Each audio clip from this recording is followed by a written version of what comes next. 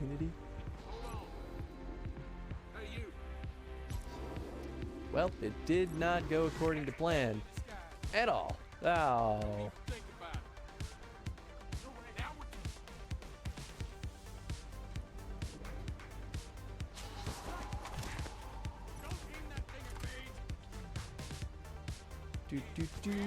Whoop.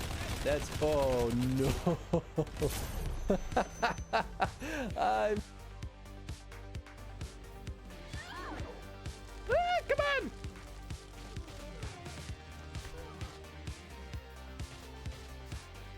I feel like they're really not doing that much damage against him.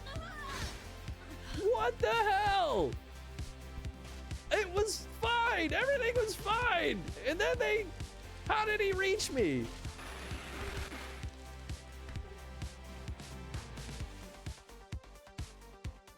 Oop,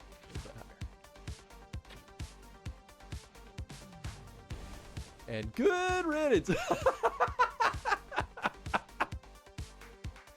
I want to slap around a bunch of racist bigots, I should just be like, you know what, I don't care about the consequences. I thought they were the same one. Maybe they are. I've seen that the same man. Okay, we're going stealth mode.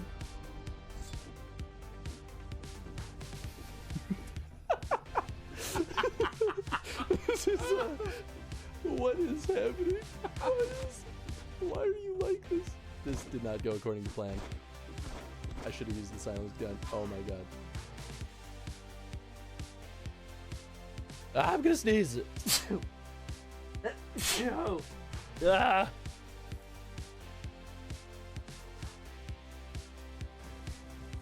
Whoa! That's a bear! Get out of here, bear! What? Convoy I've had in my library for a while and I've wanted to play it. Magical Brick Out. It's probably just Brick Out, but I mean, it's probably fun. Robot Roller Derby looked weird, but like in a fun like indie way. So I'm curious to see what people think of that one.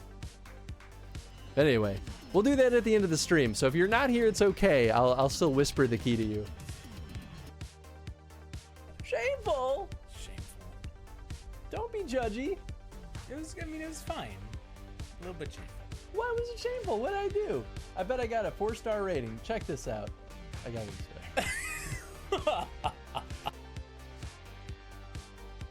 They see me rolling. They hating? I don't remember. But yeah, I haven't gotten very far because this game is hard as heck. I mean, it's an arcade style game, right? Like, it's meant to be a bit of a bully.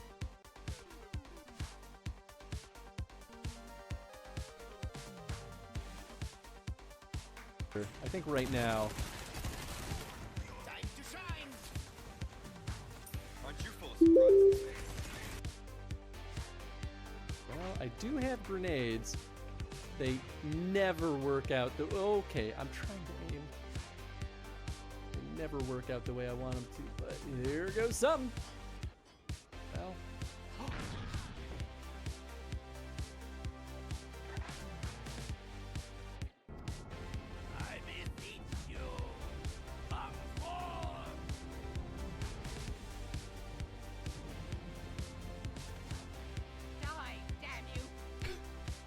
Shoot him again! Yes! Yes!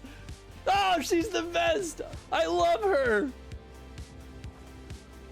Yes! Yes! This is what I want! Oh, it's so funny. My name is Chris, and every off-the-cuff comment I make is based on a deep-seated belief I can't deny letting into the light of day, especially the ones that people type up for me.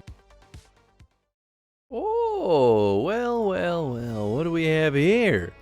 Another gosh darn stinky old day. Oh, you know what? I forgot to record game audio. Let me fix that real quick. Who knows if I'll ever do anything with this footage, but hey, it does not hurt. Hi, everyone. Hope you're all doing well. Look at that. We were only 30-ish minutes later than the appointed hour, which is not too terrible considering that I was running around today. But hope you're all doing well. What's up, Snake? What's up, Chad? What is up, Jet? I hope you're all doing excellent on this fine evening. Oh, I should eat my boiled eggs before I get too carried away now. I just realized, am I like... Oh, no, okay. I think camera position's actually pretty okay. Never mind. We good. Microphone looks okay. Yeah, okay. I think we're good. Playing Dragon Quest 11 to cover my Dragon Quest 7 fever. There you go. Is 11 the newest one?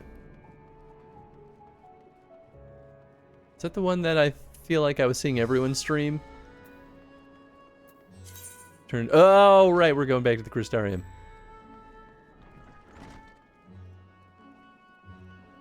Think so? 11 is with not Trunks. Okay, cool. Yeah, that sounds about right then. I can't remember if we talked to everyone. I feel like maybe we did not, because I remember we went later than I should have last week. Ah. Well, I suppose I do feel better on a full stomach after all. Burning skies, blasphemies. Not if I've got anything to say about it. The final days, how far the phenomenon spread, and how does it manifest itself in each land? I must reach out to my friends in each nation and find out all I can. Beasts and blasphemies may be running amok in nearby lands outside the influence of Radzatan and the Alliance. If so, I may need to go hunting. Shadreen asks questions. Don't hide the truth from her. If anything, see if she has any insights to offer. She's not a child in need of protection, but a comrade we should be willing to rely upon, even if part of me may always beg to differ. If the Forum truly has been spurred to action by Heidelin's prophecy, then is it not odd that the Anti-Tower was entrusted to Master Matoya, who bears them no love? No doubt she has reason for this, and I would know what it is. You know what, I do remember Y'shtola's, so maybe we did talk to them, but that's okay. A refresher is always nice. The main character is very Trunks-like. Nice. Someday I'll play a Dragon Quest game. Someday. Take this, Hans. My spirit vessel. It's just a flask. Empty now, of course, but it should allow me to operate the tower's systems in Umbilicus.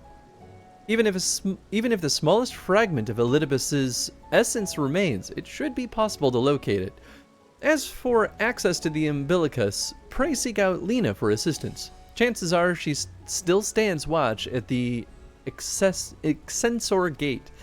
Should she or anyone else ask after me, tell them I am living my life to the fullest, that I'm happy, hardships and all. You betcha, bub. Well, we had best be on our respective ways. God's willing, we will see each other again ere long. Chrono Dragon Quest. It could happen. It really could. It would be a pretty beefy one. Here, you know what? Out of pure curiosity, how many Dragon Quest games are there? This is usually how I get my quick and dirty list. Okay, so, you know, these are the mainline ones, right? Like, so we've got 12 incoming, but we know there's more Dragon Quest games than just those 11 plus. Here we go. It's always these. Yeah, this is the good stuff.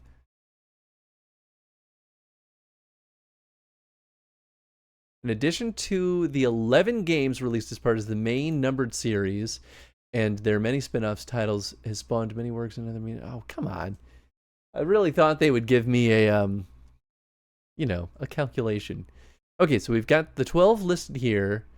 1, 2, 3, 4, 5, 6, 7, 8, 9, 10, 11, 12, 13, 14, 15, 16, 17, 18, 19, 20, 21, 22, 23. What are these? Are these games? Television game. Whoa. where were we? 23, 24, 25, 26, 27, 28, 29, 30, 31, 32, 33, 34, 35, 36, 37, 38. Oh, wait, I do remember that. 39, 40, 41, 42, 43, 44. Oh, no, these are film. So, what, 38, I think I said? And then, wow, there's a lot of manga. So, okay. At a quick glance, I mean, they're longer games, right? But I genuinely thought it would be in, like, the 40, 50 game range.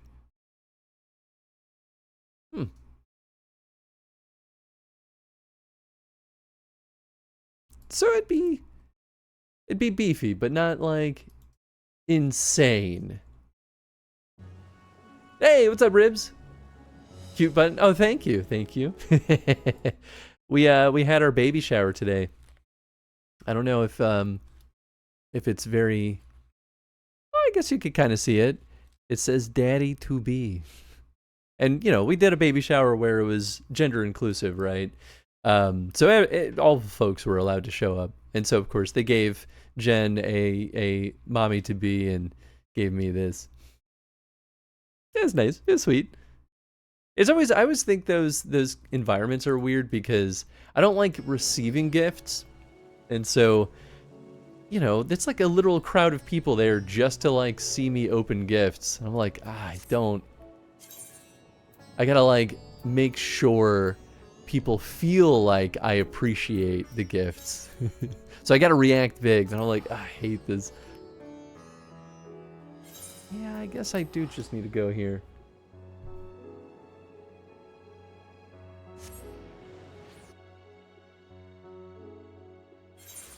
You've never completed Dragon Quest. Wow. Beat 11. Good game. Definitely a bit too long. That's fair. Yeah, you know what? I was watching for a little bit people streaming DQ 11. And yeah, I think that's a pretty strong consensus amongst most of the players that it felt like it was dragging on forever. And I think, yeah, a lot of the players were kind of burning out at a certain point. Shed going by mommy. How does that work for them? Yeah, I mean, the way we kind of look at it is like, it's not necessarily like, it's more of a role, right? Not necessarily tied to gender. So, and there's not really a good alternative for non-binary. So, mom and dad just kind of feel like they kind of work out a little bit cleaner that way. Hi, Jeff. Thank you for the supersized bed face. Jeff, I hope you're doing well, man. Main story plus side quests is in like 90 hours, so it'll probably be 100-ish hours for my first playthrough. Shoo-hoo-wee! Not quite as bad as Three Houses, but similar problem. Yeah. Oh, man. Yeah, I know. Three Houses was really good, but I was so burnt out by that I was like, I don't think I ever want to play this game again. Like, I know I have 2 other houses, technically 4 or 3 other paths I could choose. I'm like, I don't want to do this again. It's so long. Be like playing Elden Ring for the first time. You know, Elden Ring didn't take me that long. What did it take us on stream? Like 60 hours? Maybe a little bit more. On my personal playthrough, which to be fair was my second playthrough, it only took me like 40 hours. I don't quite remember her voice. Hans, you're returned. I think she had a bit of an accent, but I don't think I did her accent right. Have you been well? You and the others? As well as can be.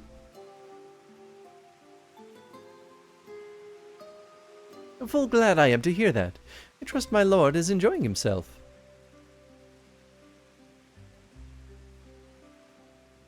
As well as he can be. He said this to you, these exact words. Oh, to know that he is happy, it fills my heart with joy. Thank you, Hans, for taking care of him. When next you see him, please tell him not to overexert himself. A futile request though it is. And tell him that all is well here. The peace you gifted us continues, and we work hard to build new lives for ourselves. In the course of this, we occasionally bicker, but we've never been more optimistic for the morrow. Took me 100 hours. I like to explore and grind levels. I mean, that's fair. Just got an Icelandic accent or something close to it. Yeah, I definitely won't pretend like I can do a good Icelandic accent, but I think you're right. If I had to mention one dilemma, it would be the question of our governance. Even as we speak, debate rages on over how we should run the city in the Exarch's absence. Most are of... God damn it, twitchy fingers. Thus far, nothing is set in stone, but however we choose to proceed will not replace our lord. No one could.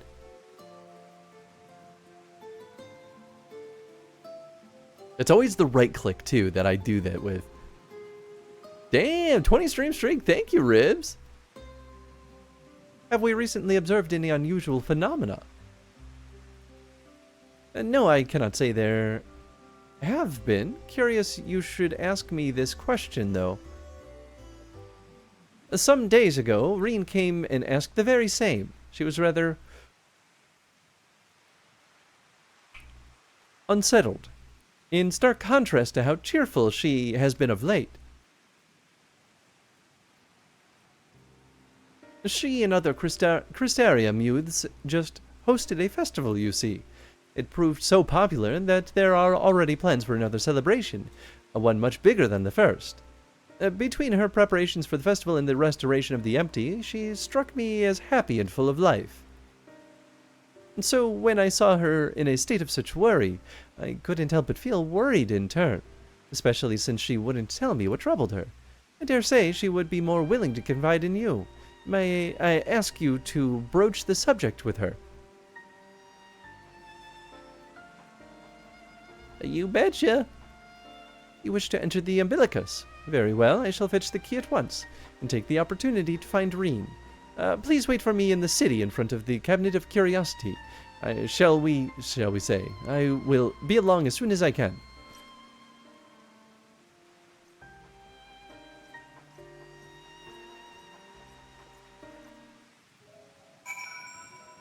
Before we get too carried away, I heard the boop-a-boop. Gotta draft my new game. Or, how many more do we have? We've all drafted 5. Forget. It doesn't really matter. Alright, well, let's see. What was just drafted? Unannounced main life Half-Life game. You're nuts, Aurora. Absolutely crazy.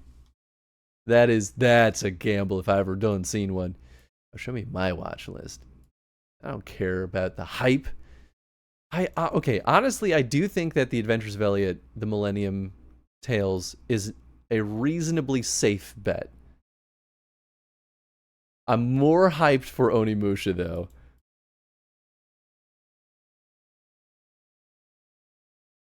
Are we confident it's going to release in 2026?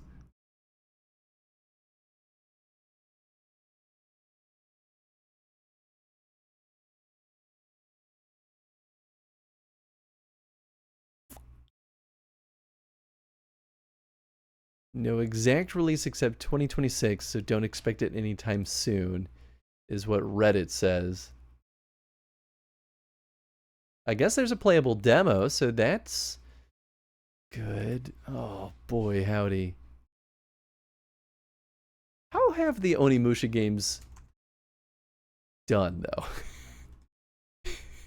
I feel like Onimusha doesn't usually get good ratings. What the hell is this? Is that Metacritic? Why does it look weird? Why can't I? Okay.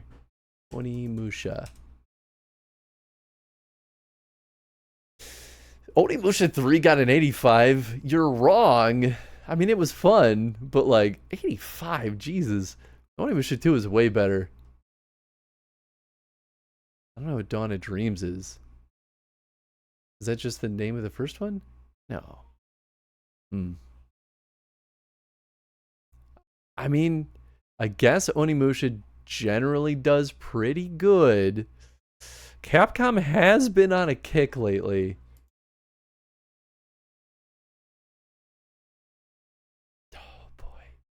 This is tough. What else do I have in here? Nothing that I particularly feel strongly about. All right, we'll do Onimusha. I'll stand by my man. All right, Tony.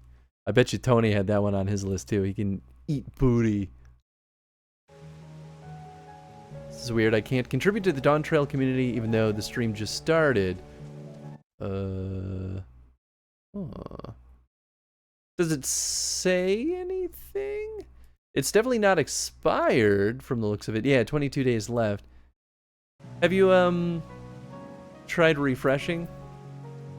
I know that might be a dumb question, but you never know. Could also be a like browser cache issue. Donated earlier, so it should work. Okay. Yeah, weird. Oh, I can fly. That's right. I've been to this place. Try to refresh. Okay, cool.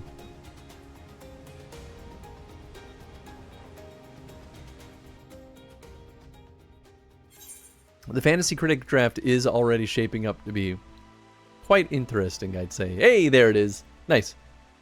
Yeah, sometimes the points stuff, the channel point stuff, is broken for me when I first hop into someone's stream. That's a blue quest, but it's just materia. I don't care about that. I don't need your stinky materia. We got plot to do.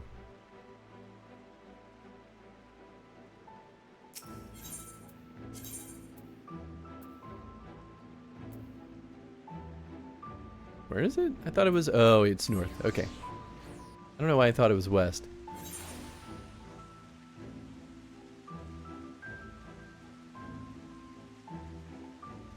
Does feel good to be... Oh, you motherfuckers. Of course, I can't just jump down. Oh, is that where I was? Oh, okay, I see. There we go.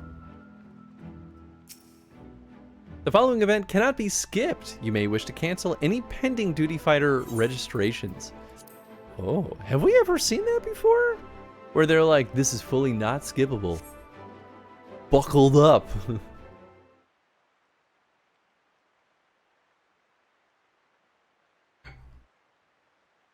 Well, at least that means that there will be voice acting. Hell yeah.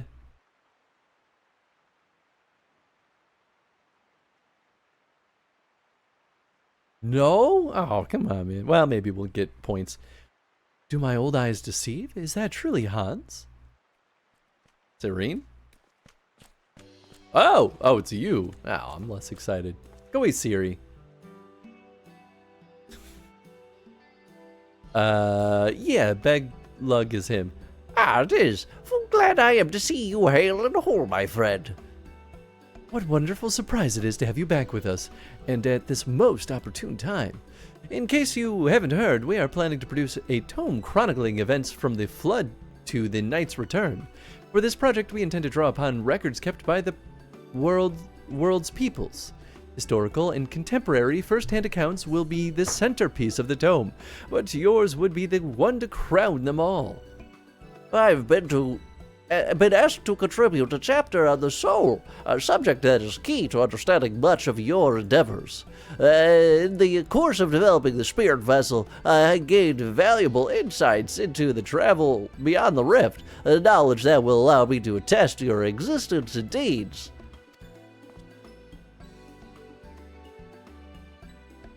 There is no end to the questions I would ask you, but if you could indulge me for just one now.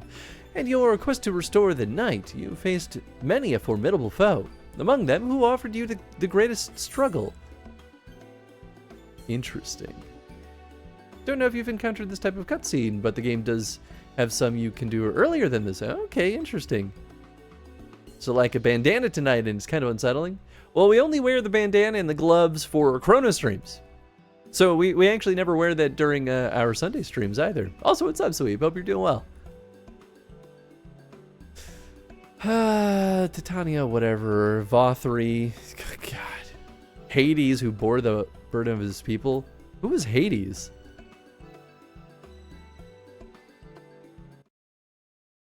FF14 Hades. Shadowbringers.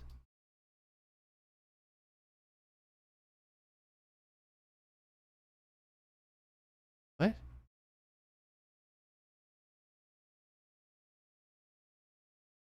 Oh, is that just the name of... Is Hades just the name of, what happened to...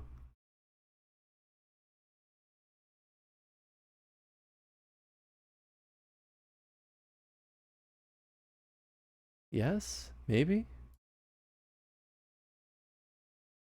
feel like I gotta go back and rewatch all the stuff that happened with, Selk. Oh, that's his real name. Oh, okay. It is just Emmett Selk. Got it. Okay, that makes more sense. That's right. This is title and the convocation of 14. Cool. Then that makes sense. Okay. I was like, why am I seeing images of Emmett Selk when I searched this?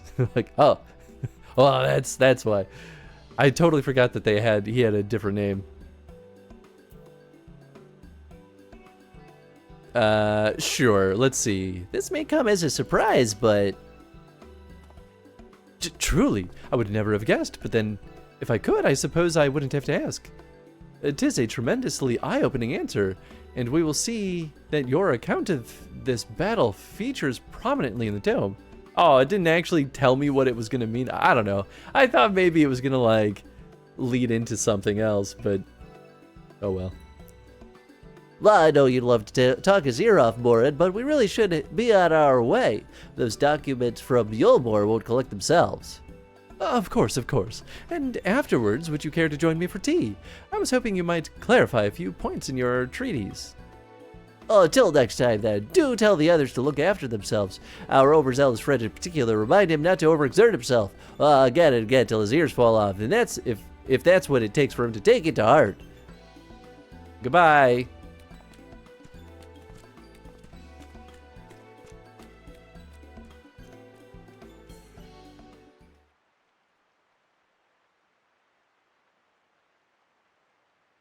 Okay, all right. Looking around. Is that the Warrior of Darkness? It's him! It really is him! What are you doing here? If you're gonna battle, I can give you some medicine. I made it myself. Best not, Riki. You'd only give him a stomachache. We've come to see Morin to get his advice. One of the guard finally agreed to teach us how to fight, but first we need to choose a fighting style. While I know that I want to be a mage, Arkhill isn't sure. The magic isn't really my thing, so I was thinking of taking up the axe or the sword or maybe a bow. They all seem all right, but it's hard to decide, so I thought I'd ask Morin. He knows about a lot of things. He isn't here. Aww. Oh, why don't you have the Warrior of Darkness choose for you? What do you think suits Arkhill best, axe, sword, or bow? I don't know, man. You're a stupid kid. Sword, I guess. Because I use the sword as well. The sword, if you took up the sword, you would be just like... Brandon, the Warrior of Light! I love that tale. Let's borrow the book today. That's really popular, though. I hope it's still there. Thanks for helping me decide, Warrior of Darkness. I'll start with that style and maybe try something else later on. And when I get really strong, I hope to have a bout with you.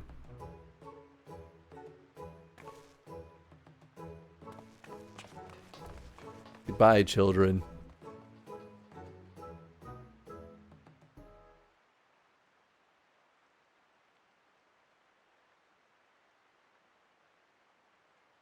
They,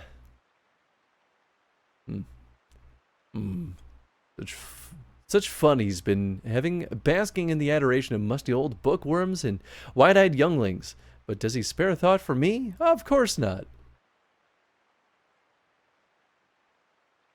I waited and waited and waited, but he won't so much as acknowledge the presence of his beautiful branch. Oh, okay. Beautiful branch, even though they're right here. Such a heartless thing our sapling is. Cold and cruel and heartless. Look down. Oh, faithful Feoul's loveliest of branches, how I have missed you.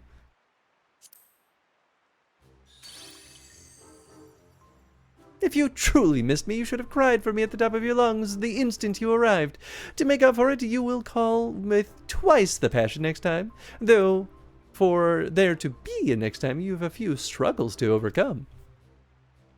So, my adorable sapling, the world is on the verge of destruction, is it? How do I know this? Joined as we are, spying on you is as simple as sliding down the back of a rainbow. Would that I could aid you in your quest, but the fate of we Feyfolk is bound to that of the star. Whither it goes, so too do we follow. Such is our way. The most I could do for you is spare you the pain by gifting you the sweetest of eternal dreams. But if escape's not to your liking, then you must struggle with your fellow mortals. Yep. But here are the ones you were waiting for. I wonder what manner of conclusion awaits at Tale's end. Bye, Feoul. Gotta put some stank and growl at that on that Heartless. Yeah, right. Coles and Cruel and Heartless. My apologies for the delay. Hans, it's so wonderful to see you again. You doubtless have much catching up to do, so I shall leave it to you. I've taken the liberty of unlocking the umbilicus, and you may enter at your leisure.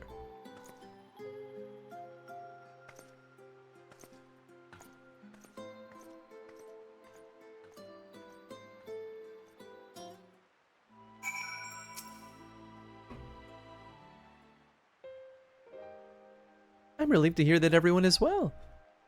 I had this feeling like a pit in my stomach, and I was afraid that something might have happened. That's called anxiety. Maybe I'm overthinking things, but it's just that I'm the Oracle of Light, but I've never spoken with Heidelin. Never once heard her call. Even so, I've always had this feeling deep inside me, a connection to something immense. These past few days, though, that connection has wavered, as if that immense something was distant, then close, then distant again. And then, the other night, I was jolted awake by the feeling it had been completely severed. Wanting some fresh air, I went to open the window, and to my horror, the sky was ablaze, like during the star shower. But then I blinked and everything was normal. The next day, no one said a thing. No one else had seen what I had seen. As far as I could tell, nothing was out of the ordinary. I began to wonder if it was a figment of a half-remembered dream. Or a vision of what's happening in the source. Hans, what are you not telling me? Just bad, Reen. Shit's real bad. I have to know, please. It doesn't matter how terrible it is. Well, the apocalypse is happening. The final days. Everybody's gonna die.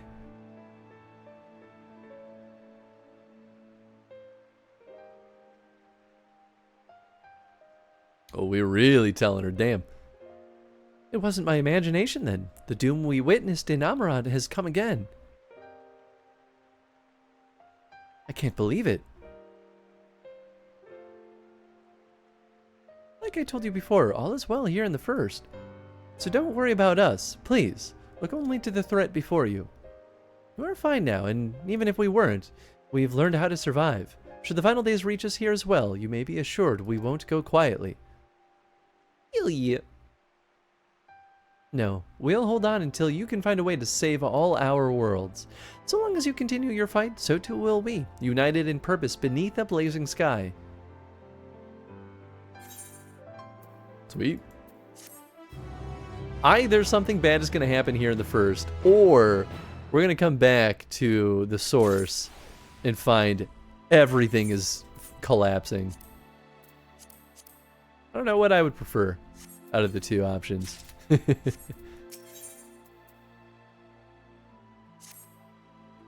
You've headed to the umbilicus to consult with Elidibus, right? I'll do some consulting of my own and speak with Lena. Decide how we might best prepare for the final days. So it's farewell for now, but we'll see each other again. I'm certain of it. How many times has Hans saved the world now? 3, 4 times? Oh. I mean, basically at least once per expansion, but like, arguably more than that. Just another Tuesday for Hans. Yup, exactly.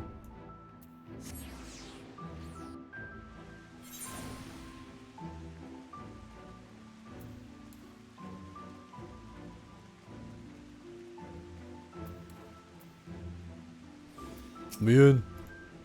Welcome back. The captain has told me all. Get the word and I'll show you to the ocular. Do it! Source? Not actually. The scale hasn't actually gotten that big. He is absolutely safe the first, though. I mean, that's true. Arguably, though, things could have spiraled out of control. But you're right. You're right. I guess actually fully saving the world, the scale hasn't quite hit it that quite to that level in the source. We've saved societies, is maybe the better way of putting it. Like that Hans just tells her. Which, to be fair, that is what Thancred suggested, too. But I like it, too. I think it'd be weird at this point for him to withhold that. She's seen enough bad stuff. She knows.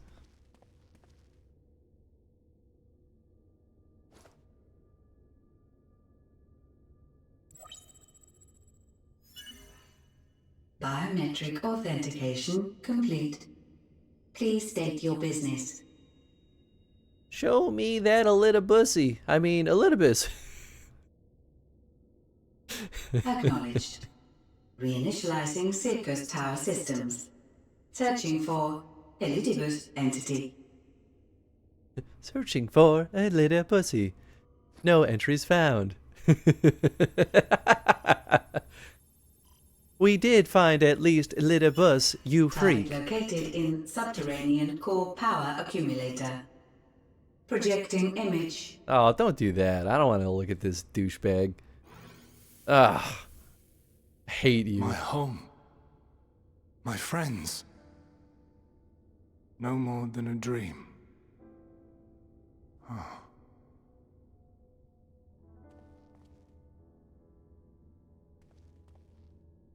Excuse. Make a comment about he's a child, except he has literally lived for countless years. You. Oh, yeah. Why have you awakened me? I need some deets. I no longer sense those places beyond, or Lord Zodiac. You must explain all. Zodiac was a chump, bro. I killed him.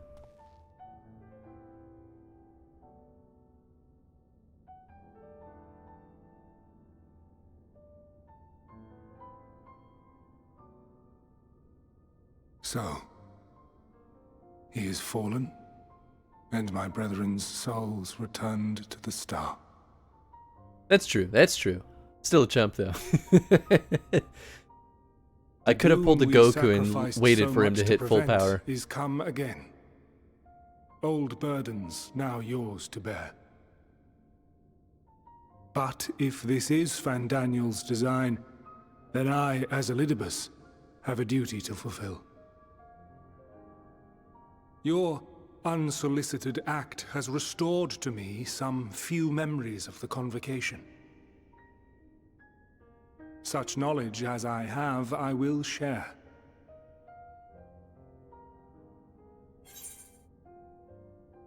Oh, I will never apologize. Thanks, I guess. Not to this I do man. this not for you.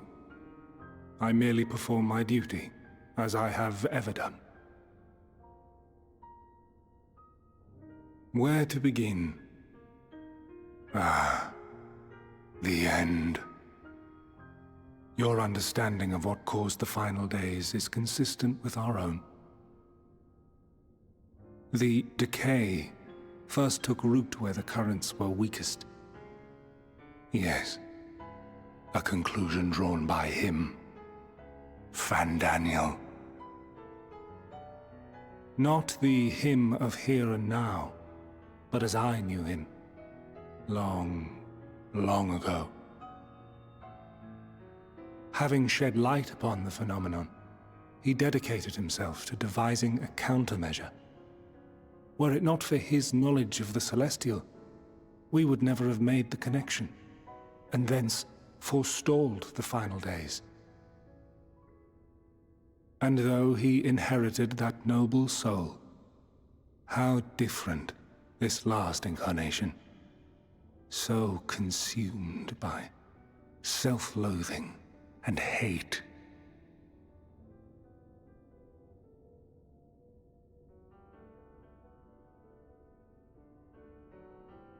Elpis. Yes, the name is familiar to me. Yet I know it not as a flower, but a place. Interesting. A testing facility for determining which of our creations were fit to be released into the world. Many worked there, and before joining the convocation and assuming the title of Fandaniel, he was their chief. He was Hermes.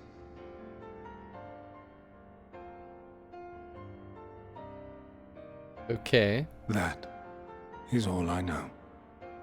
The crystals tell little of the lives the 14 led prior to their induction. Elpis itself would tell even less. Nary a ruin has survived.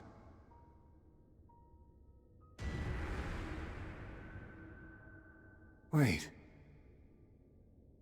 I saw you there. In Elpis. No. I did not. But I did. I did. A lingering trace of impossibility. Oh, shit's about to get And the weird, isn't it? truth that fills my heart.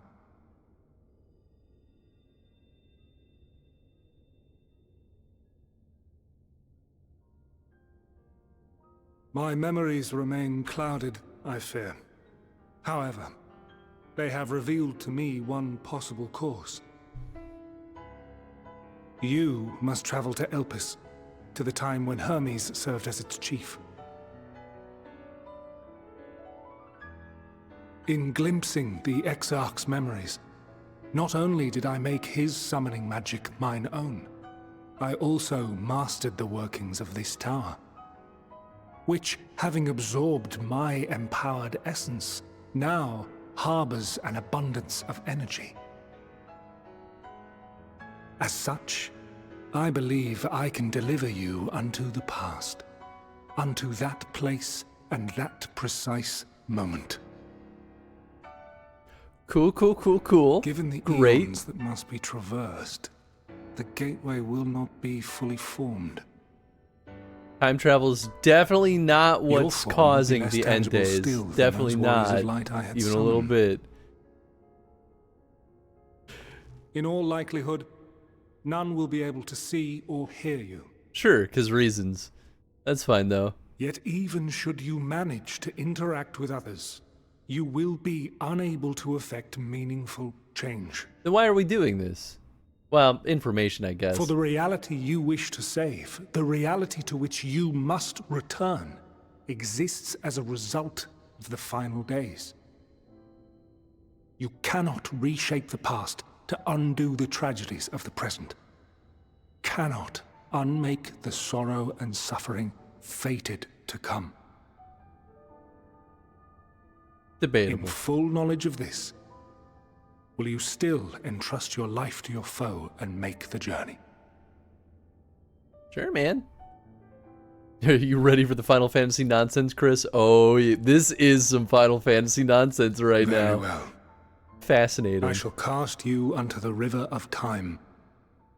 Let this be my final act. You must input the commands. I no longer have the authority. First, you must reconfigure the systems, that the tower's ether may be channeled for the magic. Who are you? Why have you been talking to me for the past 20 minutes? Go away. Nah, we know this asshole. I will say, time travel's been a staple of Final Fantasy since literally the first game, so it feels on brand. The preparations are complete. The gateway will soon open. Return at once to the ocular.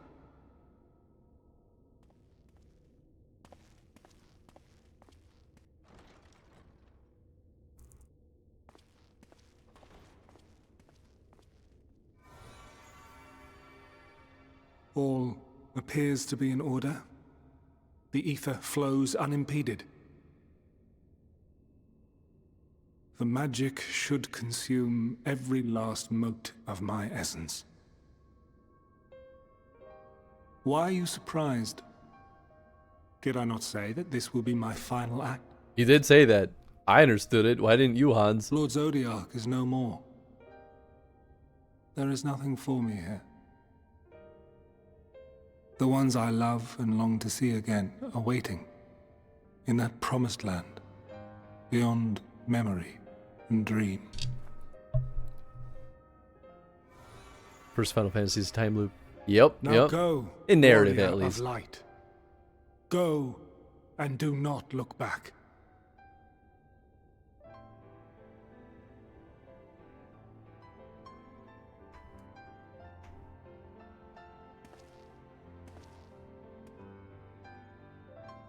Well, Heidelin, I take my leave of you. Yours is the mantle of the last of us. May you have the joy of it, the burden, and the solitude. You know what my favorite thing about this is right now, though? It Hans- falls to you now. Oh, wait. You and your champion to save our star. I just love how Hans is like, I don't need to tell anyone. Let's just fucking do it. Like, yes. No hesitation, man.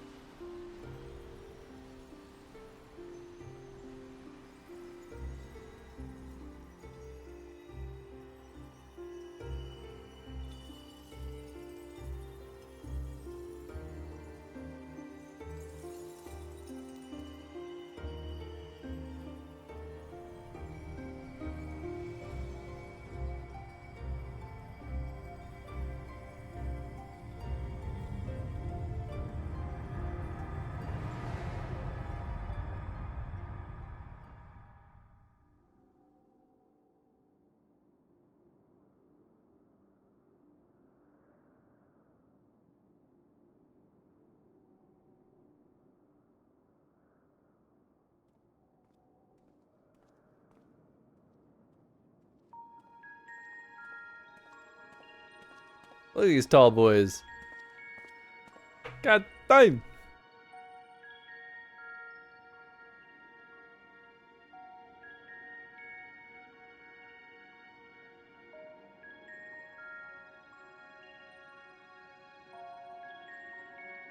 Oh yeah, yeah. Don't worry, I didn't forget.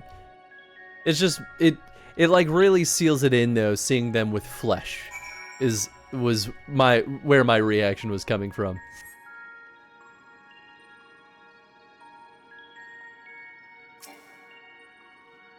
Too far away, of course. Of course. Device is reminiscent of an aetherite. Perhaps it is possible to attune with it. Yeah, baby. Lick the crystal. Lick the crystal. Despite attempting to channel and focus your energies, you fail to attune with the device. You can only assume it operates differently. Ow.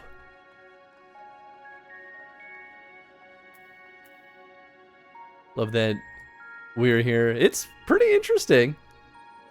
But a lot of coins get him here.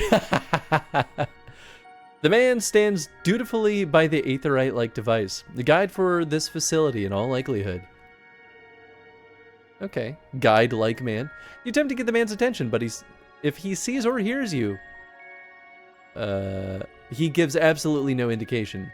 As Elidibus warned, it appears that your form is intangible. I'm a ghost. Woo! Conversing woman. This is the right place, yes? Propylaeon? Judging by the woman's words, this facility is called Propylaeon. Leon? I don't know, man. I'm doing my best. You attempt to gently prod the woman to attract her attention, but feel nothing, and it seems neither does she. What? I can't use my stuff? I just want to run faster. Oh, there you are.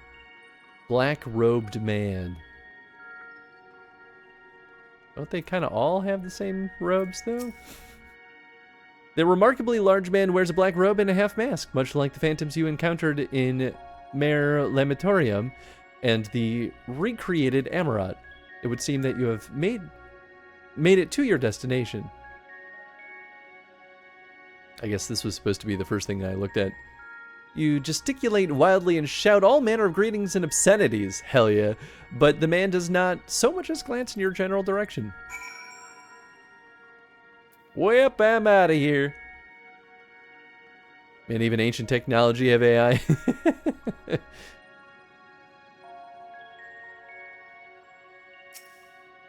You suspect the door leads outside, but how to open it? Just walk through it, man. You're intangible.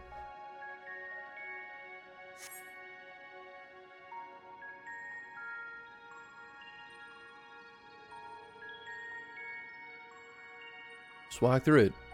Just 2 steps forward, man. And here we are, Elpis.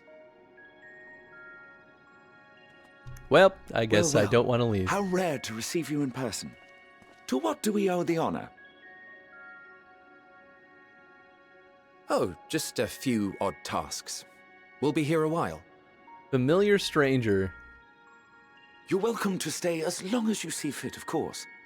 As a matter of procedure, however, I must ask that you kindly remove your masks. Alright, who's Elidibus? Thrilled to be Come here. now. Is this truly necessary? Surely you can tell who we are.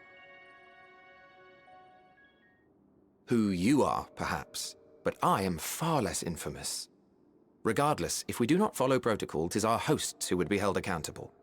So, please, do favor us with your handsome face.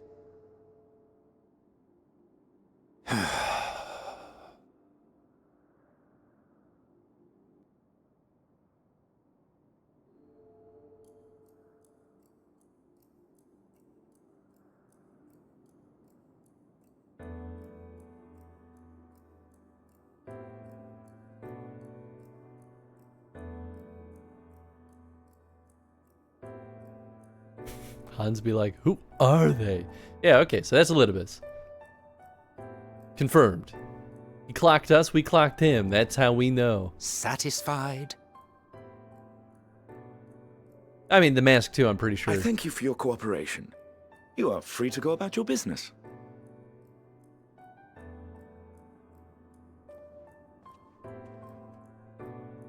It's Organization 13 from Kingdom Hearts. It could be, I don't know. I know nothing about them.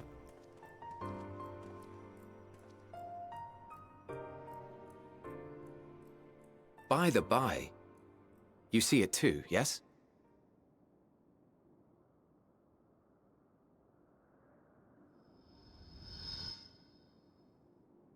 I haven't the foggiest what you're talking about.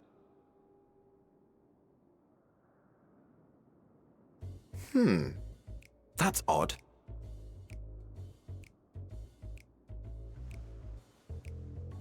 It's right here. A bit thin in the ether, but there's no mistaking it. The color of its soul is almost identical to Azem's. I'm trying to remember who Azem is. Do you suppose It's not the he first time they've created called it? me Azem, though. Rather unusual for a familiar to have a soul. Pretty though. sure.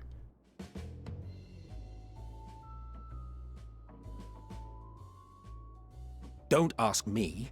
All I know is that it's trouble. Doubly so if it's his spitting image. So let's leave it be. Come now. Splitting image, get it? 'Cause of the fracturing? Haha. It's trying to say something. but it's literally too intangible to form words. Left the convocation in disagreement with summoning Zodiac. Got it. Perfect. Okay, Why don't thank you you, give Chad. it some ether? Spare a snifter of your bounteous reserves.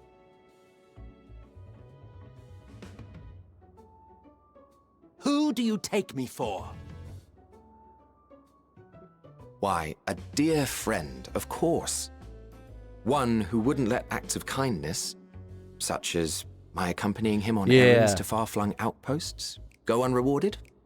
That's what I was kind of re-piecing together, because I remember them talking about me being like the reincarnation of someone they knew.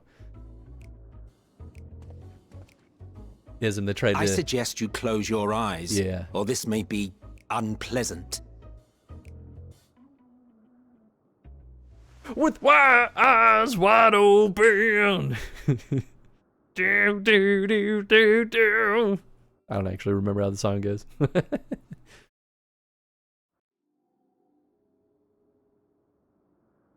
You may open your eyes. Okay.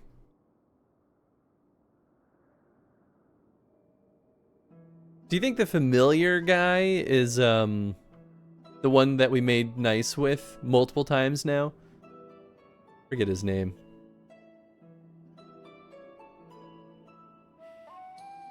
Oh, you even adjusted its size. Oh, that's true. The M is a title The rather better than to indulge your yeah. whim. This way, it will be easier to communicate. That makes sense. How very thoughtful of you. And may I applaud your artful reinforcement. I'm big as hell. Without further ado then. Greetings. I am Hythlodaeus, Chief of the Bureau of the Architect. Hythlodaeus. Was that the name of our boy? Sulking beside me is the most honorable Emmet Selk of the Convocation of 14. And how might we address you, my new friend? Our new old friend. Yeah, okay, cool. I'm not losing my marbles.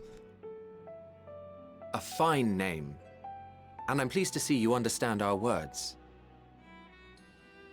Me too. So tell us, whence have you come? The thinness of your essence suggests you weren't created here.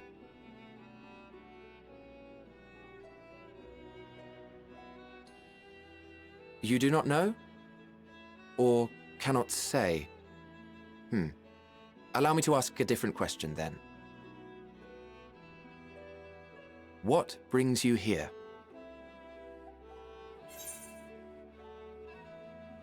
I seek a man named Hermes.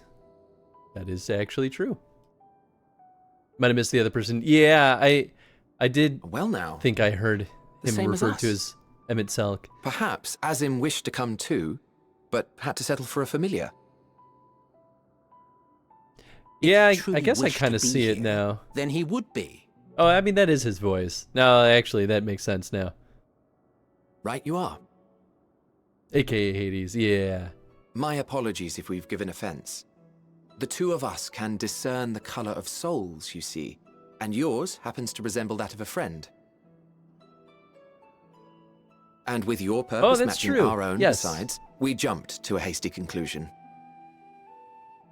I mean, I figured we weren't done We're with here to Emmett speak with Selk Hermes, for that the reason. chief overseer of this facility, which we also intend to tour in order to gain greater insight into the man's work. But this makes more sense than any of the theories I had. We, I say, though this is Emmett Selk's charge. I am here only to serve as his guide. And I should be happy to serve as yours as well, by way of an apology for the misunderstanding. Wait, are you suggesting that we bring it along on official business? This thing we know next to nothing about? If you harbor suspicions, better to keep it close than leave it to its own devices. Wouldn't you agree?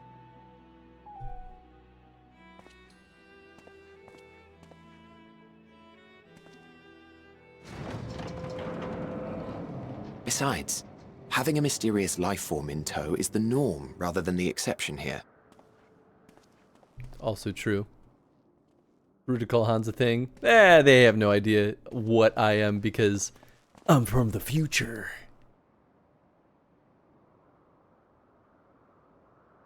Welcome, my friends, to the testing ground of creation at Heaven's Edge. Elpis. Cool. The world unsundered. I have been very curious what it actually looked like. Because, you know, the reflections that we've seen are certainly not perfect recreations. This presence. They made that clear, too.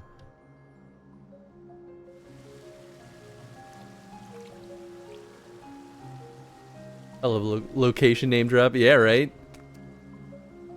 Hermes! Visitors!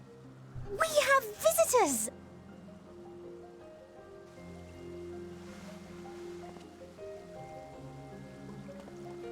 Kill them all!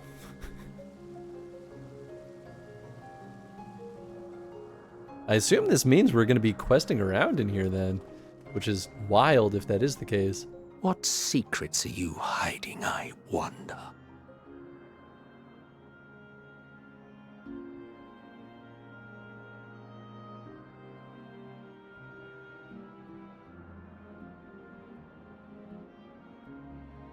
Yeah. I mean, it's kind of true.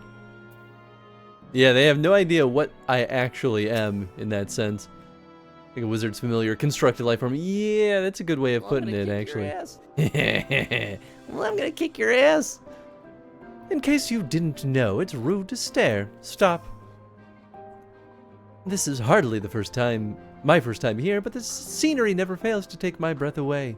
Why, it feels as if you could reach out and touch the heavens.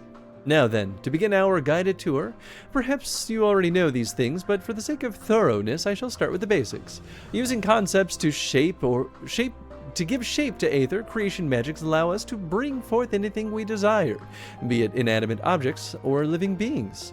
Anyone may conceive of concepts, but they must all undergo evaluation in the Bureau of the Architect. As part of that process, living beings and certain arcane entities may be sent here to Elpis for in-depth observation and study. A fascinating facility, isn't it? I dare say you will enjoy touring it with us.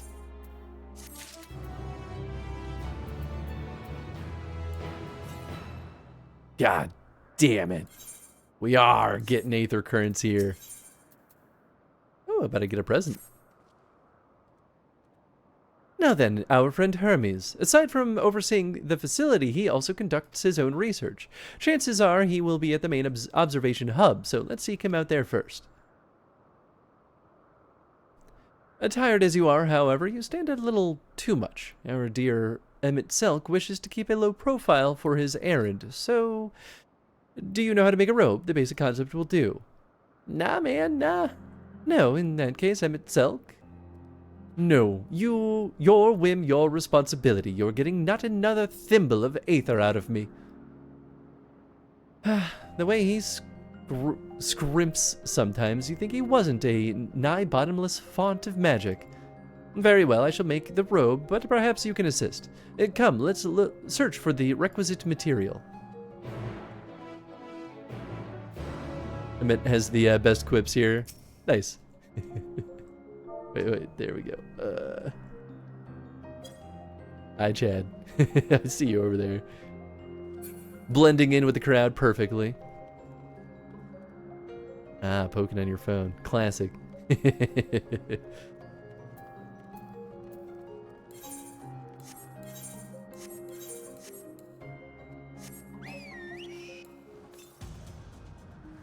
Northeast. Oh, well, I guess our quest point is here.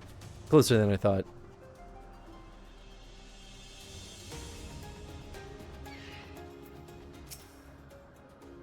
No means no. Just be grateful I'm even willing to wait. Yes, these creatures should suffice. Kill them. An etheric rope. I want you to use it to capture, shall we say, 2 Petalodi. There are 3 species here, I believe. Any 2 different kinds should serve. Now, I should mention the strength of the rope is tied, no pun intended, to the strength of its user. As your Aether is still thin compared to ours, you'll need to weaken the Petalodi first. Good luck. So fight it. Great. Can do. That was a butterfly.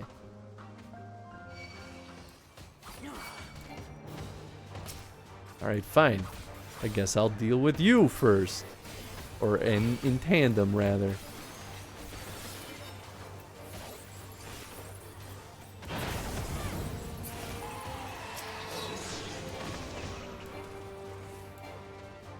What? Oh, I'm asleep. Okay, that's fine.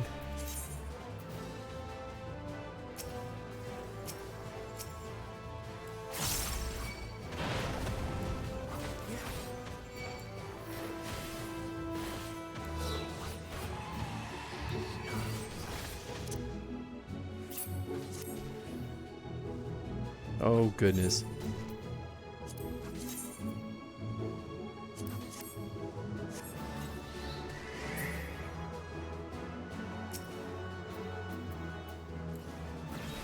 Come over here.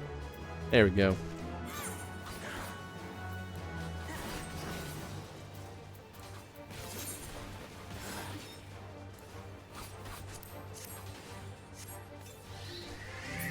There we go. Easy peasy. Thank you for distracting them, Chad.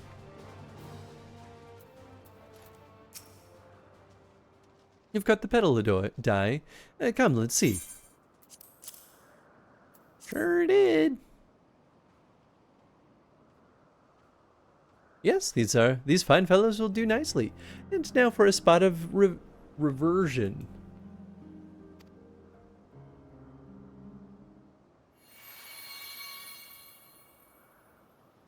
There, it's ready.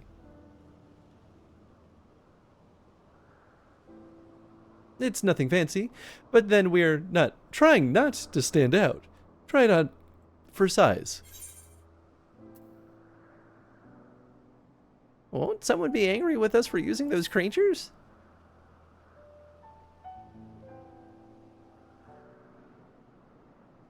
Oh, it's fine. There's no one around to tell us off. And besides, we can always make more petalo dye. They need only a tiny amount of aether. It may take some effort to get the form and composition right, but anyone familiar with the concept should be able to manage. Well and good to disguise and educate it, but it won't fool anyone who can see worth a damn. Fair point, but at the very least it should spare you unwanted attention from casual observers.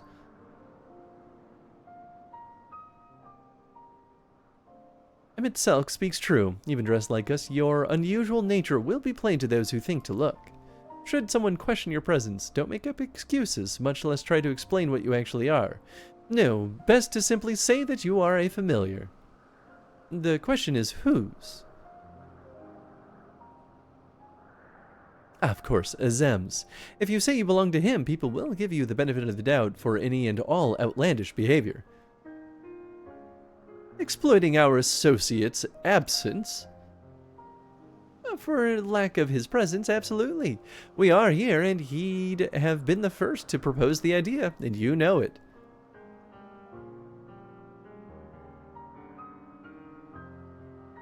With that, your story is settled. Let us continue with our errand. I mean, that makes sense too, considering.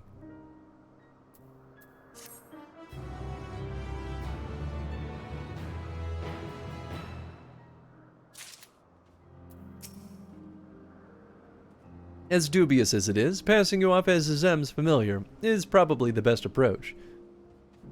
Should he take offense to that others so readily believe his recklessness is to blame, he is welcome to mend his ways. Fair. Pass as a child in your original size? I think not. Augmented or no, your aether is still far too thin to be considered normal. Okay. If you're ready, let us continue along the path to Anagnorisis. The place serves as an observation hub and residence both. Someone there should be able to point us in the direction of Hermes. Fun fact, ooh.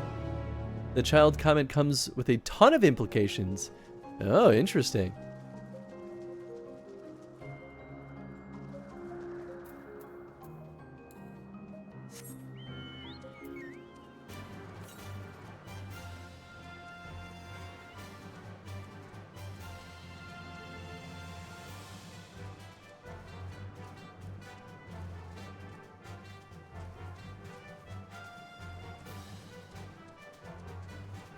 Unicorns, okay. Checks out, checks out.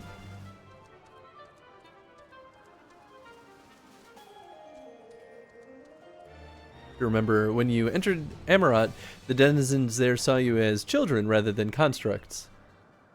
Yes, I do remember that. Let's see if this observer knows Hermes' whereabouts. I was wondering what she was examining, but it seems to be the bush itself.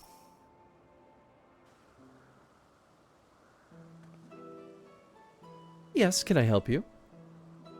We wish to speak with Chief Hermes. Do you know where we might find him?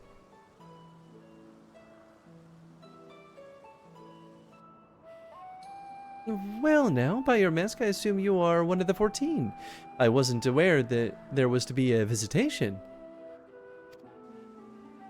Between you and us, it's something of a surprise. Your discretion in the matter would be appreciated. Oh, I was voicing the wrong character. Well, they have similar voices. I see. My lips are sealed. The chief should be out conducting observations as usual. His focus of late has been aquatic creatures, so I expect you will find him at one of the pools here. The pools, you say? Many thanks, and apologies for disrupting your work. I say, Hythlodeus. While I've never met Hermes, you know him well, do you not?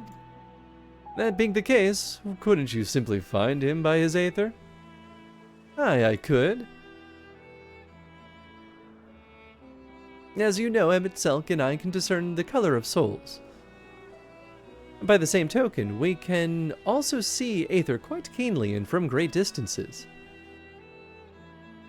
With this skill, I could readily locate Hermes, but I felt that would be a waste of an opportunity. We're here to perform an assessment after all. By searching the ordinary way, we stand to gain insight into Elpis and the man in charge of it. This is as much for your own enjoyment, like as not. But point taken. If you're going to accompany us, make yourself useful and help us look for Hermes. According to his profile, he has short, dark hair. So you know it's because we're in Elpis that we don't have our cowls up.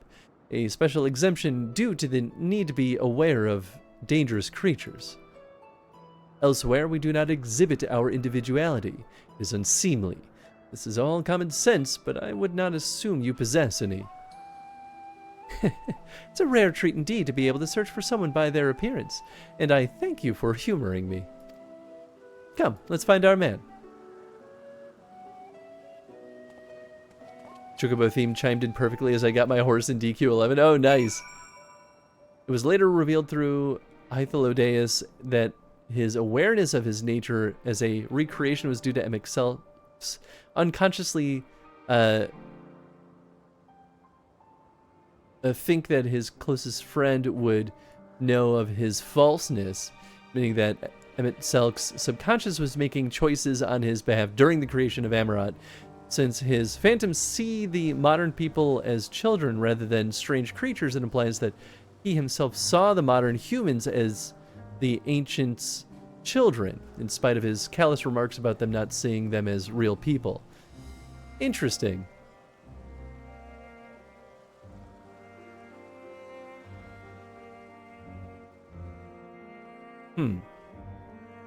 I see what you mean. I don't think that the argument sounds like it feels like Emmett Selk actually cared for them, even if he was callous. But thinking of them as children can still be used in dehumanizing ways if you don't. Maybe not dehumanizing, but what's the word I'm trying to think of?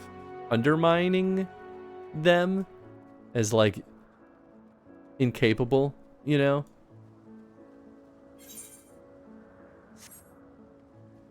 But it's an interesting thought regardless. I mean, you're right though that it was all affected by MXL in his recreation. Oh, I need to be looking at the actual people, that's right. I was looking for a little quest thing. See, got black hair? Observing voracious predators and the like is an incredibly dangerous occupation, which is precisely why I keep my distance and I leave the rest to your familiars. After all, I'm far too important to risk my neck gathering dung samples and the like. Okay, not this guy. Not you. Demeaning. That's a good way of putting it too, yeah. Mitselk mention. Hey, what's up, Bull? I still don't like Mitselk. I don't understand why people drool over him, but that's just me. He was a good villain. That's how I feel about him.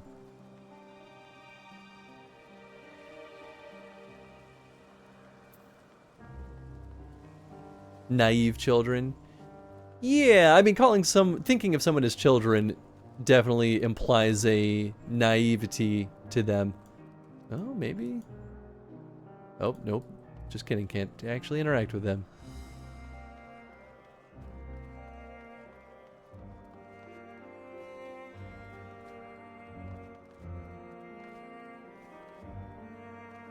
How about one of you?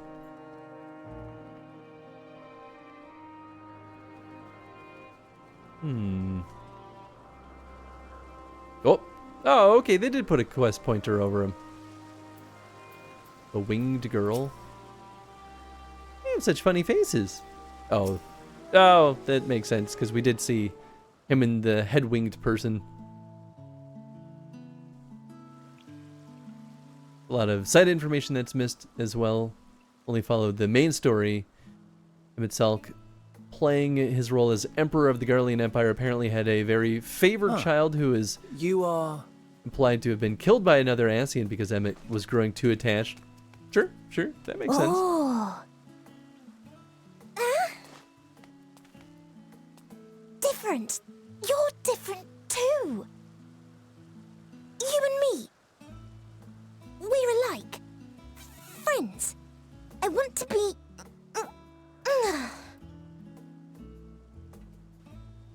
Wait. Please. Wait.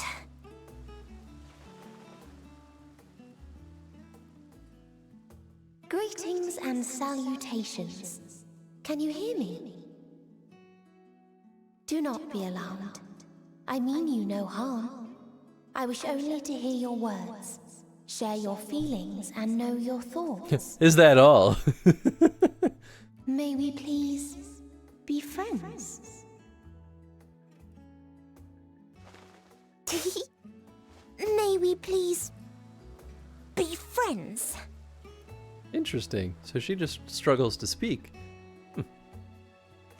Ah, I see you found him. Hey, what's up, Zem? It's Ladeus. Cutscenes utilize the It's been in-game a while. emotes. Too long, I think. I mean, that's just resource Too long efficiency. indeed for close collaborators.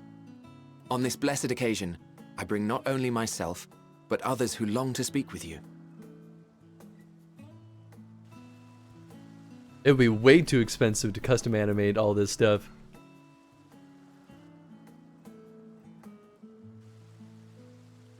You were of the convocation. Speech impediment, yeah. Emmett Selk at your service. Do I have the honor of addressing Hermes, Chief Overseer of Elpis? You do. You have traveled far for it. Given your facility's purpose, its remote location is something of a necessity. Would that I didn't have to rely upon a guide. Oh, you wound me. Have I not ever been an attentive and helpful friend? But moving along to more agreeable company, this one we chance to...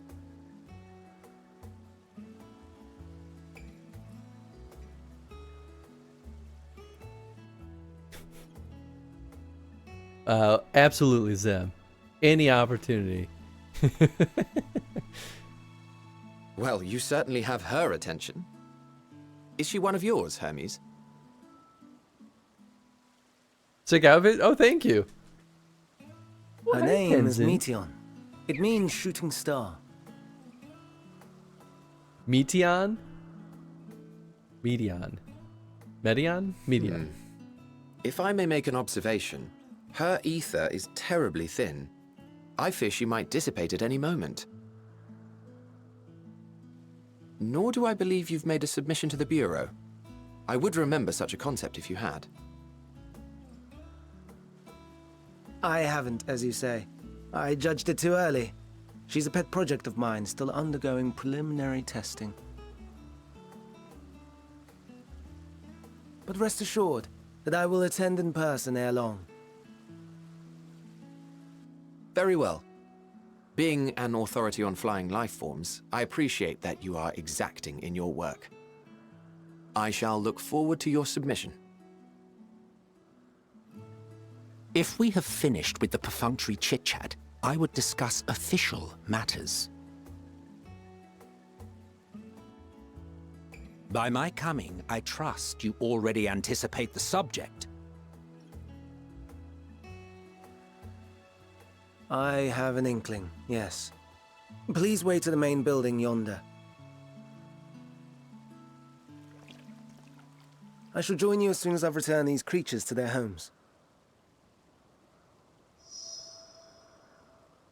What's wrong, Hermes? An amystoma is missing. Oop.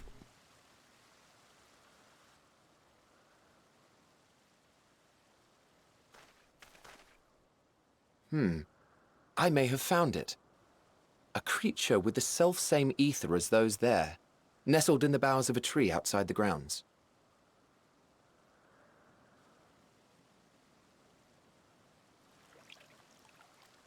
You're saying they can climb with their sorry excuses for limbs? Hell yeah. The fashion has been to imbue aquatic creatures with the power of flight, ever since the words of Metron created a sky-swimming fish. The ambystomas too can fly, if only slightly, and they could conceivably climb a tree. Whether they can come down safely, however... Excuse me.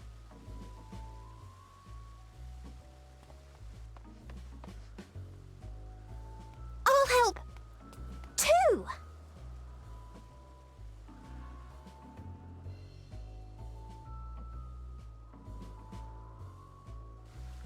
And what are we supposed to do with this lot? Squeeze him. Squeeze him. May I suggest we split up? If you would be so good as to assist Hermes, Emmett Selk and I shall keep an eye on these adorable creations in the meantime. Aren't you supposed to keep your eye on me? You're just letting me run wild. Bad choices. I'm gonna cause trouble.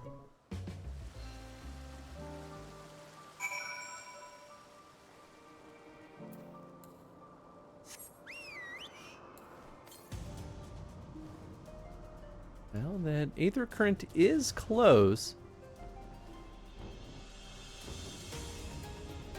Anarchy! This is the reason there are so many weird creatures in the present FF14 world. At least that's my headcanon. I kind of had that thought that that was all kind of interrelated. Maybe I should. Let's see. Oh. Is it up there? Yeah, it might be. I can make my way up there. We might be going up there anyway, for all I know, but whatever, man.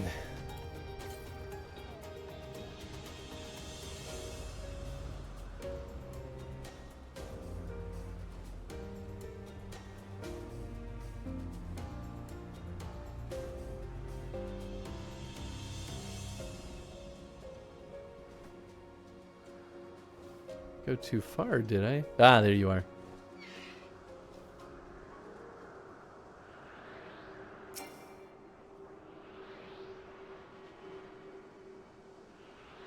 Ancients were getting real world weird with their creations leading up to the final days, chasing trends and mixing concepts. Oh yeah. Oh yeah. Yo, I heard he made this crazy flying creature. No way, I'm having a flying creature idea on my own. Side quest in this area that has you helping one of the locals come up with the behemoth. Oh, good. Great. Amazing. Thanks, ancients.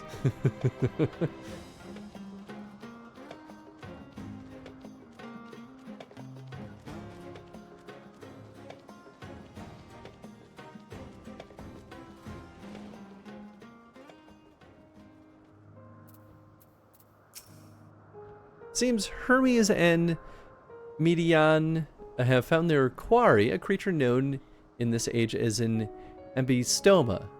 Yet though it has been safely extracted from the tree, Hermes appears to have found himself in quite a predicament. The ambystoma. Hermes saw it up in the tree. He climbed up to get it, but it jumped on him and he slipped. You need a hand? No, I'm fine, if a little embarrassed. Now, for your own safety, please stand back. It was giving it too many horns. Also, you make it carnivorous when it was originally an herbivore, I believe. That's pretty silly.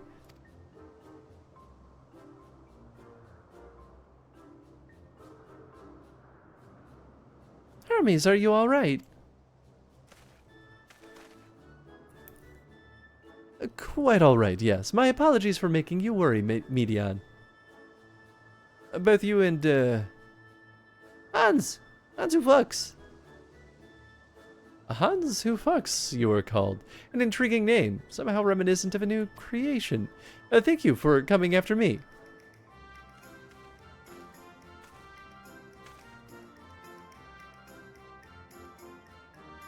As for you, little one, you must be more careful. No! You may be able to fly, but it doesn't mean you cannot fall and hurt yourself. Oh no, I had forgotten all about its fellows. Oh, Hermes, you are in charge of this department. Truly, what a relief. I must thank Emet-Selch and Hythalodeus when I return to them. But first, with the distractions out of the way. As Chief Overseer of Elpis, permit me to welcome you to our facility. I hope you'll enjoy your time here. Thanks.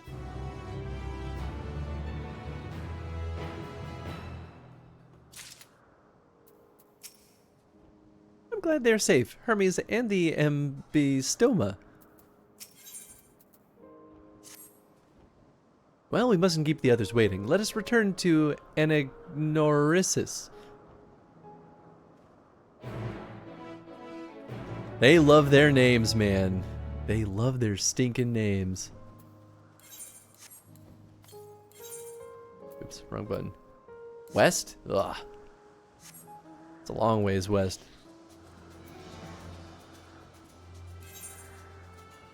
Yep, and we've got the full bill here. Alright. The train begins anew. It was blissfully uneventful in your absence. The little ones were on their best behavior. No more errant creations to distract us from matters of actual import, I trust. Some creations stay outside, others stay at Ktisis, like the ambystomas. My apologies for the trouble. Owing to your kindness, or your kind assistance, all the ambystomas are safe and well. I will presently send them back to their space if you would go on ahead to the main building. Upon entering, you will see a table and chairs, a meeting area. We may speak there. Very well. Take care not to let the creature slip away again.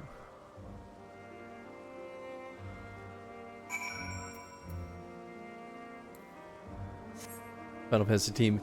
How do you make the areas and creatures sound unique and ancient? I don't know, just add a shitload of syllables, I guess. Man, it fucking feels like that sometimes.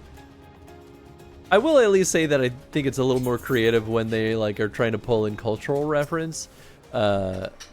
but God, does it make it hard to pronounce things sometimes if you don't know how to, like, if you're not familiar. Oh my goodness. Of course. Classic doggy maneuver. Chad says hi. Hi.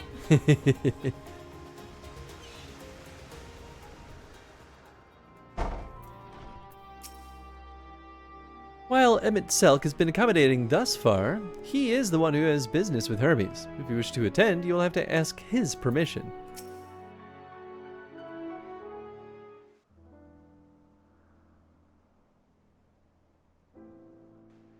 This appears to be the place.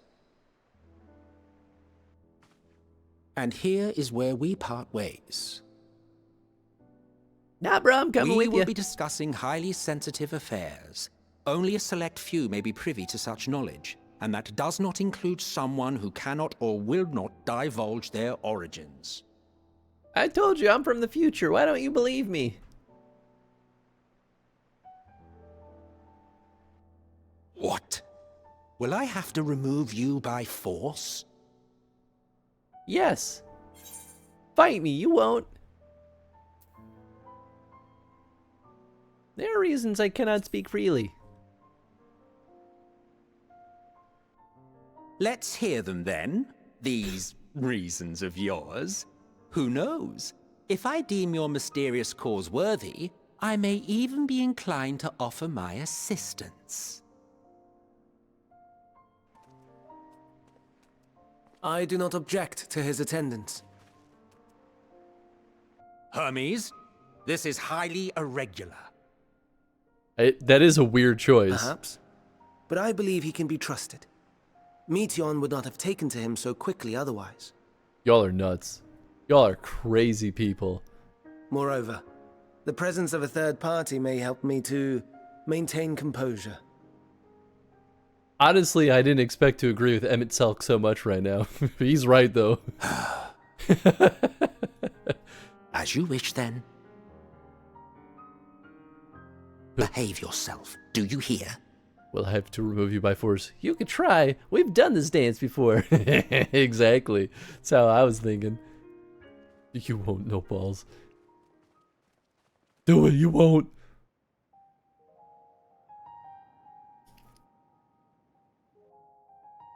So, it's finally happened, then. Aye. Van Daniels declared his intention to step down and named you as his preferred successor. And good riddance. That dude sucks. In recognition of your knowledge and your works, the Convocation is giving the recommendation due consideration. As one who does not know you personally, I am to use my impartial eye to take your measure. You've made a bad impression. To ascertain your disposition towards the invitation.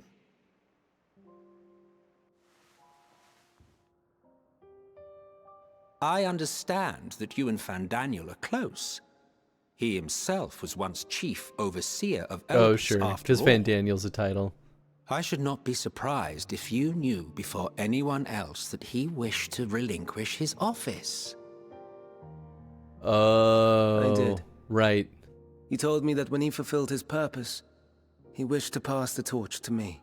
Oh, well, don't give the job to Hermes then. This dude sucks. A torch you seem none too pleased to accept. Are you so averse to serving on the Convocation? No, it's not that. For a humble researcher like myself to even be considered is an honor beyond words. No. What troubles me, what I struggle to come to terms with, is the very fact that Van Daniel is stepping down. Does this not mean that he will return to the Star?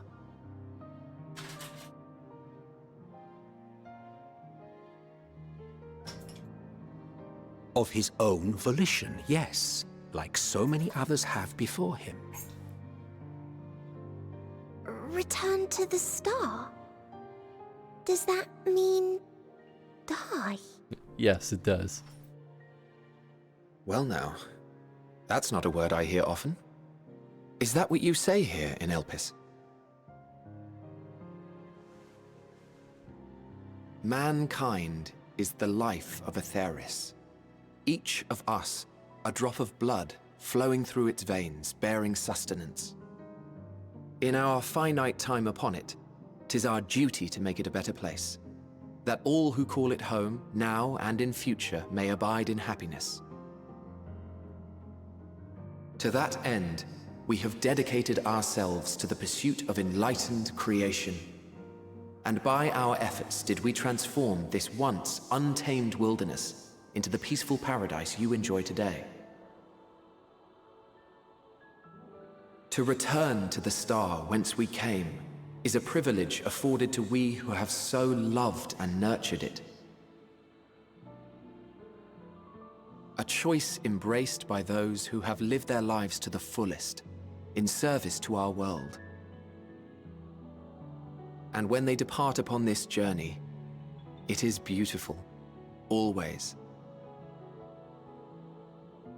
The 14 are no exception. 'Tis believed no occasion is more felicitous than the fulfillment of one's duty. Our office becomes our lives, and to retire is to return, or so the majority of us hold. Some few have elected to eschew custom.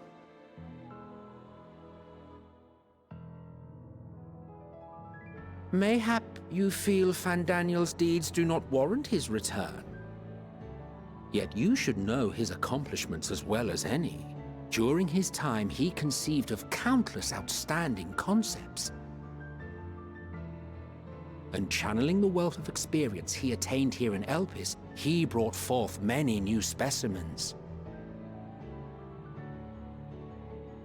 I know of all this. I do. It's just, I cannot fathom why someone so great and wise, who could still do so much good, would want to end it all.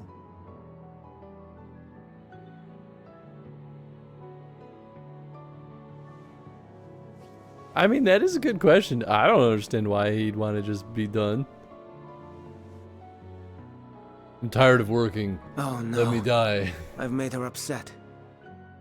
Forgive me. I know I requested your presence. Might I trouble you to take Meteon outside? A change of scenery would do her good.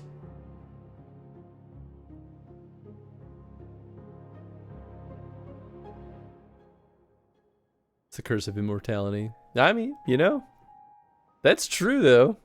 I guess that would be the way to like be done working for a bit. Hermes reincarnated a few times before the crazy one came out. I mean, that's true. Still crazy though. I'm sorry, Hans. I didn't mean. A walk? Perhaps we can go for a walk. Forgive me. I will make it up to you, I promise. Most would jump at the chance to serve in the convocation, and yet... Don't mind us, my friend. Please, tend to Median. What do I have up here, though? What kind of... You got any games up here? A locked door. What kind of... Oh, 2 locked doors. Unbelievable. This place is the bad place. Wait, where am I going? Am I going? Oh.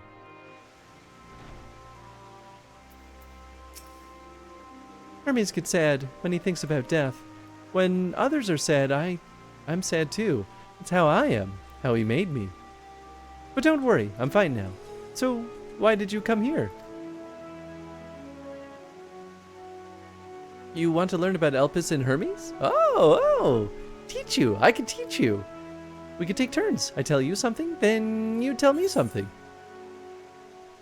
Sure, why not? It definitely won't have any ramifications.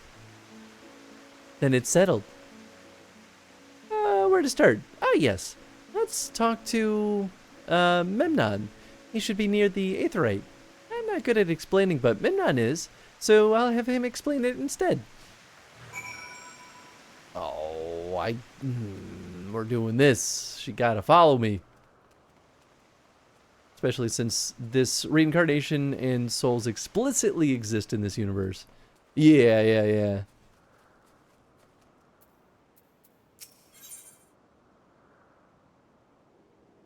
No one tends it snuggling in. Ah, the aetherite. Anyone can use it to teleport anywhere. Well, maybe not anywhere. Not to ground or other isles. For that, you need teleporters. Oh, and permission. Let me just attune to that bad boy. Oh, just kidding. We good. You know what? Maybe I should set a home point. Get the feeling we're not going back to Red's at hand anytime soon. And what have we here?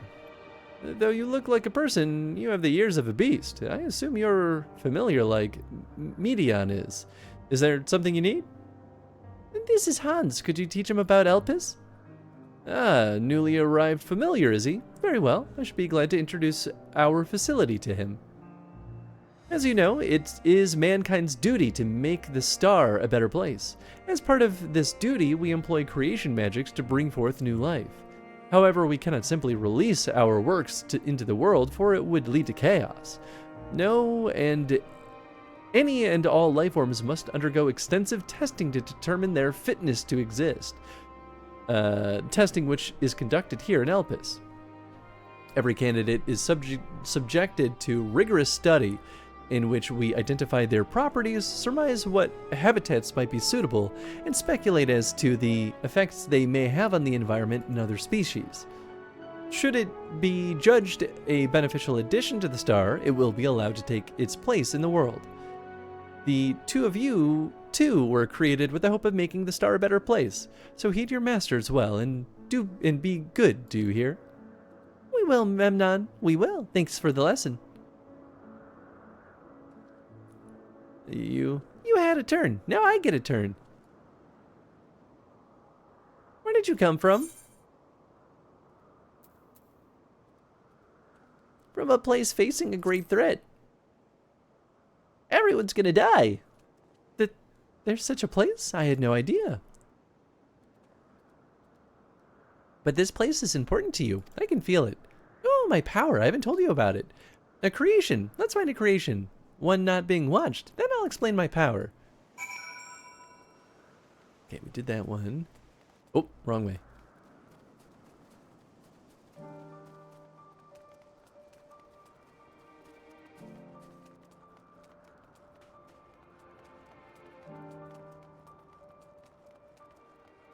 I think this is just a separate conversation.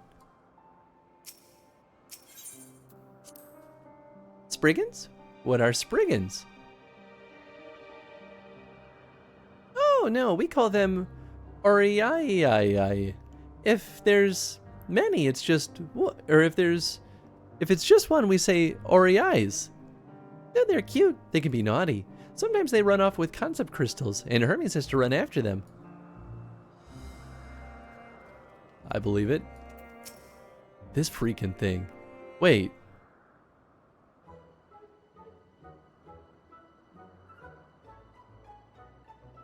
Oh, this creation is perfect. But I don't remember seeing it before. Perhaps it's new? Fucking shoe bills. Anyway, I'll try reading its mind. That's my power.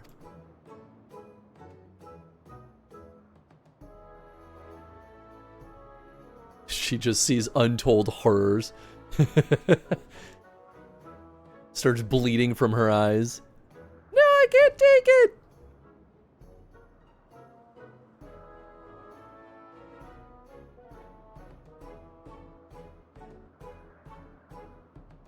I can't read it, or maybe there's nothing to read? Wait, please wait. I'll try again with you this time. All aggression. I swear to God, if the shoe bills come back and actually mean something, I'm gonna eat my head. Greetings, can you hear me? Bro, this has happened once already. Don't act surprised. This is my power. I can read the emotions of those around me and project my emotions onto others in return. I'm not actually speaking to you in your mind. Rather, you are converting my emotions into words and intention, a process formed subconsciously by intelligent life forms. In other words, speaking into my mind. That's just the mechanism in which you're doing it. This ability is vital to my mission, for it allows me to interact with intelligent beings even should they communicate via unknown languages or other nonverbal means. As a consequence, I am clumsy at speaking. Yeah, though I struggle to express myself in this fashion, Hermes wants me to speak as much as possible, for everyone has thoughts and feelings that they may wish to hide. I harbor an affection for you, one that is difficult to define. Aside from the fact that you share common traits with us, your thoughts are complex, prismatic. They draw me in and leave me wanting to know more. Out of respect for your privacy, I will refrain from using my power when speaking with you. Nevertheless, I want you to know that I wish to be your friend. Yeah, you've made this clear already. Did you hear me? Nope. Good. Now it's my turn again. So, what are you good at? Killing! It's a secret. Fighting. Make the world ready for the re-emergence of dinosaurs. Ooh, fighting. That must mean you're strong. Hermes is strong too, but he doesn't like to fight, even when creations fight him.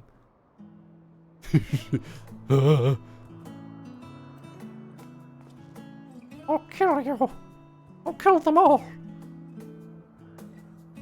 I think we might be bothering it.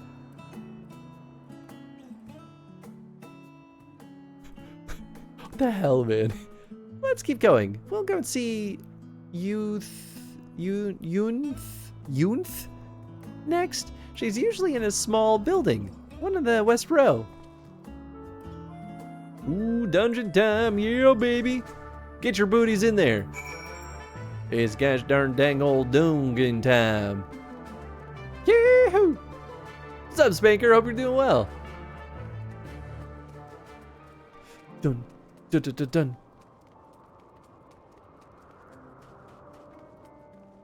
Okay, well, it's not inside, I suppose. Behind? Oh my god, is it inside this building? Oh my god. Whoop. Didn't realize I had my auto run going. Well, well, if it isn't Medion. I see you brought a friend today. Greetings, Yunth. Yuanth. An apple. Can you make me an apple? The kind Hermes likes, covered in syrup? I want to share it with Hans. Oh, candied apple. Hermes is certainly partial to them, but you know you can't eat, Medion. You weren't made to do so. But I like to. It may seem that way, but it's due to your ability to share others' feelings. You've taken Hermes' likes for your own. In any case, I can't prepare an apple right now, but I'll bring one for Hermes soon, I promise. I'm sorry, Hans, I wanted to show you my favorite thing. Then I can ask about yours, but I failed.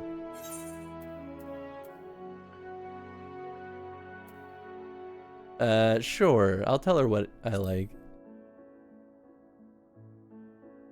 Oh, that's what you like. Yes, yes, I can feel it. You're enjoying happiness. And it makes me happy too. Thanks for sharing it with me, Hans. Well, we've walked and talked a lot. Maybe Hermes has finished talking too. Shall we go and see? My favorite thing is murder. Yeah, that makes you really happy. I can see that. How lovely. And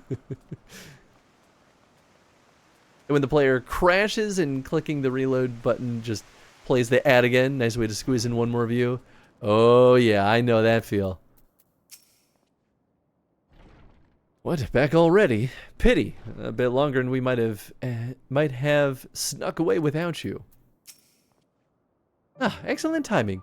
'Twas refreshing, constitutional, I hope.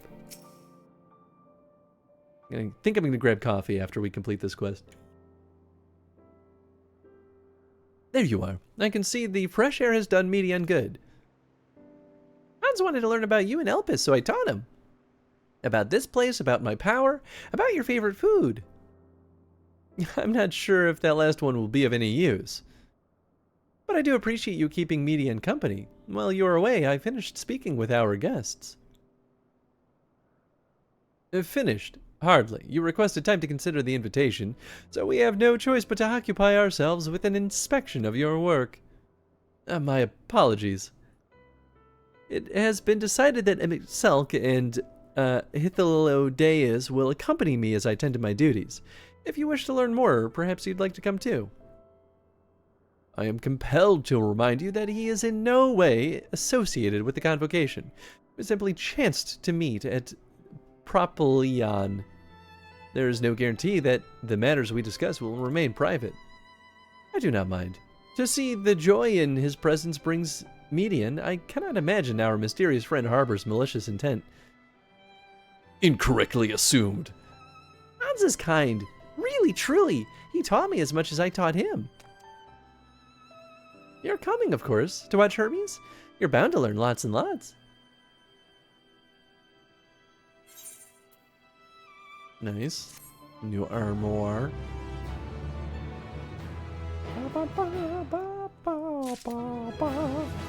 Hey, level 91. Damn. All right, cool. I'm going to throw in the BRB screen for just a couple of minutes. I'm going to grab some coffee and maybe a quick snack. Hang tight, folks. We'll be right back.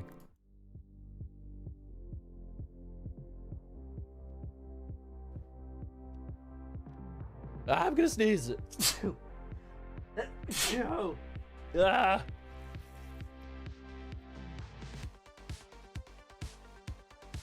Sometimes you just gotta rub one out for the Lord. Oh my. But yeah, I haven't gotten very far because this game is hard as heck. I mean, it's an arcade style game, right? Like, it's meant to be a bit of a bully.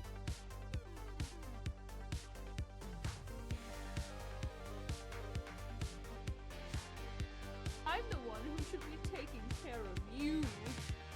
I'm so sorry I farted. I haven't even considered what you must be going through. I'm a terrible grandma. Oh my goodness. I farted. This is all I have to give you right now. You can keep it in your empty bottle.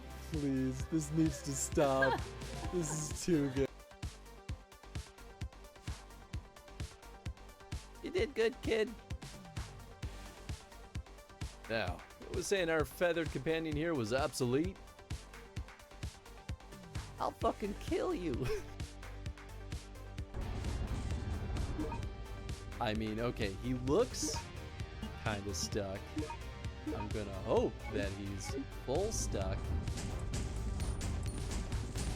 And I'm pretty sure this is doing absolutely nothing. Even though it's just a window.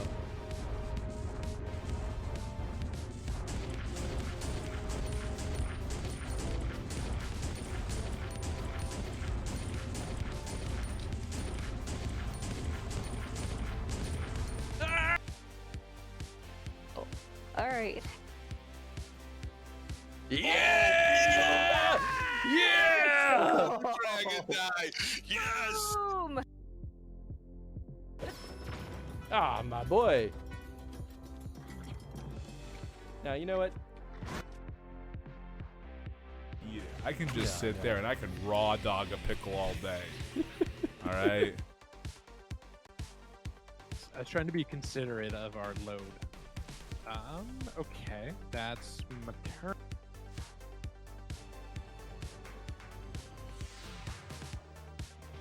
No, come on, man. Oh no, I want to go to sleep. Please. Damn it. I want to let me sleep, please. Pain Kaidos. I'm so tired. Oh god. The ride that never ends, Bait Bros. I can't believe they did this to us. This is unreasonable. Boomerang, so solve that riddle. Jeff is an asshole, sorry for breaking your chat rules, but it's true. Wow. I see how it'd be. Or as Jeff would say, you think it be what it is, but it don't. I think that's how the meme boy Jeff would say it. Also, Dan,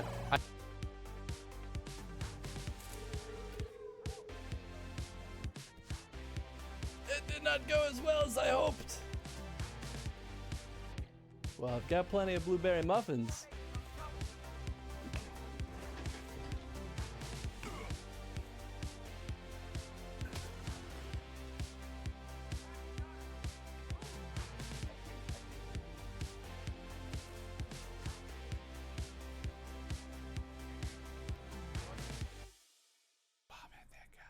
No, I know what to do. I know the secret, Tony. You throw a bomb? I have 2 bombs? the secret sauce. Oh, yeah, because then they'll come flying towards it, right? Ow! Can someone clip that? I know the secrets, and then he gets slapped. But the fact that I qualified on the extreme map, or the extreme difficulty, makes me feel more confident. Oh.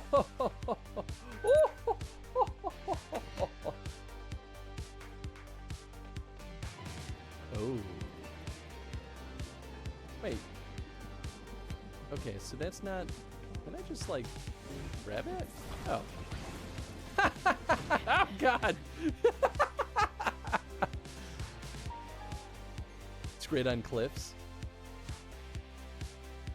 The mushroom weapon? This morning, and we're like, what's going on, buddy? Oh! This is not what I thought was gonna happen! I'm gonna die, I'm gonna die, I'm gonna die. Drink before I die! Yeah, it's a slight improvement. Alright, we're back. Thank you for waiting, folks.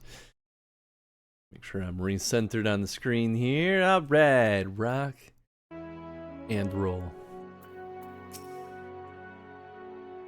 It is held that all civil organizations should conduct their affairs with total transparency, and the convocation is no exception.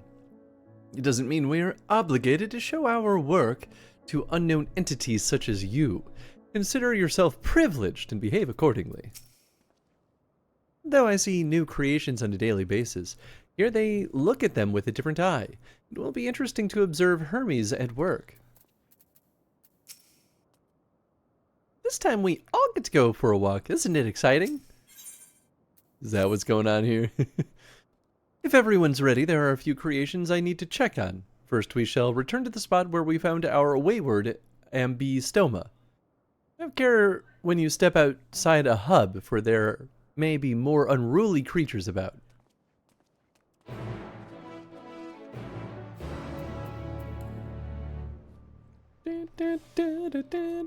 Wait, how do I leave this place? Oh, it's this door.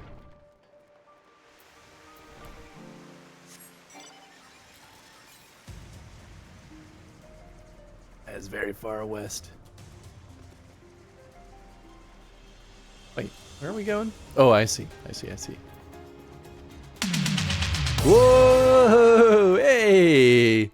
Welcome on in, everyone. I hope you all had an absolutely wonderful time with our dear sweet friend Tom's Arcade. Please go throw him a follow if you've not been over there. Tom, how was you moved to Megabonk. How was because I know you were doing a bunch of board games earlier. That when I popped in, you were doing a bunch of board games. But I hope both board games and Megabonk were treating you well.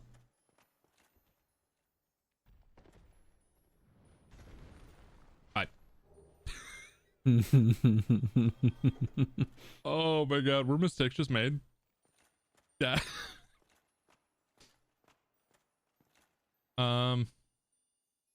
Butterfly in the sky. Welcome on in, everyone. I hope you had a wonderful time over there. We did a couple of rounds of Philip 7. Okay, that makes sense. Cool. And then over to Megbonk. Loved how that dude just leapt to his doom. Oh, delightful. Absolutely delightful. Welcome on in, everyone. If you've never been here before, we do chrono streams. We've been playing through every single Dragon Age game and every Fallout game in chronological order. And we're getting close to the end of Dragon Age, believe it or not. I'm trying to have it wrapped up by my hiatus on the 16th of, February? Yeah, because we're not there yet in January. We're getting close, though, in January. So we're close to only a month away before I go on my parental leave. So you got a blue ribbon winning daddy. Yeah, I had my my baby shower today. So they gave me this little pin so that everyone knew that it's my fault. Welcome on in, everyone, though. I hope you all had a wonderful time with Tom. Please, once again, go throw Tom a follow. He is an absolute gem. Today, we've been working on our continued playthrough of Final Fantasy XIV. We're in very interesting lore territory, in the most Final Fantasy-ass Final Fantasy type of narrative mechanism, I think is the right word for it. The crystals, the lore. See, Tom knows what's up. But I hope you're all doing absolutely wonderful today. A Bean Boozled? Aw, man. I just ate some cookies. You're gonna ruin it with some beans? What's up, Oni? I hope you're doing well. Well, I guess I could go to the camera for this, huh? It's only fair. The crystals. The lore. Alright, whoa, what the hell is this? Alright, we got a wild looking bean. My guess is that this is Barf or Peach, but like the spots are like crazy. It's the right colors though, I think. These beans are also expired as of August 30th, 2024. So it could just be mold.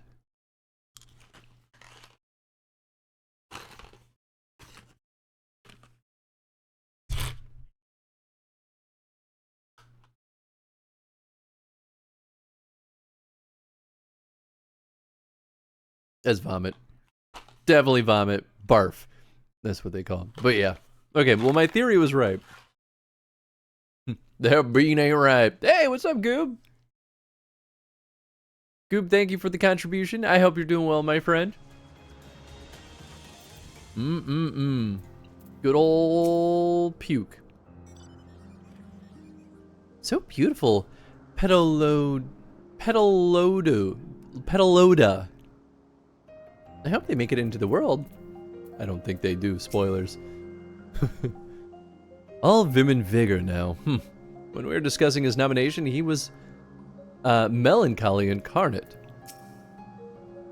Oh yes, the Ianthine Petaloda, one of the new species of the ever popular butterfly. You're still bothered about your robe. Don't be. A few specimens we repurposed won't be missed. Brutal. Yeah, I'm not even wearing the robe. They make it so difficult to change your glamours. Maybe there's an inn somewhere in here? I have no idea. I don't. It's not worth the effort, man. This here is a new species of Petaloda we recently set loose. It has been doing very well, managing to maintain a stable existence thus far. If it can see its observation period to the end without issue, we shall release it into the world. Tell me, do you know the difference between living beings and arcane entities? It is the presence of a soul. Yet the soul isn't something you can choose to have at will. No, it manifests only in those beings whose forms adhere to the laws of creation that can endure on their own.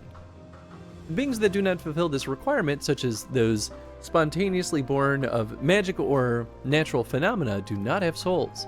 No matter how much it might resemble flora or fauna, if it lacks a soul, then it is considered an arcane entity. So you see, it is not for mankind to decide what is living. That domain lies beyond our manipulation, and it is hubris to assume otherwise. But come, let us head to the nearby beacon. I've received a report that arcane entities have gathered there. Ooh, hey, thanks for the 5-stream streak, Tom. Appreciate you. Got the baby streak going. Hell yeah. As we've talked about, it's hard, man, to keep those streaks alive. And sometimes I feel like they don't give me the opportunity to save my streak when I like miss a stream. Sometimes I do get that chance, but it doesn't feel like it's happened every time.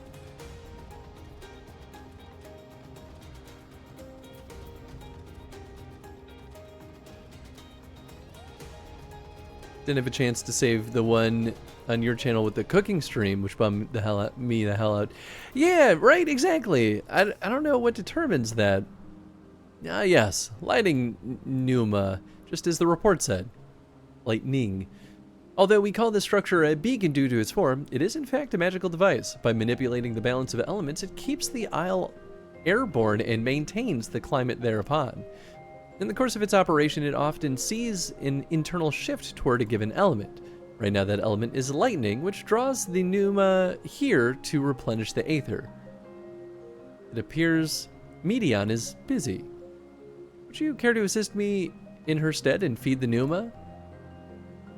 Pneuma? Pneuma yay? Pneuma yay. Pneuma yay. By using this lightning converger, you can harness ambient lightning and focus it into a ball. A veritable feast for our dazzling friends. Go on, give it a try. Pneuma yay. Pneuma yay. What do you want me to do? Use. Oh, I see.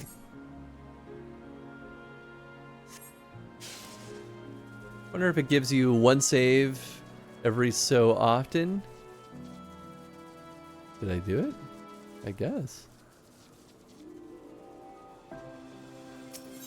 I'm assuming I want to get... Oh, goodness. Both of them? I don't know, man. And I've streamed for 34 days in a row. Yeah, I don't know.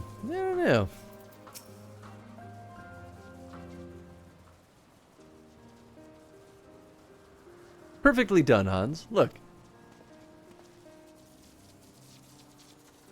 Oh, I see. See how they gather to feed? How they express themselves through their actions despite their lack of words? Speech is not the sole defining characteristic of thinking, a thinking, feeling creature, nor is silence an indication that they do not possess these qualities. Be it a soulless arcane entity such as the pneuma, or an ephemeral life form such as Petaloda, all seek to perpetuate their existence, to survive. Is Medion an arcane entity? I mean, I think yes.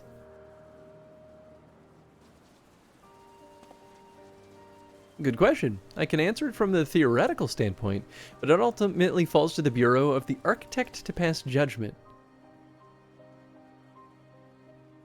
Those with exceptional vision, such as Hythalodeus, may be able to ascertain her true nature. But to me, it doesn't matter. She is herself, and that is all we need to know.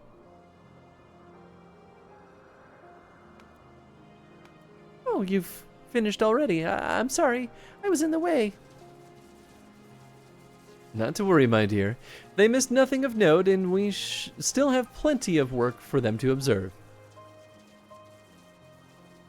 Next, we will head east to the Morning Dew. I need to speak with some observers there.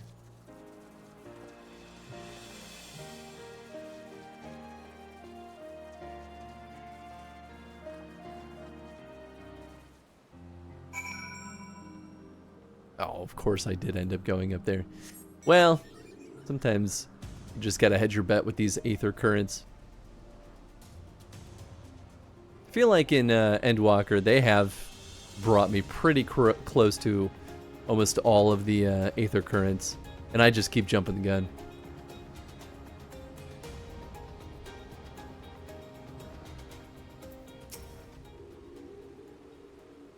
Ah, this fellow has been the talk of the Bureau. The combination of a carefree aspect and endless rows of fangs is strangely charming. Hell yeah. Was there a guiding theme or any method to the madness that this random assortment of features?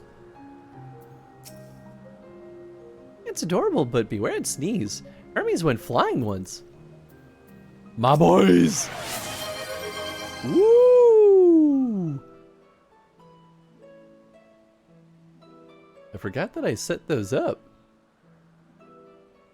All of them unclaimed Amazing, games. is it Give not? me an The Endless Ampelos, Space 2 Deluxe. One of our newest Ooh. subjects. Here, we're gonna do. Pause this once we get through this. So, how are we coming along? Okay, cool. Endless Space 2 Deluxe. Hell yeah. Endless Space 2 Digital Deluxe Edition. Hell yeah, baby. And that is a Humble Bundle key.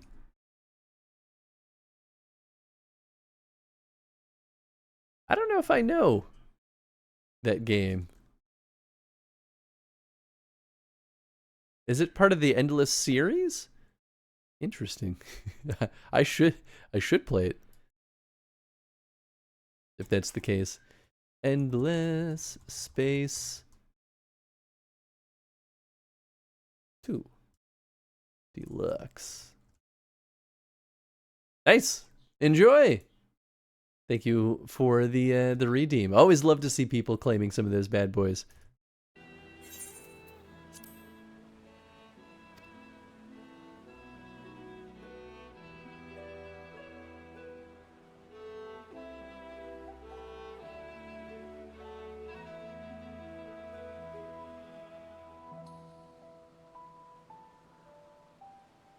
Hey, thanks for the contribution, Snake. We're getting pretty close to finishing the Dawn Trail challenge.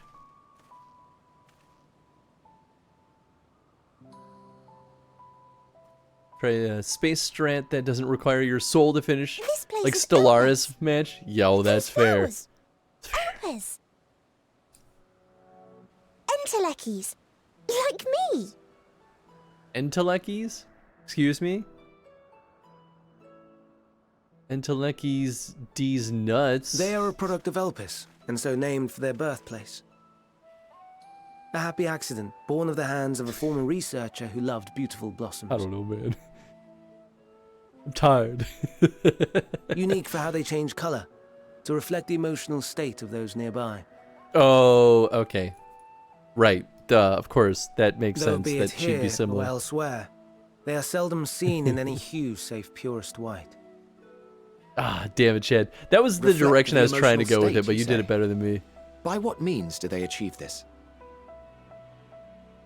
In creation, there exists an energy wholly apart from ether, one driven by emotions. In like manner to how we manipulate ether, this flower is subject to the influence of said energy.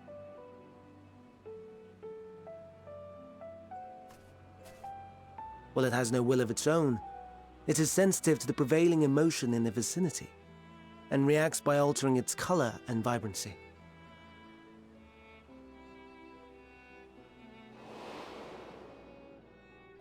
Akasha? It is one of the unseen energies defined by Harnish alchemical theory. Though a gross oversimplification, some describe it as an essence influenced by feeling.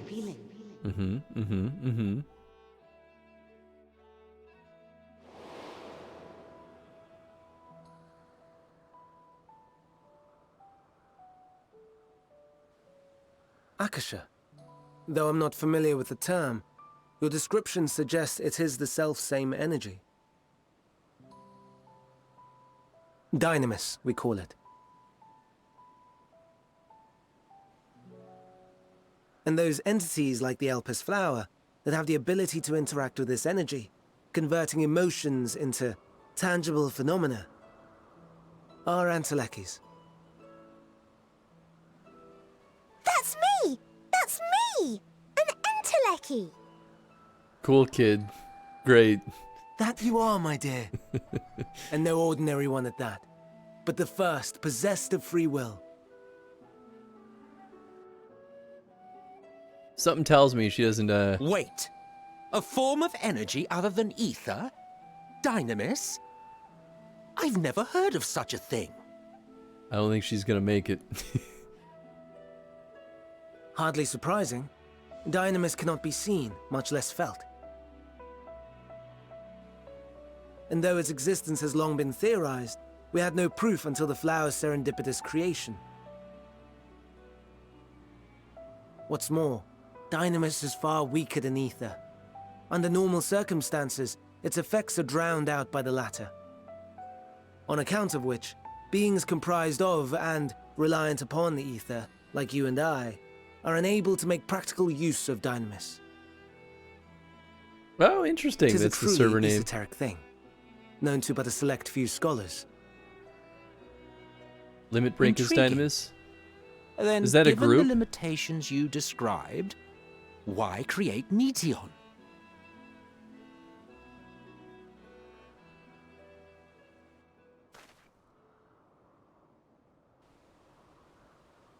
Our star, Aetheris, is especially rich in ether, so much so that its name is derived from it. However, when we consider all energy in existence here and in the vast space beyond, Dynamis may account for as much as 68.3%. The more abundant form by far. Were we able to control it, we could open the door to limitless possibilities. Tis not Sun unlike Ether. a gently flowing stream, unable to break through the dam of ether barring its path. But if we could imbue the stream with the vigor of a raging river... What could go wrong? Or what could go right? Not that I have such grand ambitions. I mean, in theory, this would be what's I merely transforming wish to people, create too. a being that could traverse the great expanse. Because it's all based on fear. The relative scarcity of ether beyond And the bounds of hopelessness. this star was a concern. And so, I looked to another source of energy by necessity.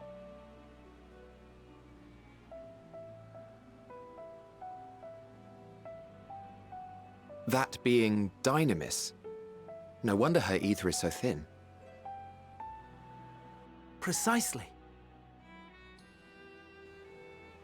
Yours is thin too. Like an entelechy.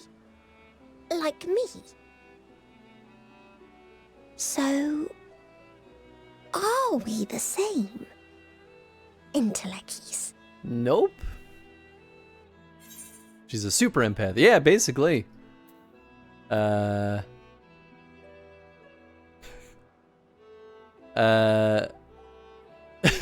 I haven't sung to do a proper job.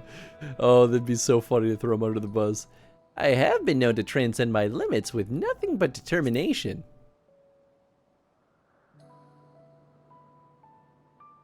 That sounds more akin to the desperate flailings of a wild beast when facing imminent death. Go fuck yourself. A deficit of ether alone does not an entelechy make. It would, however, make it easier for you to interact with Dynamis. And limited though its influence may be, this quality could prove the difference between victory and defeat. You do well not to underestimate it.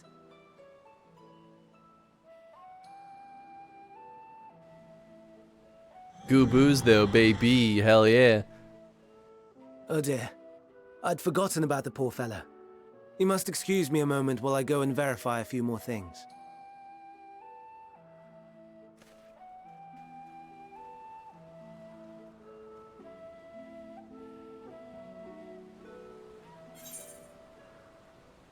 Lives apart.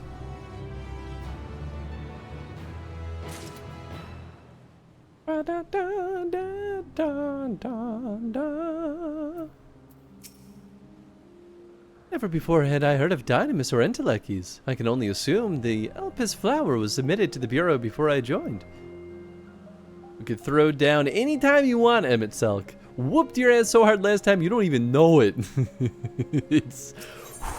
Ooh, I'm ready for a fight. Not that I or anyone else would be able to make use of it even if we knew. But it irks me to discover that there is an entirely different form of energy, and no one told me. That personal annoyance aside, Hermes' knowledge is undeniably impressive. Given that there are none among the 14 who specialize in the Celestial, he would be a welcome addition. Assuming he can be persuaded to join, that is. I still can't understand his hesitation. What do you specialize in? Being an asshole? Oh, you wish to know why Emmett Selk was chosen for the convocation. I should be glad to share the tale. Ahem, it begin when... Not another word. Lest you've forgotten, we're here to learn about Hermes, not me. My misspent youth is not your concern. It is now, asshole. My apologies for the wait. I've inspected the Empelos to my satisfaction. All is well with the creature, and I dare say it won't be long ere it is released unto the world. Another creation, however, reportedly isn't faring so well. The Charybdis. That's where we shall tend to next. If you would follow me, my friends, we shall return to the main isle and head north.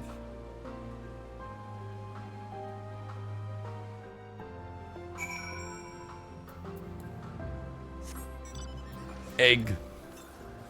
To be fair, Hermes didn't actually provide much proof. It's true. It's true. Hey, what's up, Boris? Charybdis? Charybdis? Charybdis? I don't know, man. It's not gonna matter after 2 seconds. It's not gonna continue existing. Probably.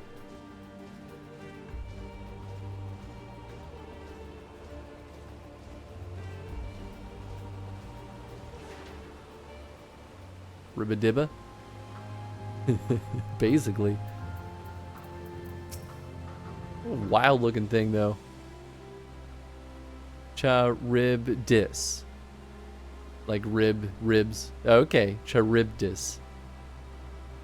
Why is this one blue and shiny? Just incomplete. There's a slight difference in the etheric balance between these Charybdises. By this, it may be assumed that they aren't the original creations, but their offspring. Oh, interesting. A serpentine bird or a winged snake? Is this the origin of dragons? Ribbidibidoo.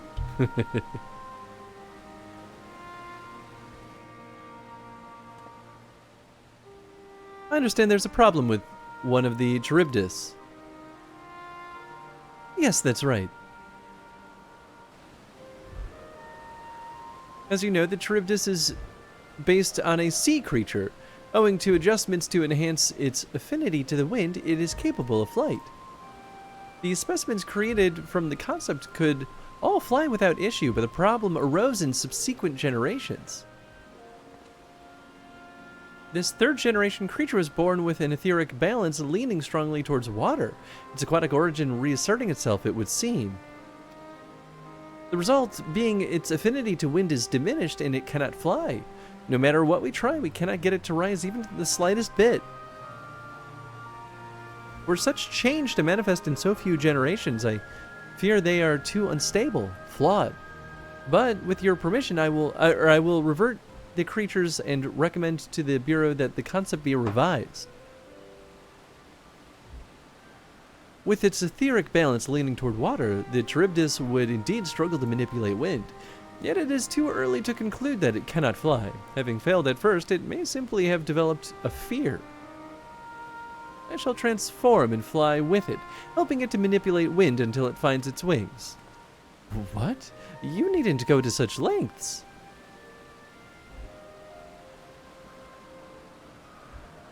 You don't know? Of course not.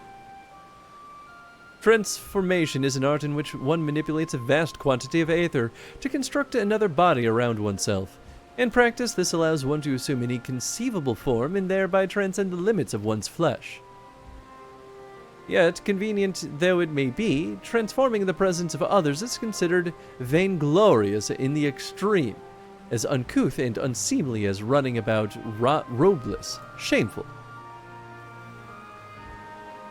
Am I to understand you make a habit of this? Nothing of the sort. It's just that when transformed, I can wield wind and fly. It may seem excessive, but what is our shame next to the lives of these creatures? They deserve a chance, and we owe it to them to do it all in our power. Be that as it may.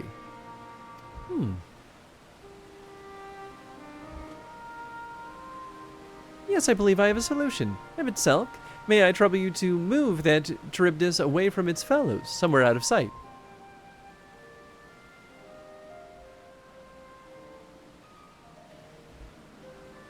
Meanwhile, I'd like the rest of you to help me prepare here. What mischief are you scheming now? No mischief, I assure you, but I would but spare you the need to report to your colleagues that Hermes committed an indiscretion. So have a little faith and run along.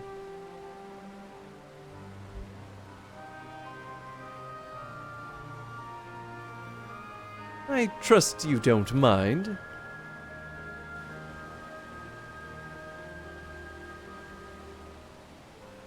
Should be Charybdi for plural. Charybdis is bad grammar. Ha! Got him! Just Dimension Dragon from Yu-Gi-Oh! Different Dimension Dragon, I mean. I believe it. Miss Selk is out of sight? Good. Let's speak out of the plane. It is a stroke of genius, really. We have Emmett Selk train the Charybdis. Aside from being able to fly untransformed, he can readily see aether currents. And with his adept spellcraft, he can also employ suitable wind magics to guide the creature along. While he is indeed capable of all you described, it is not his duty. I'm loath to trouble him with it. Don't be. As I mentioned, it would also be for his own sake. With that settled, let's begin at once. Once I want you to go to Emmett Selk. Tell him that you have a favor to ask. He will be disinclined to cooperate at first, but you mustn't be discouraged. With our friend, the trick is to be unflaggingly persistent. Off you go now, and good luck. With the chat mode and say, use I have a favor to ask. I hate when they do this. I have a favor to ask. I have a favor to ask. Never got MMOs. Like, are they a story game or how does it work? How do you do a story online like that? Well, I mean, it's just like any game. It kind of just depends on the kind of game you're doing. FF14 is a very narrative-focused MMO. But, like, there are more than plenty that aren't. The only real actual qualifier for an MMO is that it is server-hosted and that it has a world where multiple players can coexist at the same time. It usually comes with some implications on what the gameplay, how the gameplay is represented, but like technically speaking, it actually that is the only real requirement. There might be like a quantity of concurrent users that may constitute an MMO, but I don't actually know offhand. Charybdis is a sea monster in the ancient Greek mythology. Oh, cool. How does it work with other players? Like, what if you haven't progressed the story as far as them? Can you not play with them? No, you can all play together. They can't necessarily all navigate, though, to the same locations that you can. So, in FF14, they just gate you out of areas you're not ready to go to narratively. But you can still play together. You just can't necessarily do all the same quests together. Not all MMOs work that way, but that's how they chose to do this one. Which is, I think, fairly standard. Well, are your preparations for the scheme that is clearly not a scheme complete? Oh, right. God. Oh, no you don't. I'm not lifting a finger. I don't know what Hythlodeus is up to, and I will not be made to know. I refuse. If Hythlodeus is to be believed, relentless insistence may serve to wear down the ever-wary Emmett Selk. Please, Emmett... Oh my god. Please, Emmett Selk.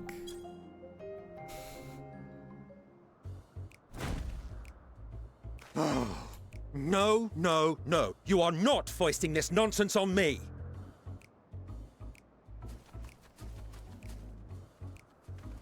I'm given to understand you have the power to help the Charybdis, and should be quite willing to do so. I believe you, Boris. I'll look in a little bit. And so I appeal to your better nature, most benevolent Emmett Selk. Please teach it to fly. Hate the dialogue box. Or Quest. else Thank Hermes you. will Thank you. Me too. It just feels so learn. unnecessary. That was one designer thinking they were very clever when they came up with that type. Now, there's no need to go quite that far. Altruism is its own reward, as I'm sure he would agree. Oh, would he now? And who contrived to put me in this position, pray tell? Nothing so devious. I merely suggested a possible course of action. Why do they have me talk to Emmett Selk if you all were going to show up and ask anyway? Seems a little redundant, but I mean, it's going to work. Emmett Selk. Please. Oh shit, she's using her powers. This is why she's going to be killed.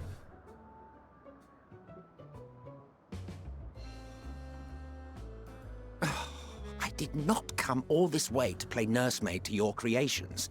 I thank you to remember this favor, and let it be the last.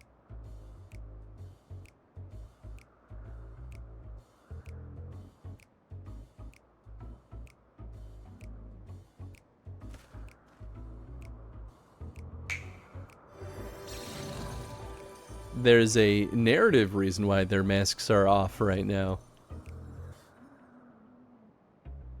I will aid it once it has taken to the air. It falls to you to shepherd it skyward.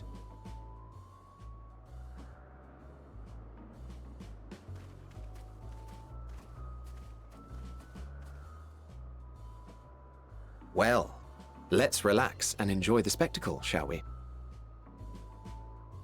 Oh, we will.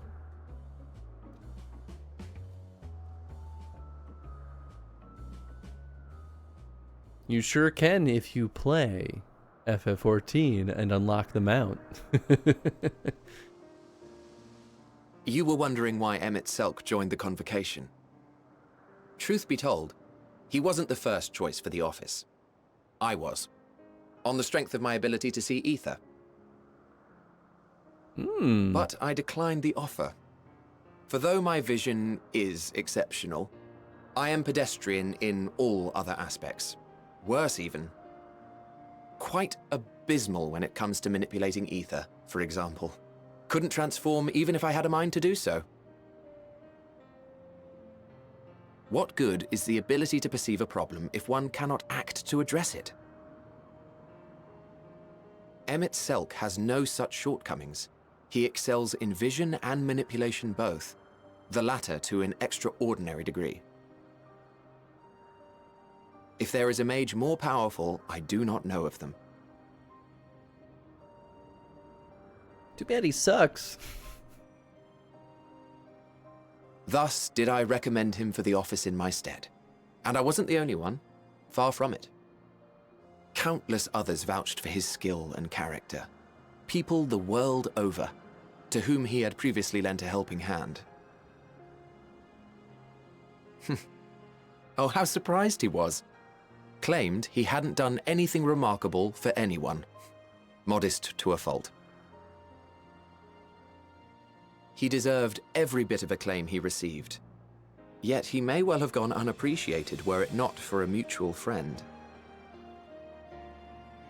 A singular soul who can't help but involve himself in the business of others. Where he walks, excitement is certain to follow. I'm gonna guess Zem. His antics irritate Emmett Selk to no end. But much of his grumbling stems from genuine concern. Zem. When our friend calls, he never fails to answer and lend his talents.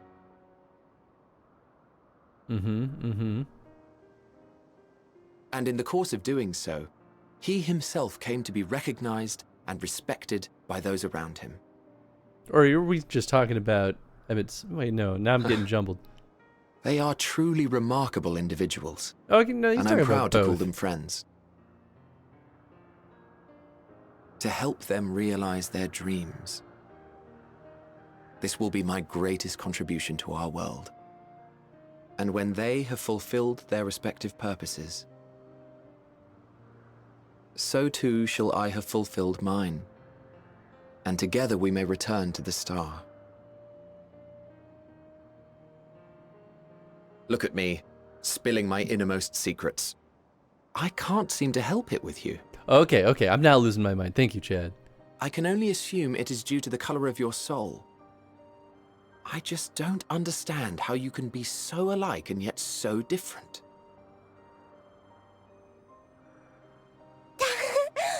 Well done, my pet. Well done!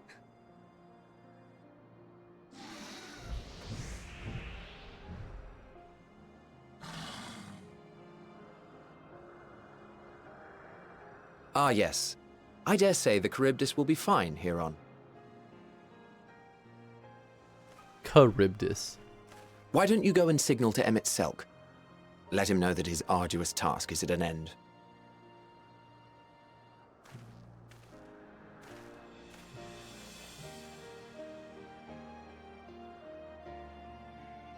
Purposely vague when referencing SM since it's supposed to be the past life player. Yeah, I mean, he himself right now as a character doesn't have really any true reason to be vague about it. But, like, because he didn't say it, I thought I might have misunderstood what I heard and thought maybe he could have also been talking about Emmett. But he was saying we, so that's why I was like, I'm pretty sure it's SM. What am I doing? Oh, wave. Oh, great. Yeah. Do I just stand here? Wave. Why? Emerging from his reverie, Emmett Selk notices you and begins to descend with the Charybdis. Charybdis? Charybdis.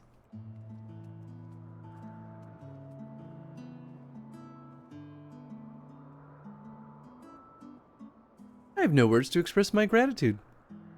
Thanks to you, the Charybdis has learned to fly.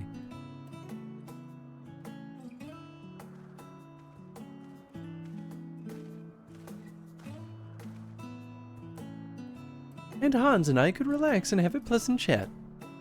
I'm sure you did. The creature needed some small assistance at first, but soon it was flying more or less on its own. I doubt you'll need to repeat the lesson. It was truly impressive. I witnessed it all from afar. The Charybdis flies. Indeed. With this, we've proven even the creature with skewed etheric balance is capable of flight. Though we helped to achieve this, the Charybdis is a herd animal. They may well aid their struggling kin in like fashion if and when the need arises. Keeping this in mind, I bid you continue observing them, if that is what you want. But if I may say so, rather than hoping an idealistic possibility comes to pass, would it not be simpler to have the concept adjusted? That way we could guarantee the anomalies such as the specimen are never born in the first place. These creatures are already here. We will spare no effort in giving them a chance to survive. As you wish, Chief. As you wish. How do you go from this, though, to wanting the annihilation of everything?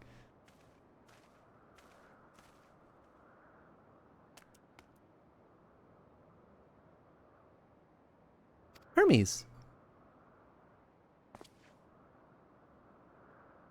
I'm fine. Don't worry. Well, that concludes all of my present tasks. Let us return to Anagnorisis for now.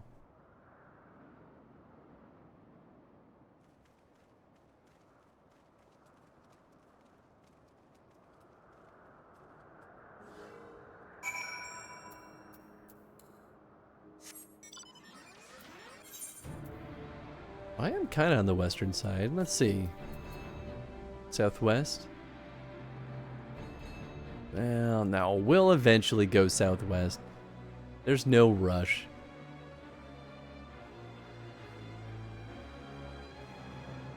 Surely something will take me over there. And if not, I'll eat my hat.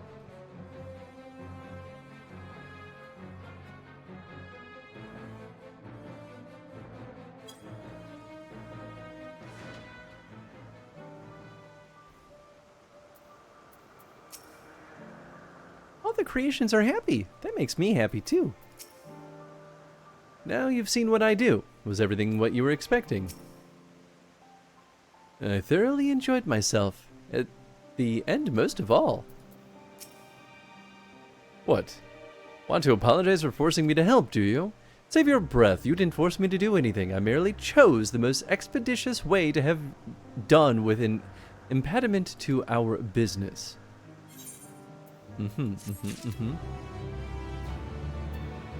Guess I should be using these, huh?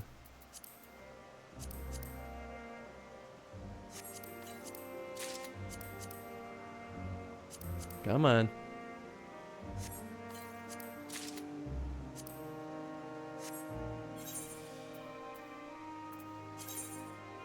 Yeah, okay. Those are definitely better. It's a pretty nice looking sword. Oops. It's right click to move that. I kind of don't like the end of it though. Alright, we'll stick with our current sword. Nope, not that. Glamour, baby. Ah, everything's back in order.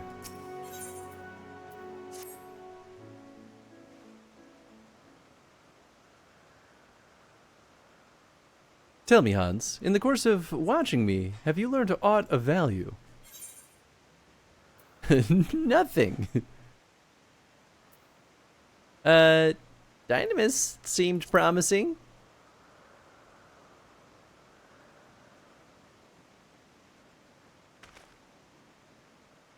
Dynamis, you say? Curious that such an obscure phenomenon should be of interest to you. Chief Hermes, what good fortune to find you here. Something the matter? The Econe?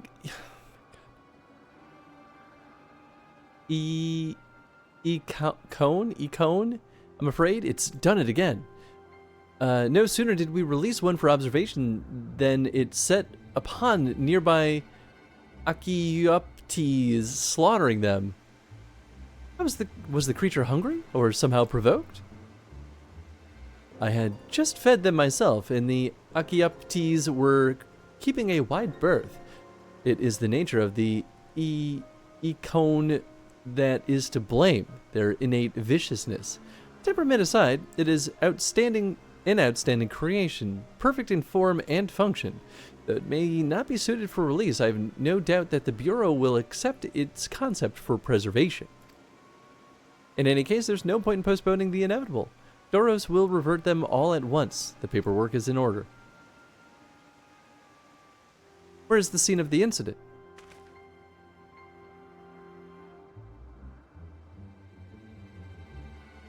Just off the path to the 12 Wonders.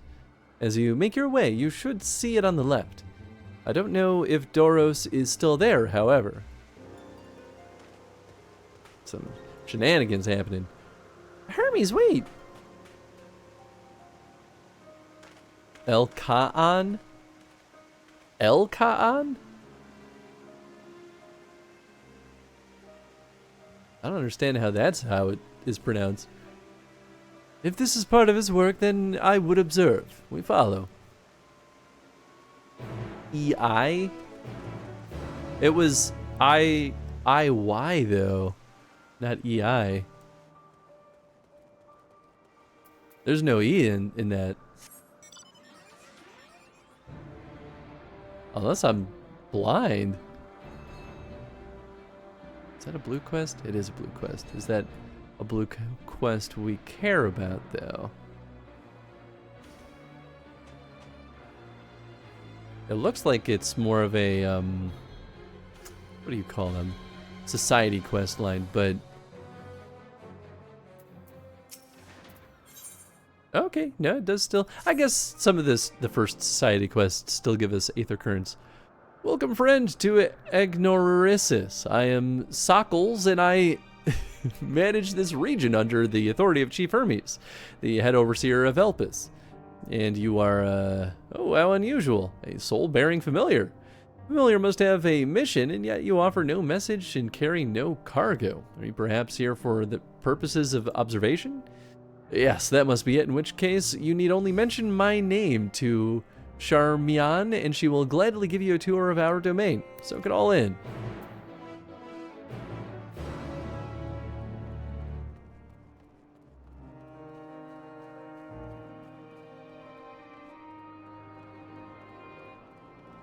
Okie dokie. Charmian. Yes? What can I do for you? Hans, is it? And Overseer Sockles wishes me to act as your guide? Oh. Oh, no, I didn't mean it like that. I would be more than happy to show you around. I'm simply wondering why the Overseer chose to send you to me, of all people. I haven't been here long myself, truth be told. Until quite recently, I was wholly engaged in a prolonged research project at the Academia Enider. Surely there are other more experienced individuals who could provide a more comprehensive... This grumbling is hardly constructive now, is it?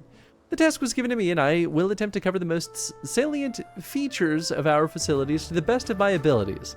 After all, it is not every day that one is asked to indulge the curiosity of such a rare and fascinating visitor.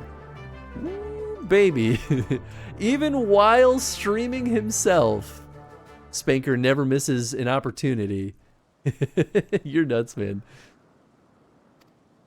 We can commence the tour this very moment if you like. Then let us begin. You know, rather than have me lecture you as we walk along, I think observing firsthand what we do here in Enagor Norissus would prove more beneficial. I will point you in the right direction, and if you can question my colleagues to your heart's content. Once we've completed a circuit, you can return and speak to Overseer Sockles. Okay.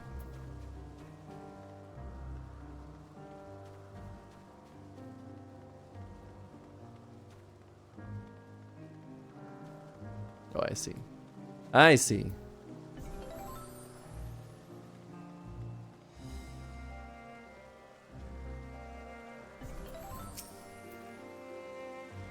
Turn me on. Oh, and who is your friend? I'm Hans. Asim's familiar. Why you appear so astute and deliberate in your thinking. I should very much like to make an extensive study of your composition and consciousness. Oh, do forgive my forwardness. It is my duty to chart the behavior of familiars, and I find it ever so diverting. Arcane servants are rarely permitted to roam the world at will, you see, but our research here is given special dispensation, once the subjects are properly registered as concepts, of course. There are times when familiars are tasked with tending cattle, or otherwise coexist with other living beings. Such projects are brought to me, and I am responsible for observing and evaluating their potential compatibilities. Oh, but of course, if SM might grant us permission, then you could abide here a few days while I analyze. And on that note, we really must be moving along. Step lively, Hans. How about you observe these nuts? Got 'em.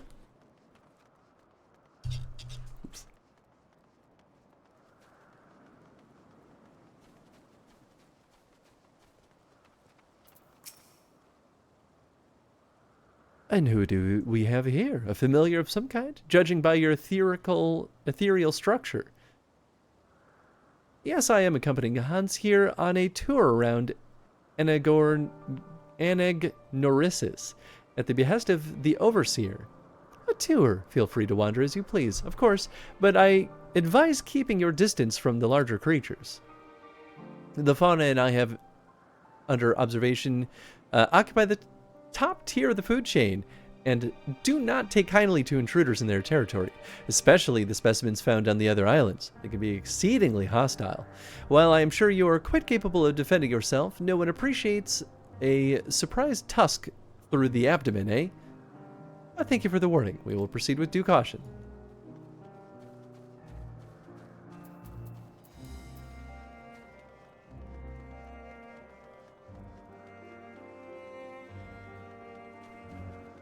Blast. Hello, Charmian. Was there something? The Overseer asked that I give this familiar a tour of the grounds, and I thought the best way to do that was to show him what we do firsthand. I see. Well, my work is rather difficult to demonstrate. I hope a brief explanation will suffice. Our creations are many and varied, but I mainly preside over the plant life. When it comes to watching certain grasses grow, one must be prepared to observe over the course of several years, and in the case of trees, sometimes decades. Tedious perhaps, yet necessary. Plants are capable of altering the entire habitat, and their presence as a food source has an enormous influence on the local wildlife. Was that the sort of thing you wish to know? Yes, that was perfect. Thank you. I think we've covered all the main areas of interest. All that's left now is to speak with Overseer Sockles. Good old Sockles. What's up, Cardinal? Tenzin's extended walks warranty. We talked to Tenzin, but he can't talk, so you'll have to talk for him. Alright, I'll get right on it.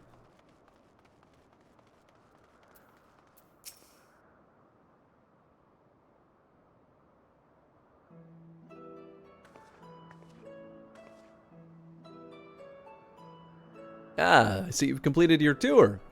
Almost. We spoke with those in charge of the various facets of Anagnorisis, but I thought it would be fitting to end his visit where it began, with you, Overseer Sockles.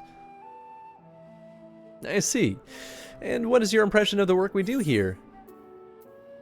It requires equal levels of passion and patience.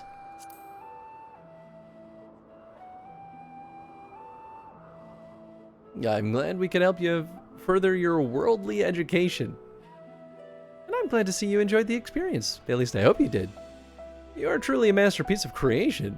Only a soul-bearing familiar could demonstrate such robust cognitive and cogitative faculties. Were you perhaps designed to inspire others? I feel something special has been woven into your aura. Well, you have an intriguing presence, to say the least. Please stay a while and share more of your thoughts with us. Yes, I second this invitation. In all the long years I have resided here, never have I encountered such a unique entity, and one of Azem's no less. Thanks, give me an Aether Current. I change things up and give the true star of the stream some love. Yeah, and he doesn't get much attention these days. Not on the stream, at least. But that's the nature of it. Maybe someday. Someday we'll get him back on the camera regularly. Of course, before you know it, I might be holding a baby on camera most of the time. I was talking to some of my other friends about how like they would just like all day at work have their baby like in one of those little I forget what they call it, but you know, the thing that you carry the baby on in your chest. Just have them just dangling there all day while they're working. I'm like, yeah, I mean, I could do streams that way. Partner kicked you out. Yep, exactly. Fearsome beast, this Lycone, but where is it now? The Okyapete.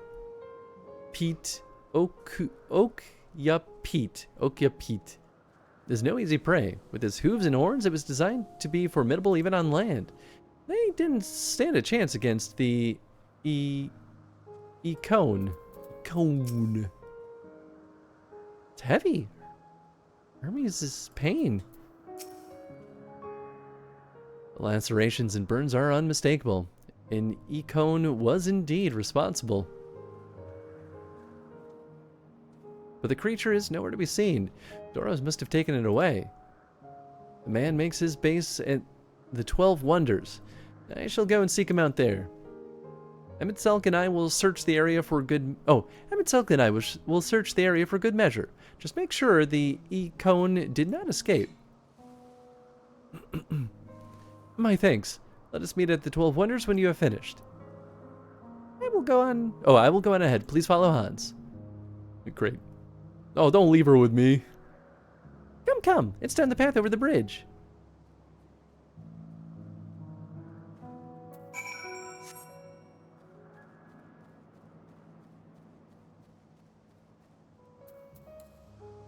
In your house, petting Tenzin. Disturbing.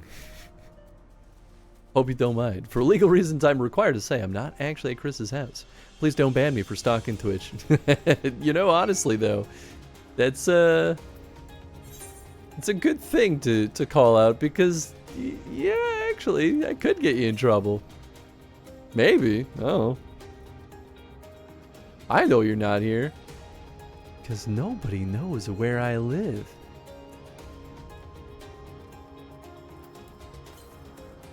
Not even me.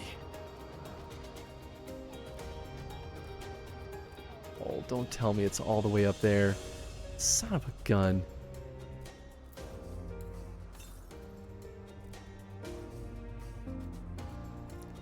I hate ether currents. I hate them.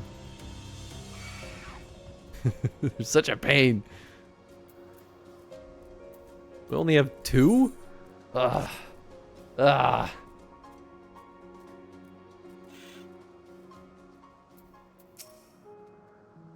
There it is, the 12 Wonders. Hermes is looking for Doros. Let's look for Doros too. He's a man with long blonde hair, I think. I'll know him when I see him. Okay. Know what city you live in, but unfortunately it's one of the biggest cities in the country, so you could be anywhere in there. That's true. A blonde-haired woman. If you're with Medion, then I assume you're on an errand for Hermes. What can I do for you? Sorry, wrong person. We're looking for Doros. I see. We do have similar hair, so people often mistake us from afar. Hope you find him soon. Yeah, I mean, they did say... Oh, okay. Yeah, I can just rely on the descriptors. That's fine.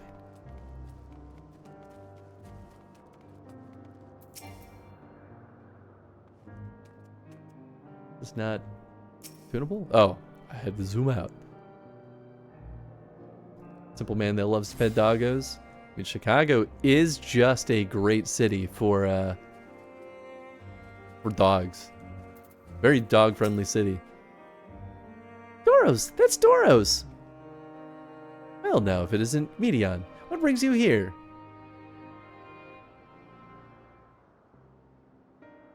Random levels while watching.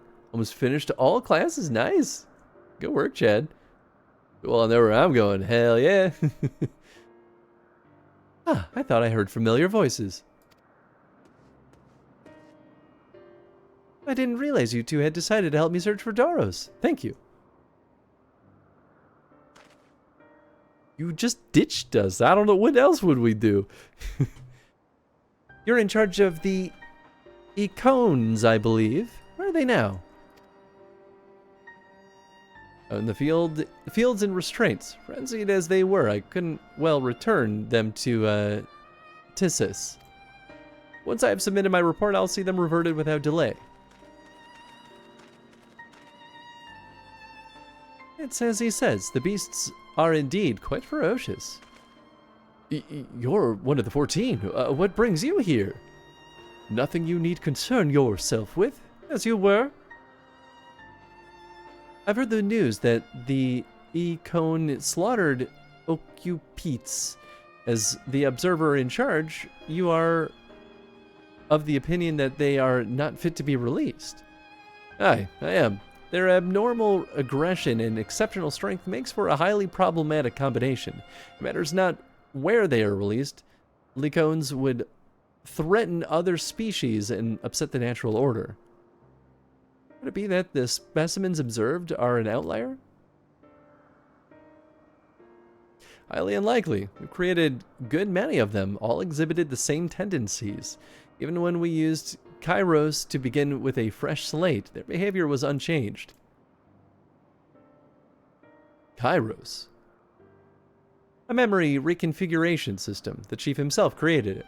It allows us to erase or alter memories that we may observe creations in different environmental conditions without... excuse me, without needing to remake them from scratch. Quite impressive and potentially dangerous.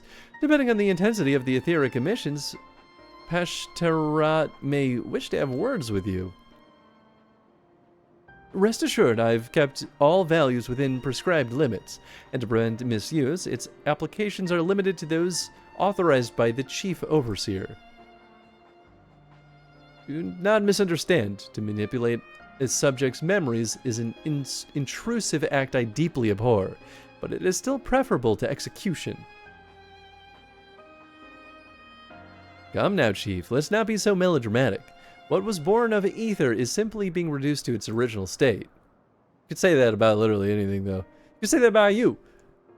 I know the distinctions concern you, but we mustn't lose sight of the bigger picture, making rational choices for the sake of a more prosperous star. If a creation cannot simply be studied, or cannot be properly studied with the aid of Kairos, we can remake it. If a creation is deemed detrimental existence, we unmake it. It is all for the greater good, and none question the necessity of such routine processes. I understand these things, I do. I would never think to unleash a clear and undeniable threat unto the world. Yet, insignificant though their individual lives may be next to all creation, that is all the Lycones have. Before we seal their fates, we owe it to these beings to exhaust all options, to ensure that nothing has been overlooked. If you insist, let me provide you with a full report and we may take it from there.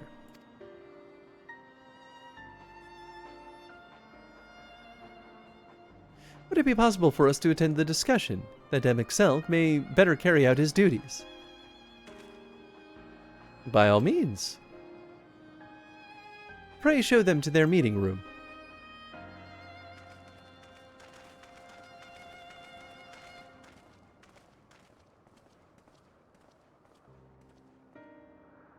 Just find me on your couch one morning just petting Tenzin. I would probably panic if that were to happen. The last class is Machinist, currently level 89. Nice. Very bad low-level class, but gets really fun around 60 to 70, especially when you get the flamethrower. Oh, ooh, okay, okay. Getting tired, old man. I am getting tired, old man. Jeez. I could say that about you. The argument doesn't really work for people who consider death a reward for a life well lived. I mean, that's true. That's true. I did have a similar thought as I was saying it, but I was like, well, I'm committing to this. The common thing to do. Panic? Yeah.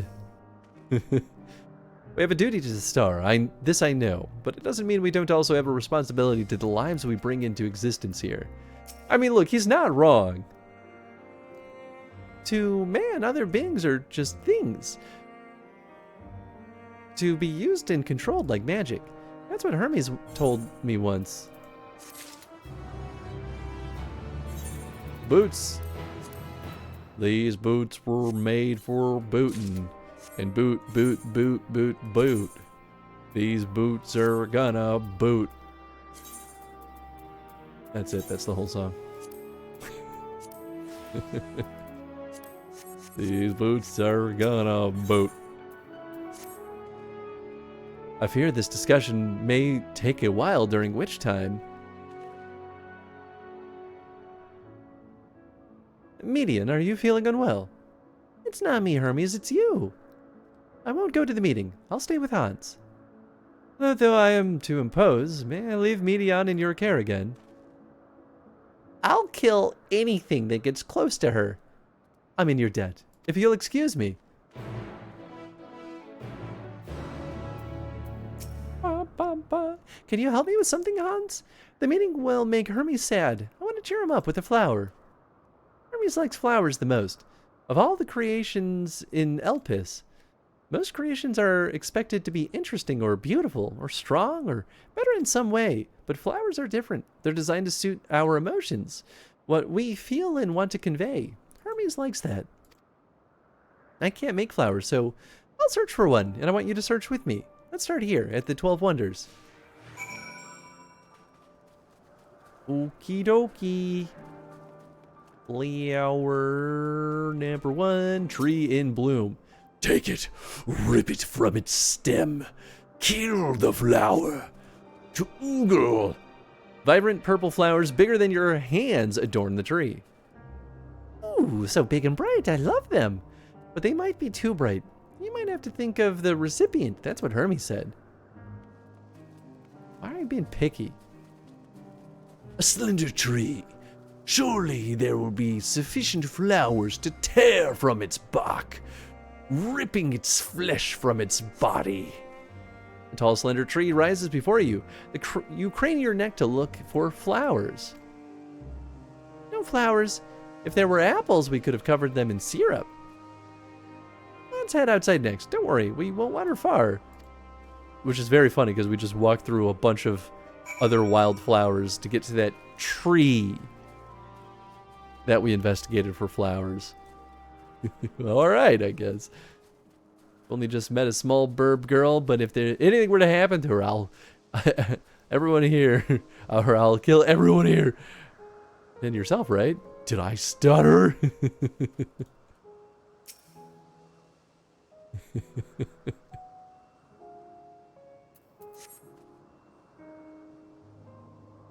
An array of beautiful flowers grow in a bed, their mix of colors forming a pattern.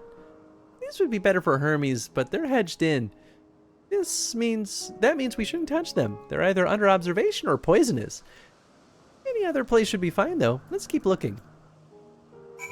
These are background flowers, clearly, Chris. Not suitable as main quest items, and Hans knows it.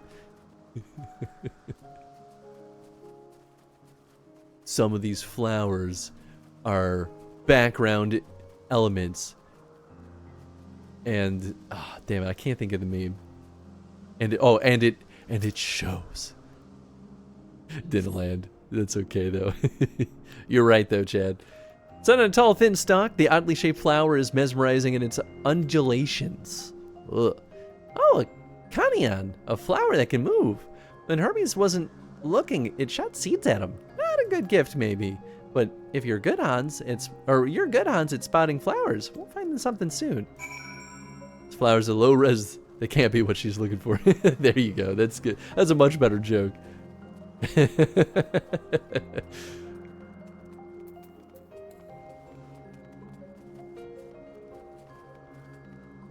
Junction.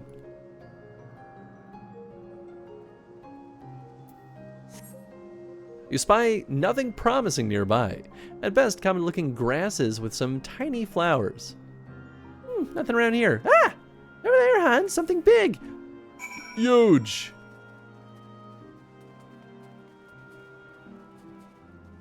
Malodorous grass. Just bring him back, this guy. A terrible stench reminiscent of sodden old boots pervades the air. Without a doubt, the culprit is the marble-like creature before you. It's an Adonis. The things around its mouth look like petals, but the flowers are the orbs in its head. When Hermes inspected it, it swallowed him up. He didn't leave his room for days. What do you think, Hans? Would you like it? Probably not a good sort of memory. Also, if he doesn't want any of the creatures to be killed for any reason, killing a creature to bring him flowers seems like a bad idea. So not this one either. Finding a good flower, it's harder than I thought. I'm sorry, Hans, but we can search a little more, maybe as far as the fields out over there. I'll pick something after that, I promise. You freaking better. Or I'll bring back your head. Not even an interact button on them. Clearly insufficient. Lush fields. I'll bring him back a bundle of grass. Damn it. I didn't mean to do that.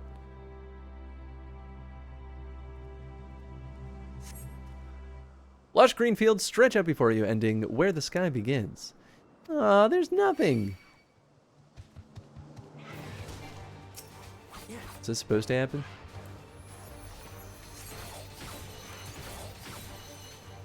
I don't think so. I think they just decided to attack.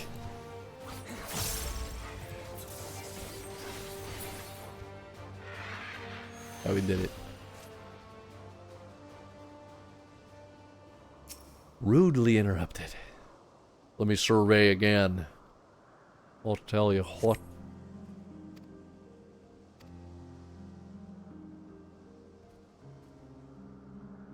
The shiny thing over there, what could it be? That's probably a quest glimmer. A shiny object. Oh, are we bringing him the Elpis? Of course. Who could have predicted that?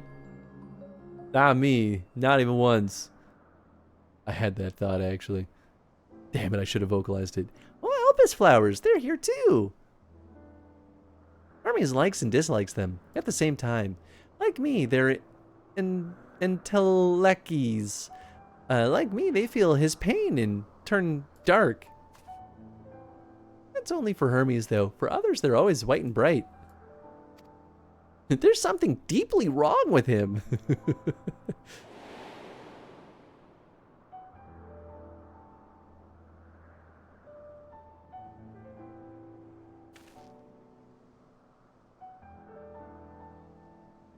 Truly? The flower was dark in your home?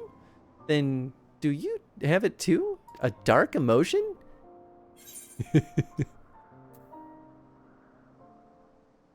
I dare say I have a few.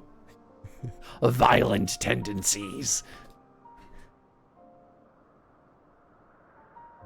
You don't have to say it. I can feel it's something you want to hide.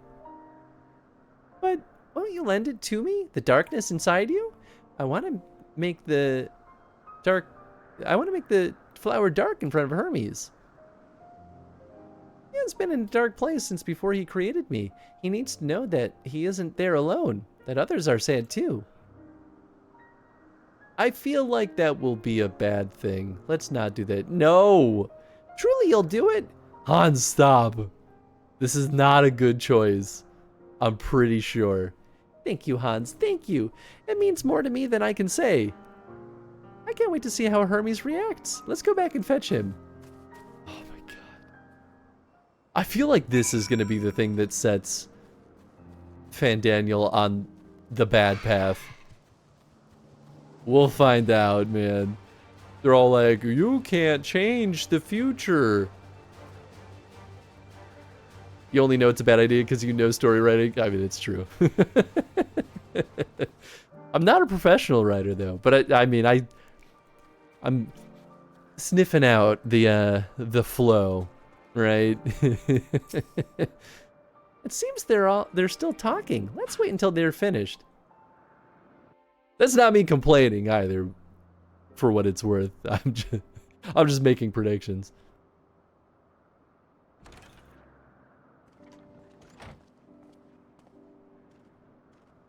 You're a DM that's better than 50% of published authors already. You know, it's actually a fair argument. I'll concede to that. Oh, you were waiting for me. You've finished talking? Yes, we've come to a decision. My thanks for keeping Meteon company. Emmett Selk and Hythlodaeus have already retired to their rooms. There is room for you too, if you would follow me. Wait! I want to show you something first. It's super cool. Super cool, and you'll love it, because you love it if other people are sad too, right? Hans, come on, man. Use better judgment, though. I just love how Hans is like, yeah, fuck it, let's do it. What could go wrong? I don't know, man.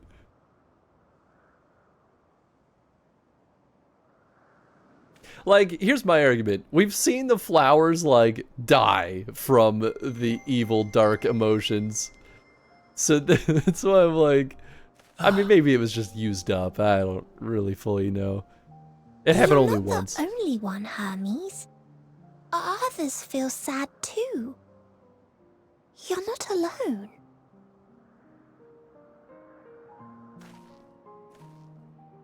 I see Mission has shared much with you. What else did you tell him? Tell me everything.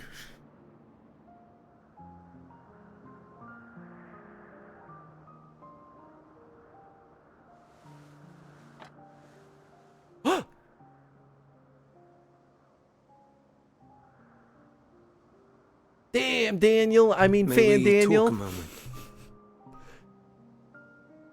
Maybe we can kiss about it.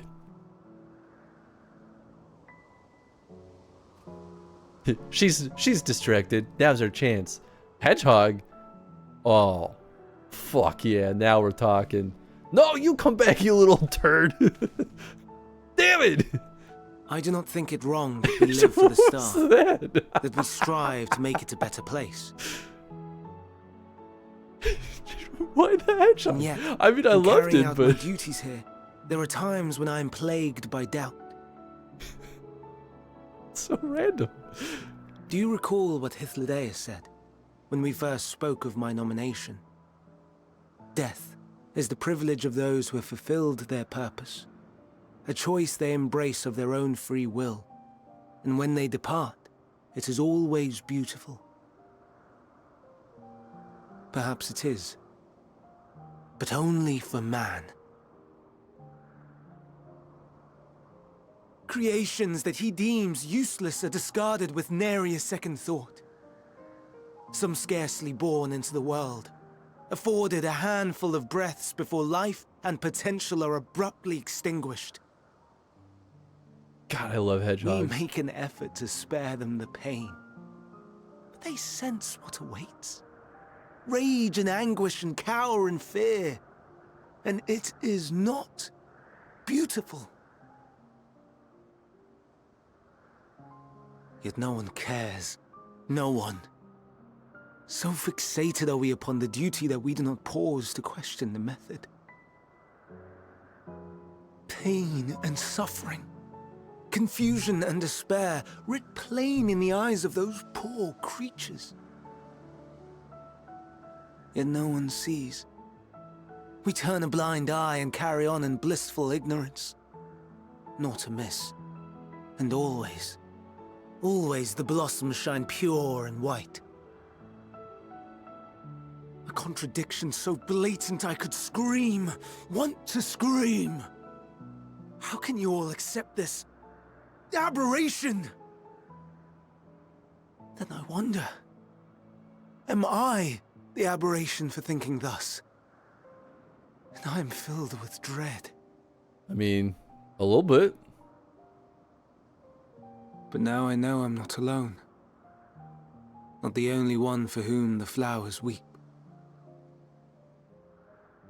I won't ask what you thought as you kneeled beside the Alpes, or if you only did it at Meteon's insistence. Nevertheless, I thank you. To know that you too have experienced suffering is a comfort.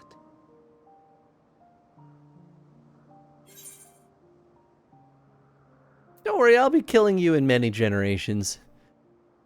Oh, I can tell you all about suffering.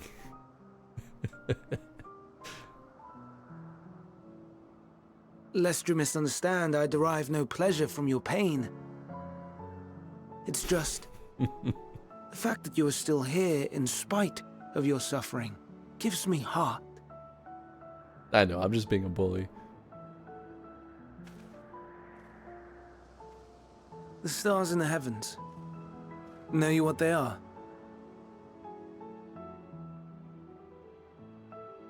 Though it is too far to tell, each glittering light could be a world not unlike Aetheris. A world filled with life. So many stars, so many lives. For us, there may be no higher purpose than to live for our world.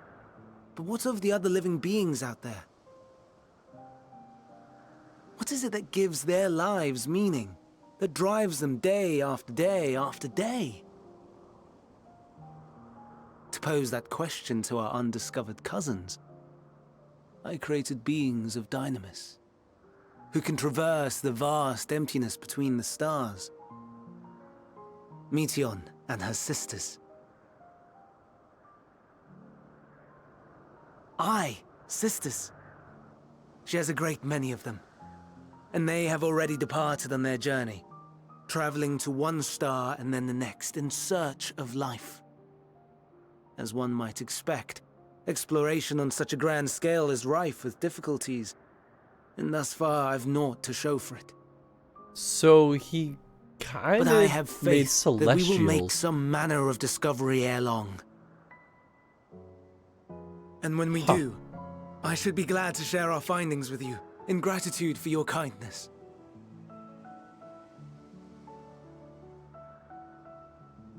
It's getting rather late. We had best find our beds. It would not do for both of us to be sleep-deprived on the morrow. Come, Meteion. Let us head back. Oh boy. Okay. Well, now I'm starting to piece it together. So it's his fault that the end days is happening, is my guess on this.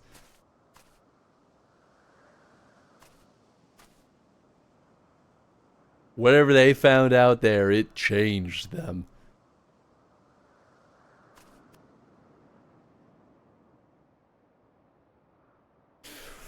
Oh baby. Oh baby. I mean, either way, we know it's the Dynamis that's changing everyone into monsters. It's the only reasonable assumption at this point. Alright, we got another blue quest. Oh baby, indeed. Yeah, right. Whew, that's a spicy potato that we just learned a little bit more about. My, what a familiar essence you have. Like that of a familiar. If you're familiar with the concept. Yeah. Oh, just my little joke, Hans, was it? I'm Hippotho? Mew mew. That's a cat with wings. All right. Yes, we're getting to that. Hans, say hello to our familiar friend here. She's in Elorus. The Eloroi are one of our newest creations, highly attuned to abnormalities in their environment. At the first sign of danger, they'll sound the alarm, by which I mean mew loudly. Though we do our best to observe all our creations, Elpis is simply too large to maintain a constant vigil over each and every temperamental species. A more efficient means of detecting conflict between creatures was in order. Thus I have taken this Elorus under my wing to further develop her capabilities in this area, and she does enjoy our little walks. This morning we were testing her ability to pinpoint sites of conflict. Would you like to observe? Simply tell her that the task is begun and she'll do her utmost to locate disruptive creatures. Please do subdue any unruly subjects once you found them. We can't have beasts running amok.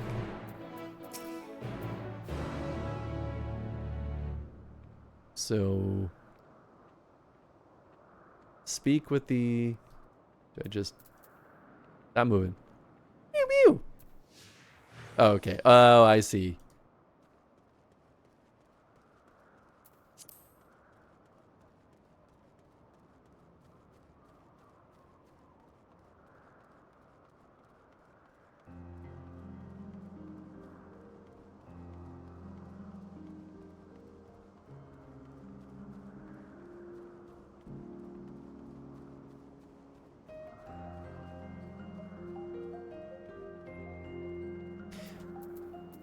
So I think when we were talking last week, I was talking about how, like, there still is more to learn about the void and all that stuff. And I don't know if necessarily that, you know, the Dynamis creatures he sent out there found things like that necessarily, but just the idea of, like, this is all caused from creatures in space.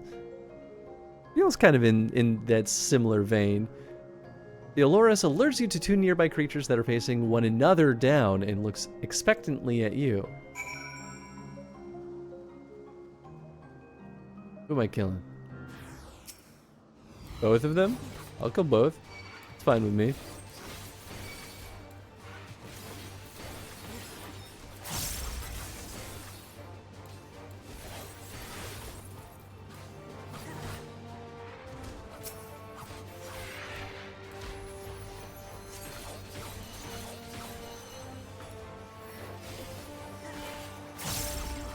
Yadrent.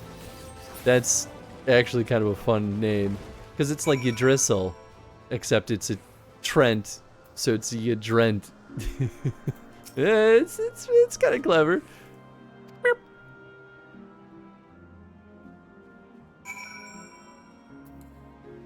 Oh, that was it. All right, cool, easy peasy.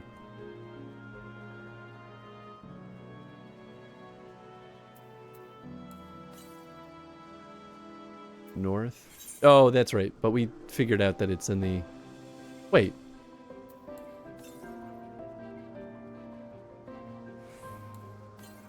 That feels like that should be closer. Close enough. Only 100? But we're already looking for this one. Alright, well then maybe...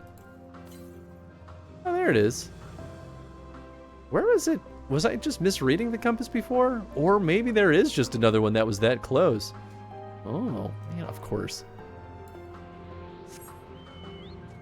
I fell down, and now I have to go the long way to get back up just to get the Aether Current. For a bunny boy, I sure have no idea how to jump. Attuning. 7 more to go. Well, I actually assumed to be 6.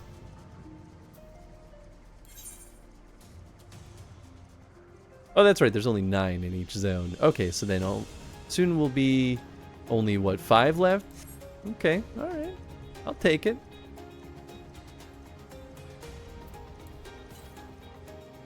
Yeah, okay. There was just another one that was closer at that point. Okay, cool. So I'm not totally losing my marbles.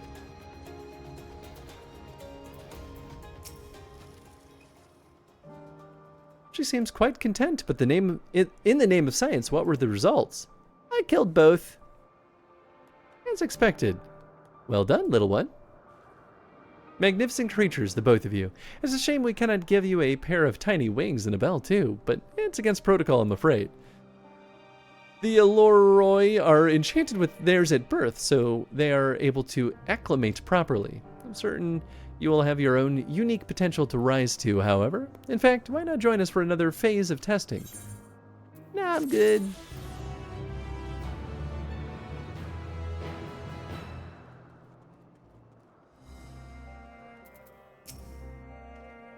Were you able to get some rest? Please do not hesitate to let us know if you're feeling tired. I worry we might exhaust your scarce reserves of aether. The prodigal familiar returns, and after causing all manner of trouble while we were away in our meeting, I'm sure. Yes. An all too brief interlude, perhaps, but it is time I attend to my next task. As Emmett Selk and Hythlodaeus are aware, we have reached a verdict regarding the fate of the Lacones. 7 were created for observation, and all 7 must be unmade. Doros has followed the correct protocols, and as chief overseer I can find no fault in his judgment. The Lycones would disrupt the natural order, ravaging and consuming other species until they themselves starve and perish. They cannot be released into the wild, and they cannot be allowed to remain here in Elpis. I intend to petition the Bureau of the Architect to have the concept preserved as a restricted purpose hazardous life form. Hythlodaeus has pledged to support me in this endeavor. Yet whatever the Bureau decides, the existing Lycones have served their purpose. Doros has already isolated the creatures and is preparing to carry out the necessary measures. I will join him forthwith. It is my duty to witness the conclusion to this study. If you are resolved, we have but to accompany you. Of course, let us be off then. We return to the main aisle.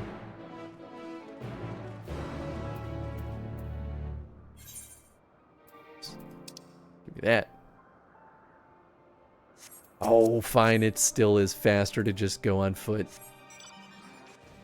I was gonna teleport there. It's just right in the perfect in-between. They knew our BS here.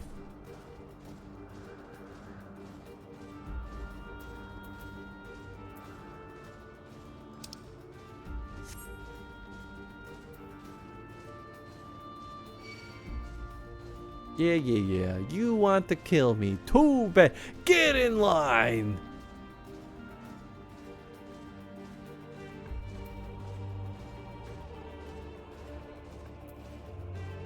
Are they gonna break out? Something's gonna happen.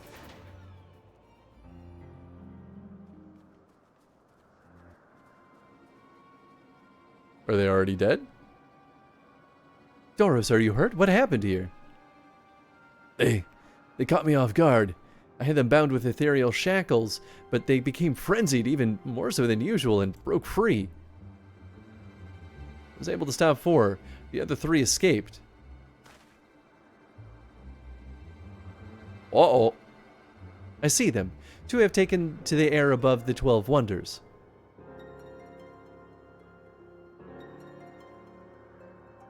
The last one is up ahead, lurking in the fields. You and Hans handle that one. The pair in the sky you can leave to me. Okay. If this is how it must end, then so be it. I will render assistance to Emmett Selk, unneeded though it is.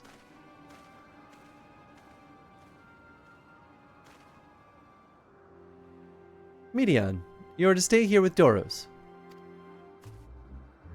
But Hermes... The Lacones must be reverted. I would spare you their pain, and mine. This is my burden, not yours. But if you are intent on helping, then please follow my lead.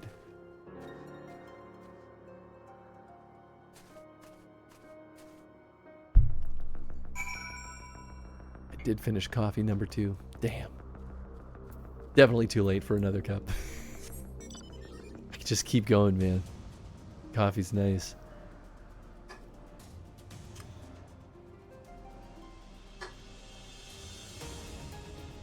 Ah, there he is.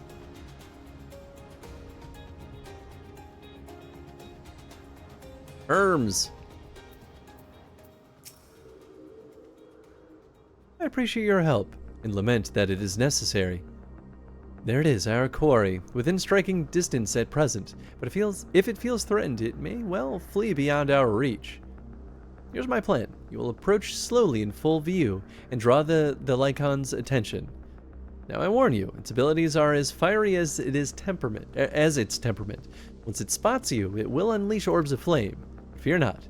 By my measure, you are more than equal to the task. Withstand the onslaught for a few brief moments, and that will give me time to catch it unawares. Ready? Let us begin. Piece of cake.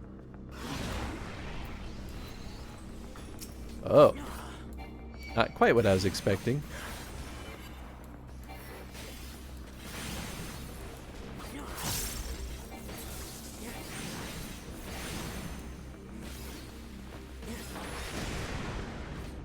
Did it still get me?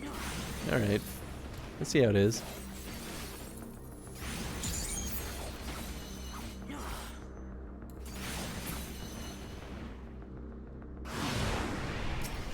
Cool, cool, cool.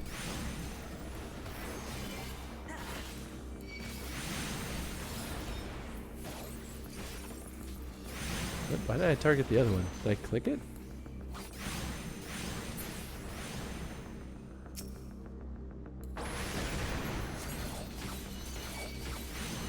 Is it me? Did I do that?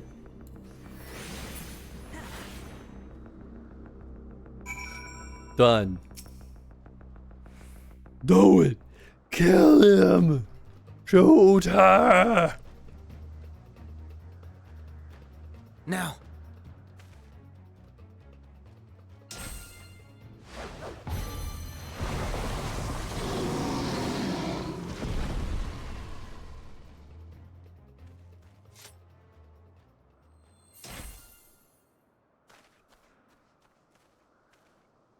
Oh.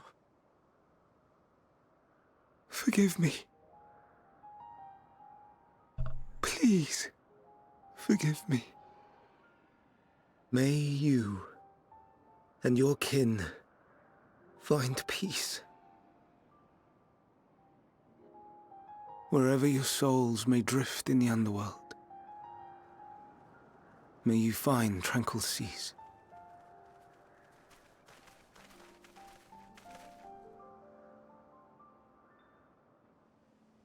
Be not forgotten. In concept endure. To reclaim form and one day live again. Serve not the star, or any purpose save your own. Live again, if that be your desire.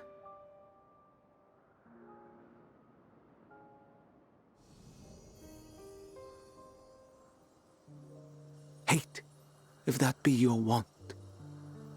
We are worthy. But leave your suffering behind. Lay down your burdens, be born anew. Fly high. Fly free. Live free, or die hard.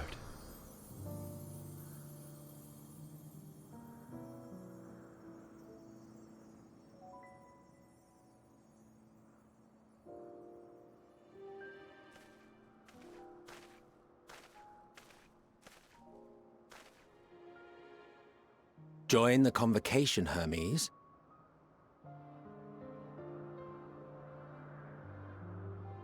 You do not belong here. Leave to replace another. To be replaced. It changes nothing. Tell me, do you think it right that we sacrifice all these lives for the sake of the star? And when the star has reached perfection, what then? If all who are satisfied choose to die, shall we all die in satisfaction?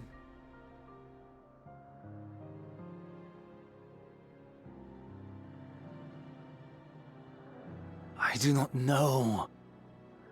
Were I to take up the seat of Fandaniel, it would be tantamount to approving my predecessor's death. I do not know if it is right. And to be torn by such thoughts, I do not know if I am fit to represent mankind. Hermes! Please don't be angry. It hurts so.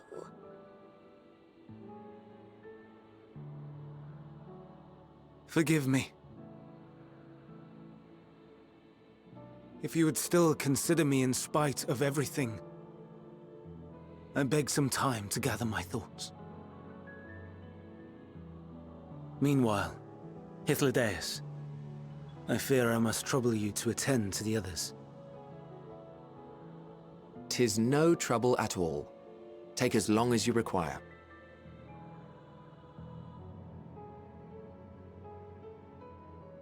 And you, my friend, I pray you find that which you seek. Me too.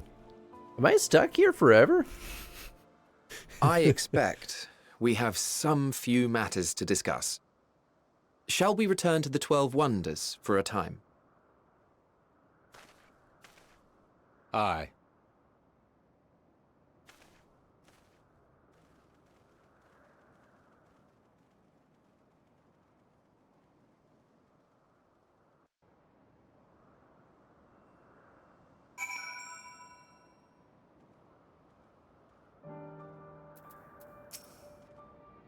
It has been quite an exciting visit for you thus far. Oh, you weren't injured, were you? Good, good. The other Lacones have been taken care of. The incident is resolved and life in Elpis continues as normal. Or ends, as the case may be. Rationally speaking, I understand Hermes' argument. No matter how well deserved the rest, there is a pang of sadness when a colleague leaves us. Yet never has a departure caused so much grief as Hermes appears to feel. What must it be like to experience such torment? Ooh, we're on level 87 quests. Where to now? If there's anywhere you would like to visit before we leave, I should be glad to show you the way. Hermes has not yet outright refused his position with the Convocation, merely postponed the decision. As such, I may as well resume my assessment. If we cannot accompany him, then I will content myself with questioning his colleagues. However, the pragmatist, then allow me to remain at as your humble guide. And what of you, Hans? Well, will you continue along with us? I guess. Wonderful. Our fellowship travels on unbroken. I say we explore another part of Elpis and see what new encounters there are to be had. If you would follow me, we will first head back toward Anagnorisis.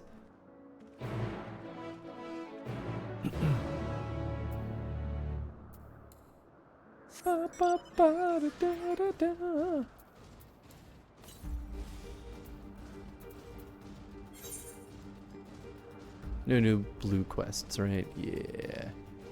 Yeah. Yeah! Alright, cool. Yeah, we finally going northbound. Got that whole other chunk of the map to go explore.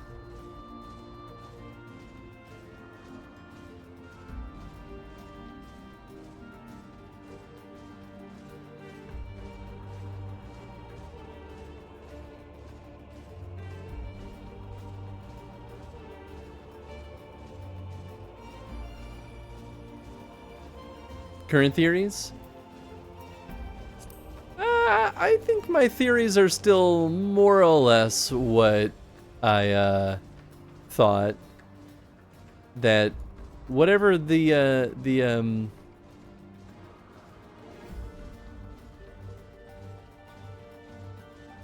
can't remember the name of it. The Akasha. Akasha-based creatures that were sent out into space.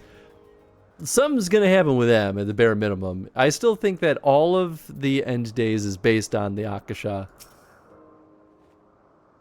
Didn't we part ways with Hermes not far from here? Given the size of Elpis, I expect our paths will cross again before too long.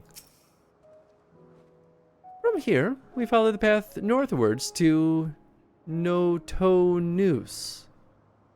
There we'll find one of the noose which facilitate travel between the islands of Elpis.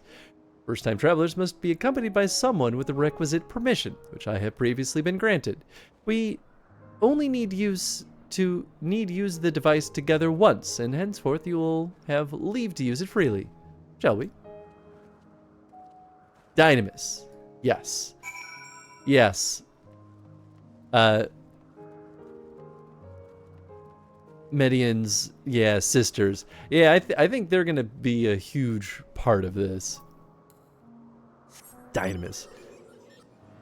It's gonna keep slipping out of my brain as I jump between Akasha and Dynamis. Love having two names for the same thing. Definitely doesn't jumble my brain at all. But but yeah, I mean, I think that's gonna be a big part of it. Obviously, I mean, something's gonna go haywire with Hermes. In some way, shape, or form. I mean, obviously, it might not be this generation of him that, like, deliberately tries to sabotage anything, but, like, he's tormented, and the only one tormented, and that means something in this society. Unless the need is pressing, I won't be tracking Hermes with my ethereal sight. 'Tis poor manners to spy on someone's comings and goings in such fashion. Don't ask. Social conventions notwithstanding, perceiving Aether requires deliberate and intense concentration, and we otherwise keep our eyes on the corporeal world. I mean, that's fair. Here we are, Notonus. The noose will take us to Calimelios Zephyros, the western island. And that's it right there, looming large over us. Step this way and we can soon admire the view from above.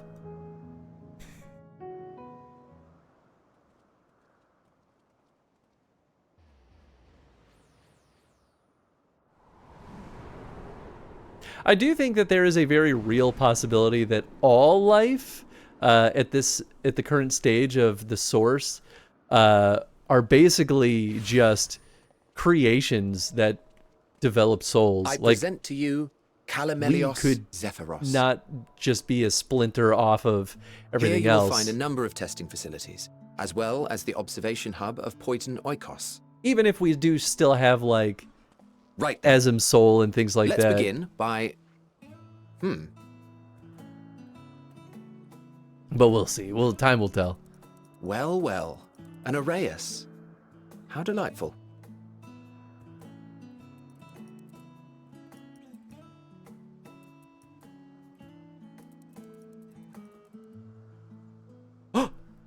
And what, pray tell, is that? It's a street shark, you dummy. Who wouldn't know what a street shark is? That's a new species of shark. We approved the concept but a few days ago. Cue street Sharks sharks are theme. among the most popular sea creatures. Rare is the day when someone does not submit a new concept. At first, they were largely orthodox, consideration given to such things as size and environmental impact, and then a whimsical someone thought to bestow it with flight, another superior intelligence. And then the floodgates burst, concepts with multiple heads, or arms arms and legs, and so on and so forth. It was getting absurd. A part of me wanted to tell them to go away and find something else to create, but in the end, I couldn't deny their passion. And here we are.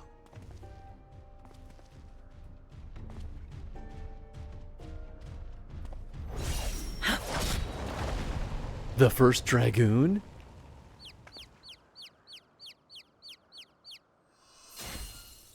Cool. That was too close. Are you unharmed? I know who this is, but that's because of Well Magic the now. Gathering. If it isn't a pair of familiar faces. I have no idea what her impact is overall, but... That we should meet you here. Vinat? Wait, but we've seen her also. Yeah, okay. Oh, I don't think I realized when we saw her As that I mentioned earlier, she had the better Ascian part mask. of the convocation holds that when we retire is when we return to the star. I mean, it makes sense, though. Crystal Mommy, yeah, exactly. Well, she is not among said majority.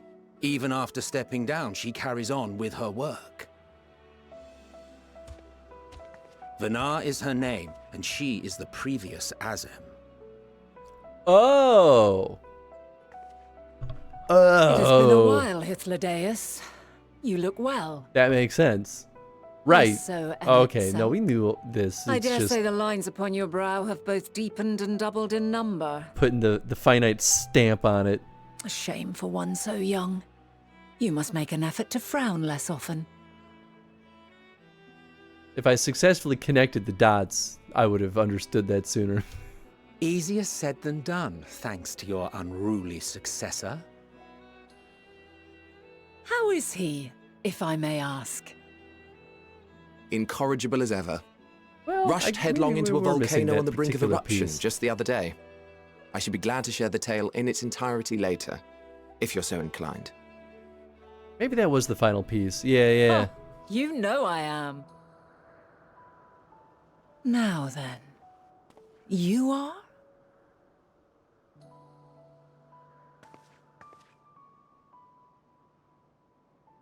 This is new information. Yeah. I guess knowing Azem and Crystal Mommy were one and the same is that final piece. Oh! Ooh, no, don't skip it. I'm trying to do that. I say, have you perchance come from the future? How does she know? Well, we'll find out in a second here. Hi, everybody. Welcome on in, everyone who came over with Kay. I hope you all had a wonderful time, as always. I hope Trails in the Sky has been going excellent, as always.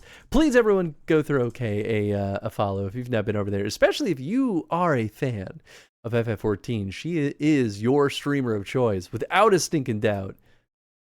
What's up, Kay? Hope you're doing well. Mama looking gorgeous. That's what people say. Love you. She said, thank you. That was actually just a cute clip. I've officially now finally seen Kay's mom. I feel like I've learned more about Kay. Mama Chow. One of the voice actors showed up and hung out in my stream. It was wild. Oh, sweet. That's pretty cool. Nice. Mama.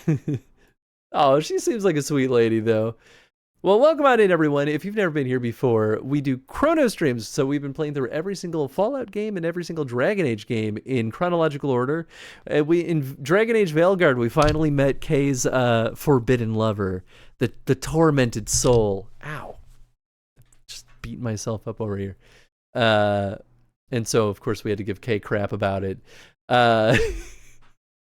But today we're playing more FF14. This is the game that our lovely community here has demanded that we play, and we're meeting in the past Crystal Mama. And we just got one of the final pieces of information to connect two major chunks of information, which is actually pretty interesting. It has a lot of ramifications now that we have this info. I don't really have any conclusions on it other than fascinating. He's such a whiner. I'm sure that's how you feel about him, Kay. I'm sure. But welcome on in, everyone. I hope y'all had a wonderful time with Kay. Ithlodeus, my boot hang. Boot hang? Boothang? I'm not sure which direction that's supposed to mean, but it could kind of mean both. Boothang. Oh. Yeah, of course you like him. Fucking pretty boy. Ithlodeus. It is pretty. I'll give you that one though, Kay. And he actually is like a sweet person, so better choices this time. I do not believe we have ever met, yet I sense my magic upon you. You sure fucking do. Therefore, if I wove the enchantment, I could only have done so at a later point in time. Sure did. What manner of magic is this, if I may ask? Time travel, baby. A traveler's ward, of course. It prevents the corruption of one's ether. Well, after all this time, we now have a new name for the Echo. Traveler's Ward. Well, okay, Blessing of Light. I guess that is more accurate as to what it actually is. The Echo is the different thing. Yeah, whatever. You get it. Do they know what primals are? No, because Zodiark is the first one. So this would sound incoherent to them. Well, I mean, I guess they could presume. It sounds rather like the Blessing. I mean, I guess both of these are the same. Sure, I just want to see how she reacts. Does it protect you from enthrallment by primals by any chance? She kind of just said that already, but yeah. Primals, you say? But I'm not familiar with such beings. But if they enthrall by warping the balance of ether, then yes, the magic would afford you a measure of protection. I gather from your question that you are not ignorant to its presence. Uh-huh. It's a real problem. Hold on. From the future? That's absurd. Is it? Because I can tell you in detail how you fucking die. What is it? Are you unable to speak of the matter? No, I shouldn't. No time paradoxes. I don't need this reminder. The reality to which you must return exists as a result of the final days. You cannot reshape the past to undo the tragedies of the present. Cannot and should not are two very different things, though, little bussy. If I have the option, I might be able to just try.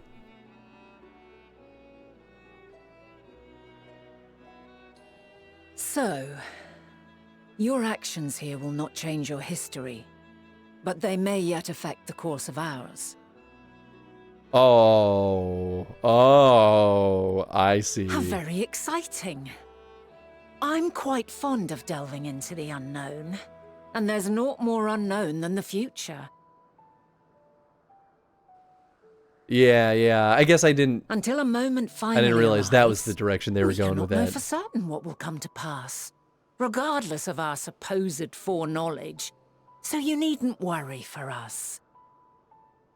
More importantly, that you should go to such great lengths as to travel unto the past bespeaks the gravity of your quest. Will you not reveal it to us? Mayhap we can be of aid to your cause.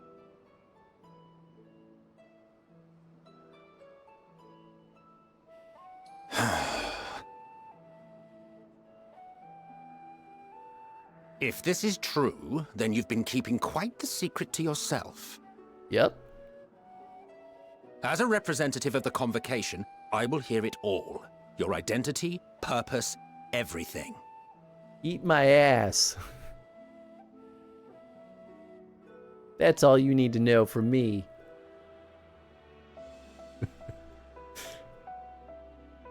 Why don't we move to a place more conducive to calm conversation? I've been working here for some days now at an old friend's behest.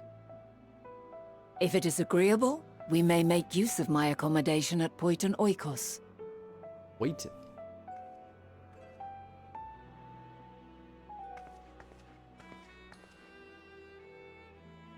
We were meant to meet. I am certain of it.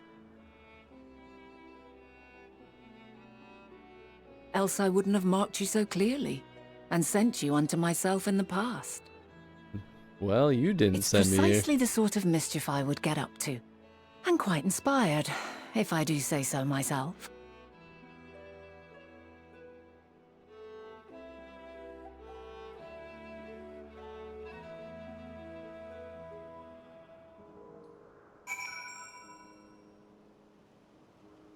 Interesting. Very interesting. And there I thought you were a harmless stray familiar. As far as I'm concerned, this nebulous task of future this and changing history can wait. First, I mean to find out exactly who you are and what you hope to achieve here. The future, our future. I am deathly curious to hear more. My apologies, but before we move along, a colleague has tasked me with a matter which I'd rather not leave unresolved. It involves finding a certain concept-engraved crystal, and the quick-fingered Oriaz made off with it. An Oriaz, you say? I think we might have seen the culprit before being distracted by that business with the shark. Would you like us to follow its ethereal trail? That would, of course, lead us to the Oriaz. There's no guarantee that... Or would only lead us to the Oriaz. There's no guarantee that it hasn't dropped or stashed it away the crystal you seek. Please, even that much would be enormously helpful. While you're hunting down the thief, I can follow behind and scour the forest floor just in case. Could I ask you to join the search? I would appreciate another pair of eyes to cover the land to the west of here. Okay. Many thanks. There's a small bridge leading into Poiton Oikos. Let us meet up there once we've exhausted our efforts. Poiton Oikos. These are names. Definitely. Oh, wrong direction. West, she said. I go west. It's antlers, bro. I said nice antlers! Not let's fight!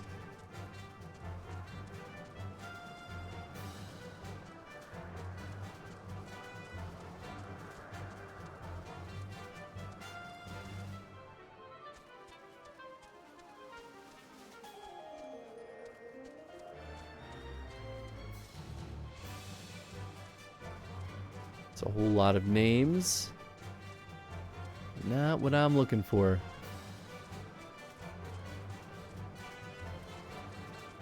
And maybe up here. Oh wait, I should also southwest. Oh shit. That's pretty close. Oh, it's this one. Yeah. No, leave me alone. I don't want to fight. Fighting you is pointless. I don't get any experience for this. Basically none.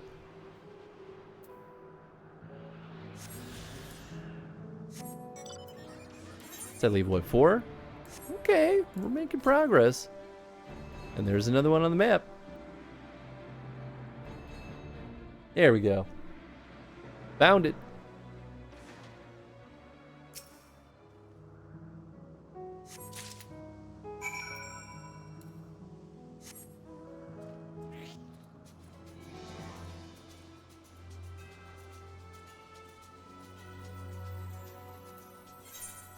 Huh? What's the other one? Oh, bull. We got ourselves another dingle dangle dungeon. Get your booties on in there. We gotta go raid the dungeon. We gotta train up, get good equipment before we fight the next Tangia boss. We're gonna beat it one of these days, I swear. I'll swear to heck. You all were just standing here this whole time. You didn't do nothing. The problem you present is vexing enough without adding the old Azem into the equation. And she wonders why these lines upon my brow grow deeper when she herself wields the hammer and chisel. The Azems, both mentor and student, are a force to be reckoned with. I find them a delight personally, but they have a habit of making Emmett Selk look as if he bit down on a sour grape. Our last searcher returns. I'm afraid the Orias no longer had the crystal, nor was I able to find it as I followed in its wake. I don't suppose you fared any better. Sure did, there it is. How about a kiss? The crystal. The lore. Well done. Wonderful. Now I can focus on your tale without that missing concept nagging at my mind. Have you always had a knack for finding things? Yep. I've often been asked to do so. Playing Hi-Fi Russian standing with one of the Evil Within character appearances? Hell yeah. Oh, you too. Some of us seem destined to always be searching for ourselves and for others. Long ago, when I held the seat of Ezem, I was forever trekking back and forth across the star in search of answers to people's problems. Naturally, the need for such journeys has lessened considerably since I entrusted the position of my whimsical successor. Yet I am still eager to come running should an old acquaintance or new interest require my personal attention. That is what brings me to Elpis, in fact. Many times has my presence been requested, my opinion sought concerning the habitat of this or that creation. Agreeing to help locate that missing crystal was a minor distraction, which now promises to become a major revelation. How strange and wonderful it is the way one thing leads to another. Wouldn't you agree? Sure. So now the big question is, who is her protege? The past not yet come to pass. Thank you again for your timely help. Now then, 'tis time I return this stolen property. If you would go ahead to my accommodation, I will join you as soon as I have attended to that task. Follow the path straight ahead to the building at the top of the slope. I have the entire place to myself, so we can speak without fear of being disturbed or overheard. I mean, unless someone is in there listening.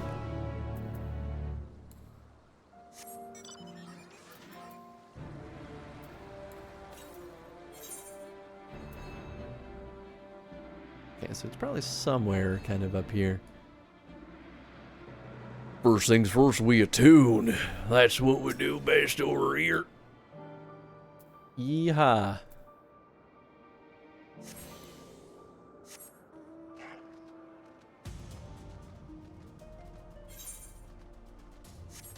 I guess my step's not too damaged up.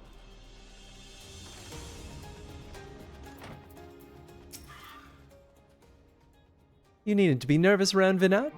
Those white robes mark her as one of fair and impartial reasoning.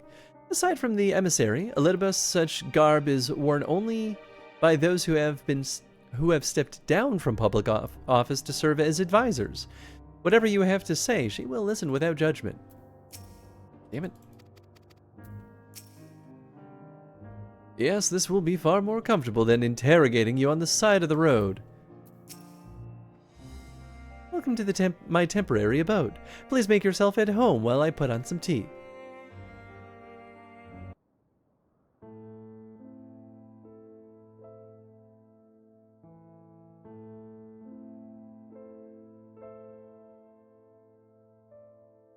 Tea does sound lovely.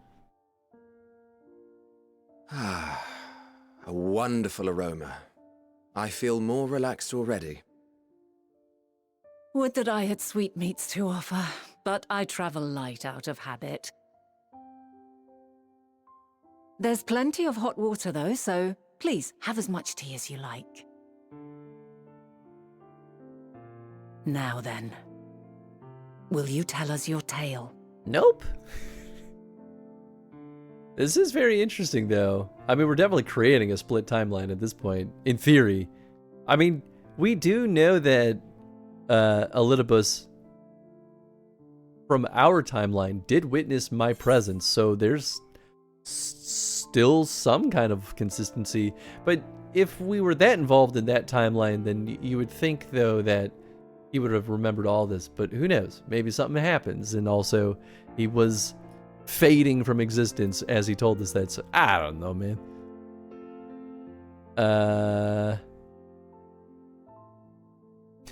There's a lot here. A calamity called the Final Days has befallen the world. Start with that.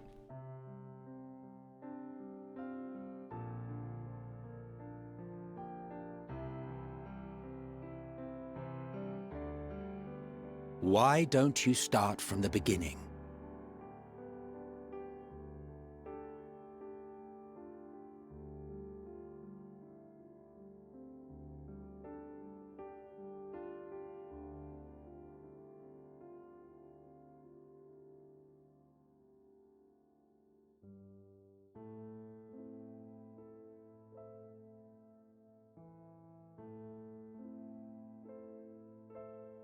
I really hope Hans tells Emmett that we have killed him.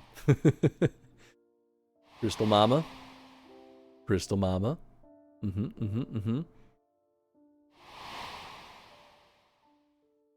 Elidibus, I think. Well, maybe, I don't know. Maybe that was Emmett Selk. I can't ever tell with those masks. Well, that's Emmett Selk. Yeah, okay, then I think the first one we saw was Elidibus.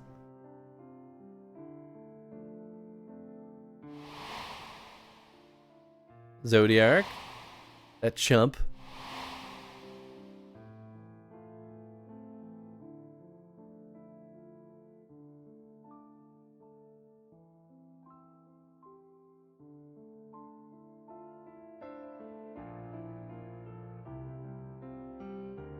Preposterous. Utterly preposterous. Well, While it's your not funeral. the words I would have chosen, I too have my doubts. Much of it borders on the incredulous. What of you, Vanar?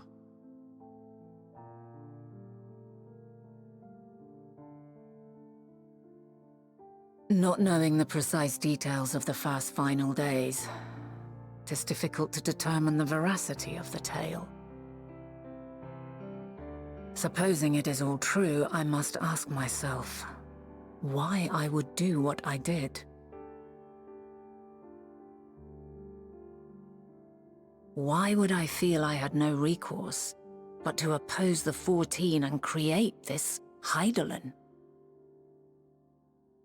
Circumstances change, of course, but it would not have been an easy decision regardless. No, there must have been a reason. One compelling enough to force me to take such drastic measures. Then there is the Elpis flower, which I said would serve as a guide. That it's of import to your mission is plain, but your presence here leads me to believe that this place also holds significance. But what could it be?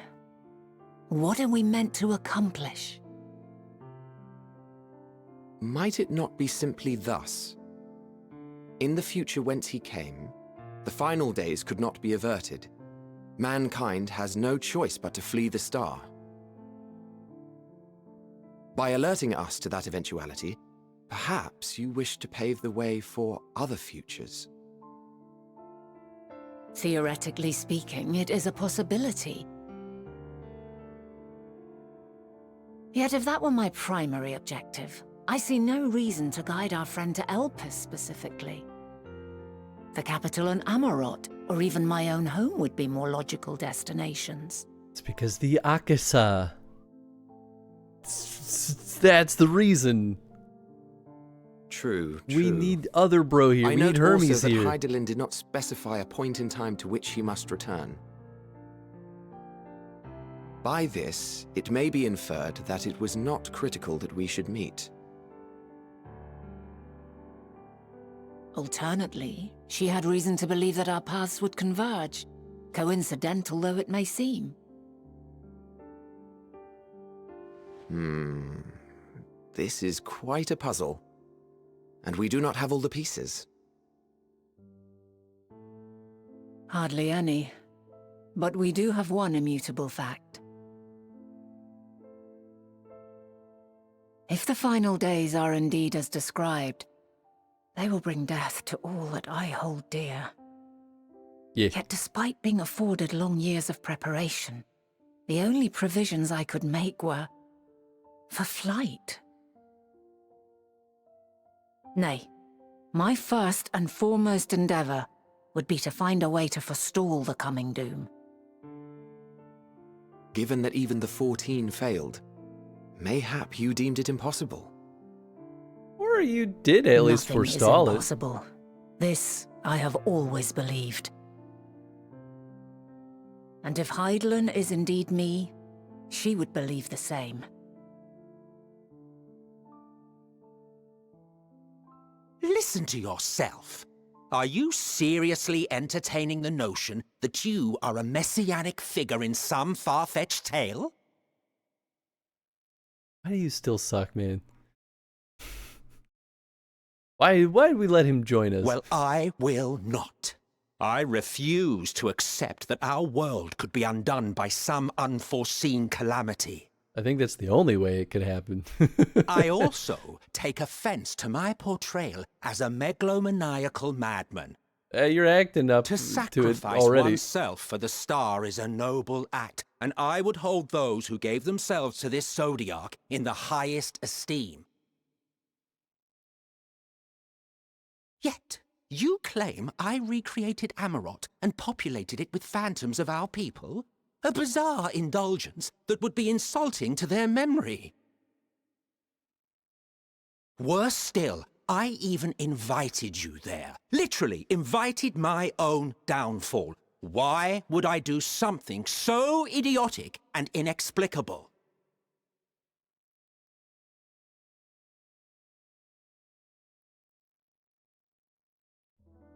Now, I will allow that the hypothetical task of restoring our world would be daunting in the extreme. The thought of having to bear such a burden for 1,000 lives horrifies me. But I would never forsake my duty. I would never forsake my brethren.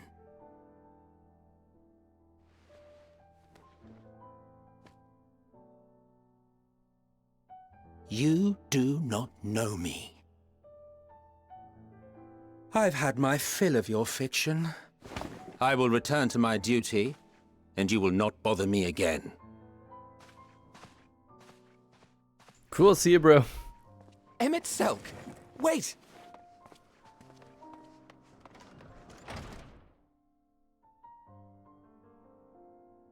Now that we're alone. You've seen about much that? of Elpis already. Okay. If you have any observations to share, I should like to hear them. Akasa, man. Akasa. Tell her! Well, okay, there we go. Yes, this is it. Dynamis is key to all of this.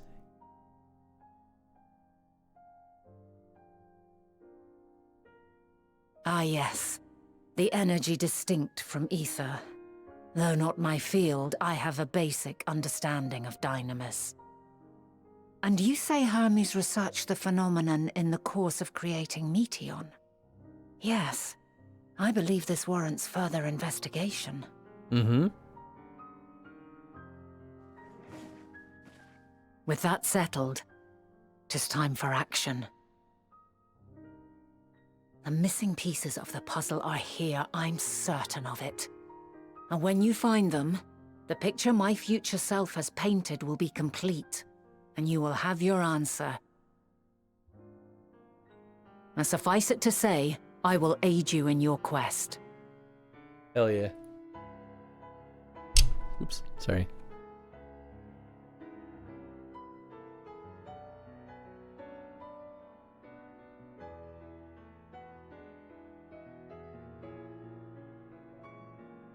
Have faith. If Emmet Selk is the man Azum described to me, we've not seen the last of him. Nope. Definitely not. Pain in the side is what he is.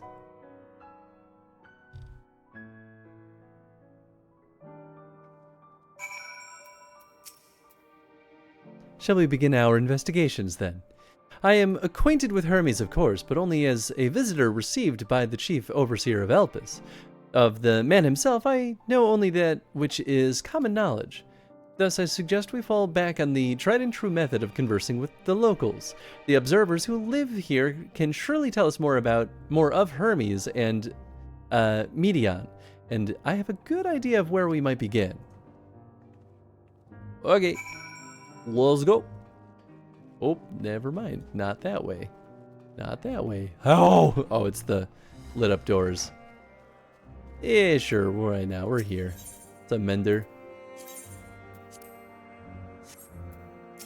Do I have junk to sell? Can I not sell things? Oh no, I think I can.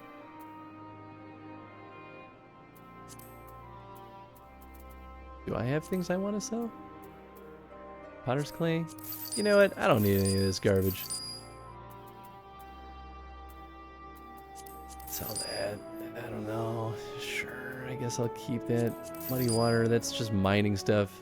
I guess I'll keep the things that are a little bit more of a pain in the butt to get.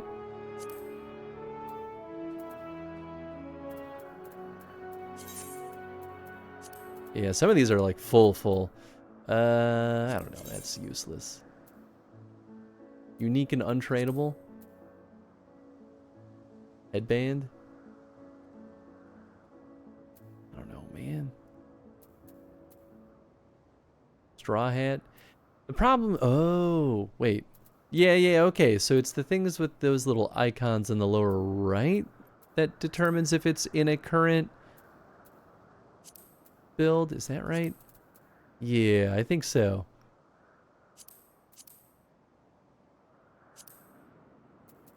So then most of these should be fine to sell. Cool. We're just gonna rock with that assumption.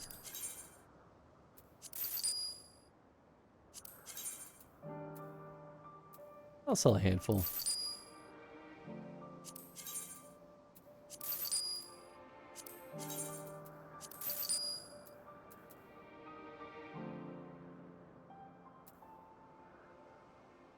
I don't know. Do I want to keep these like weird bard things? Maybe. Oh, we can hold more rings. Yeah, alright, that's good enough. Is that the flamethrower? Nice. You're only convincing me that Machinist might be the next class that I try out, Chad. You're fueling the flame. Ah, I got my street shark! I do like it. Hell yeah. Well, good. You see the woman standing in front of yonder building. Her name is Ismene. She is the one who made arrangements for my stay in Elpis, and from what I recall, she has held her position here for quite some time. Chances are she can provide us with some insights. Go and ask your questions. I will help you with drawing out answers if need be, but I leave the choice of topic up to you. Yeah, blue quests over here? Not yet. Okay.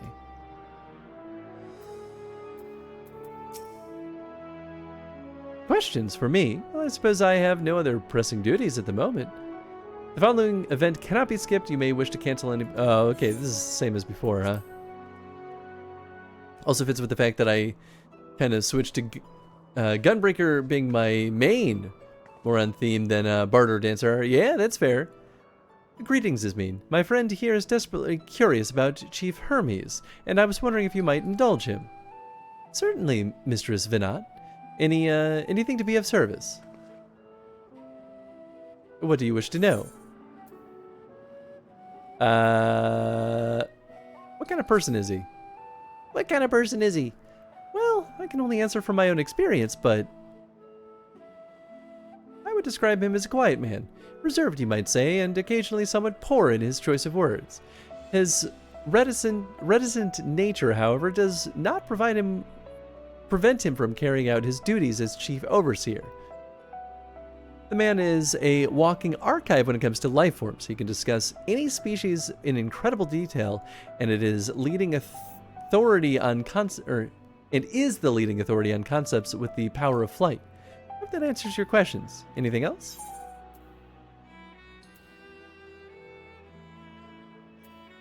Do you know of Medion's abilities?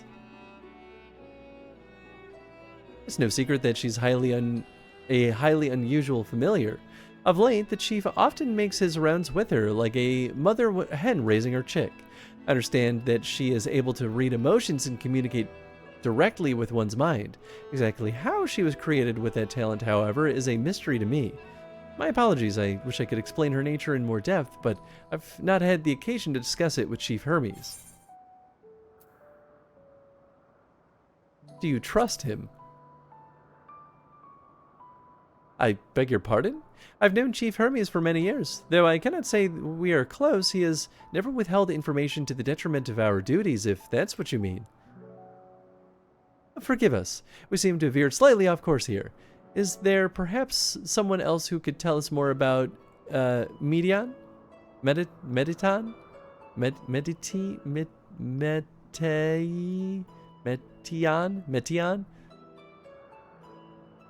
That would be Tiamaios. He has a similar experience with flying concepts and is more eager to discuss the subject.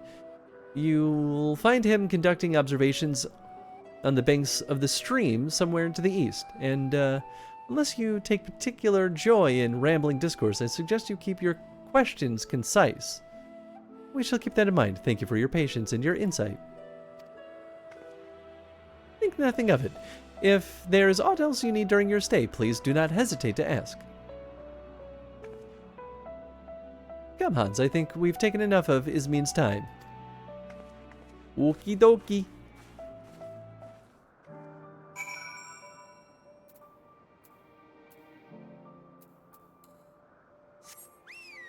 Mount up. Oh. I did not have to go very far. Our investigation is off to a fine start, wouldn't you agree? From here, I propose we split up. I shall continue making inquiries with resident observers if you could track down the colleague Ismene mentioned. While I did feel compelled to interject once or twice during that previous conversation, you seem more than capable of drawing forth answers you seek. All I ask is that you watch your footing around the stream. We can meet back here once you finish speaking with Tiamaios.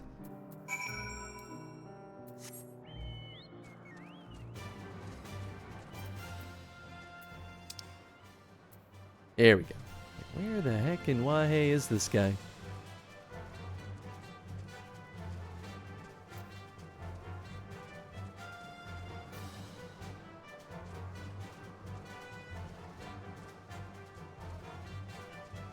Ah, there he is.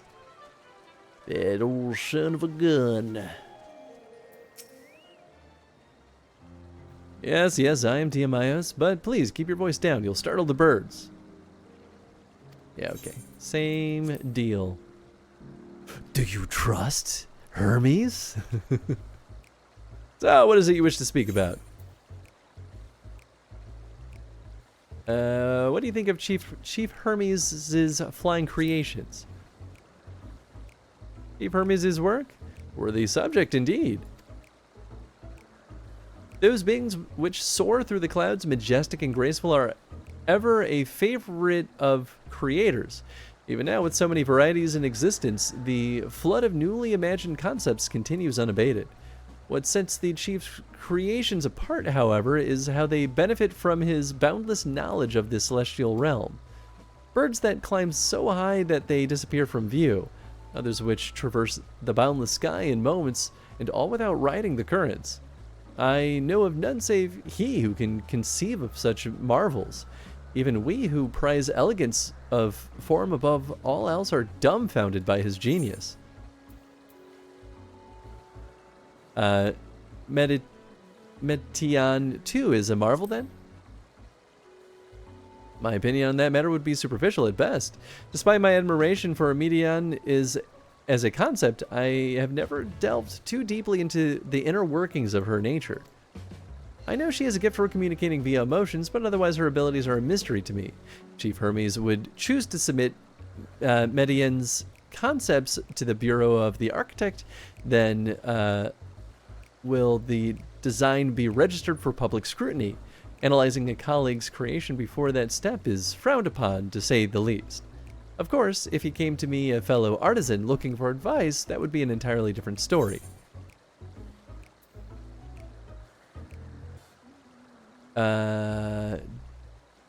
Ooh, interesting. No, I think he wouldn't accept that. Do you know of Dynamis and Intellecies? Dynamis and Intellecies? Those terms do sound vaguely familiar. Was there not a flower made here in Elpis which exhibited properties of one or the other? It must have been centuries since I last heard anyone speak of such things. Has there been a resurgence in interest? Then why bring up the subject? I'm flattered that you sought my insight, but I cannot afford to neglect my duties for the sake of idle chatter.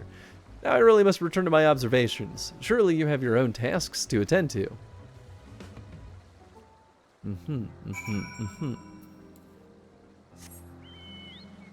Yeah, I think he is doing this all under the table. Ooh, it's not gonna go well. All this is bad stuff.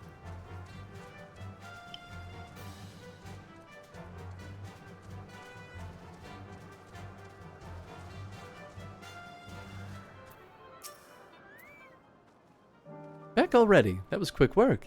You were obviously clever enough to head off any of that rambling Ismene mentioned. So have you new findings to share? I see. Even an expert in the field had little understanding of Metion's capabilities, let alone in awareness of Dynamis. My questions resulted in much the same answers. Hermes' colleagues view Metion as his personal project and could provide no details beyond those which you just told me. It leads me to believe that the only person with any significant knowledge of Dynamis is Hermes himself. Yes, we've made some progress here, but more information is needed if we are to reach any definitive conclusions.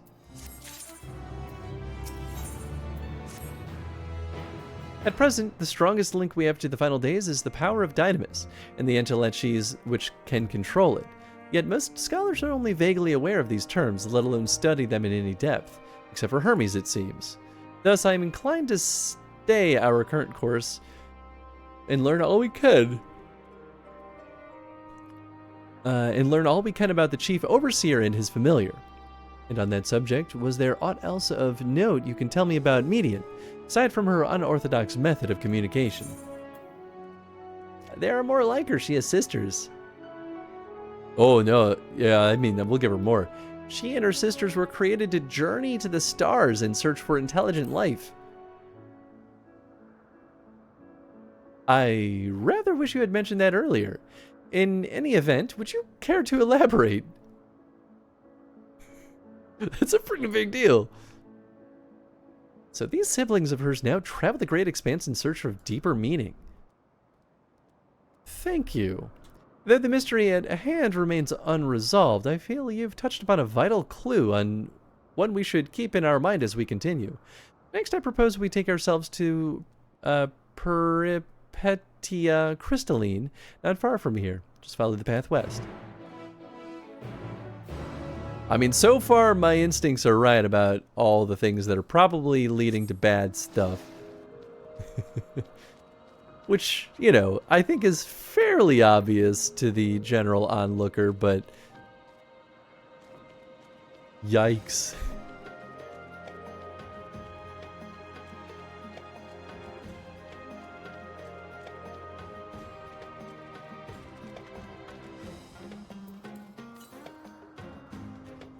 Northeast. Okay, it's not crazy far. Come on, there we go.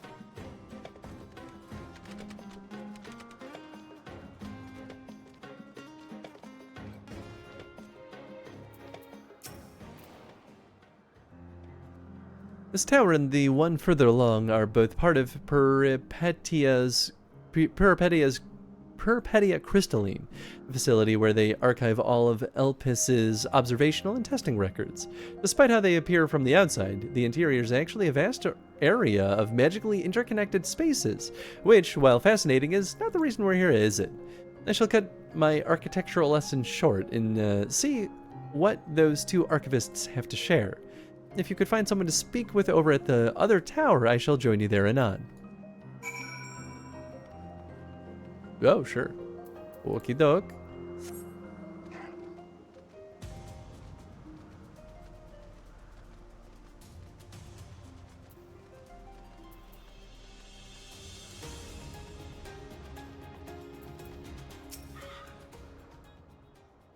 You have questions for me? Certainly. Just a moment while I conclude my current appointment.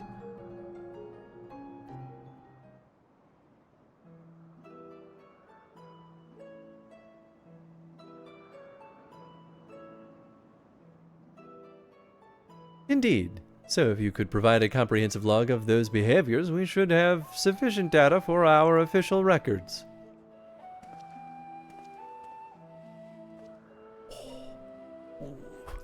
Now, what was it you wished to speak with me about?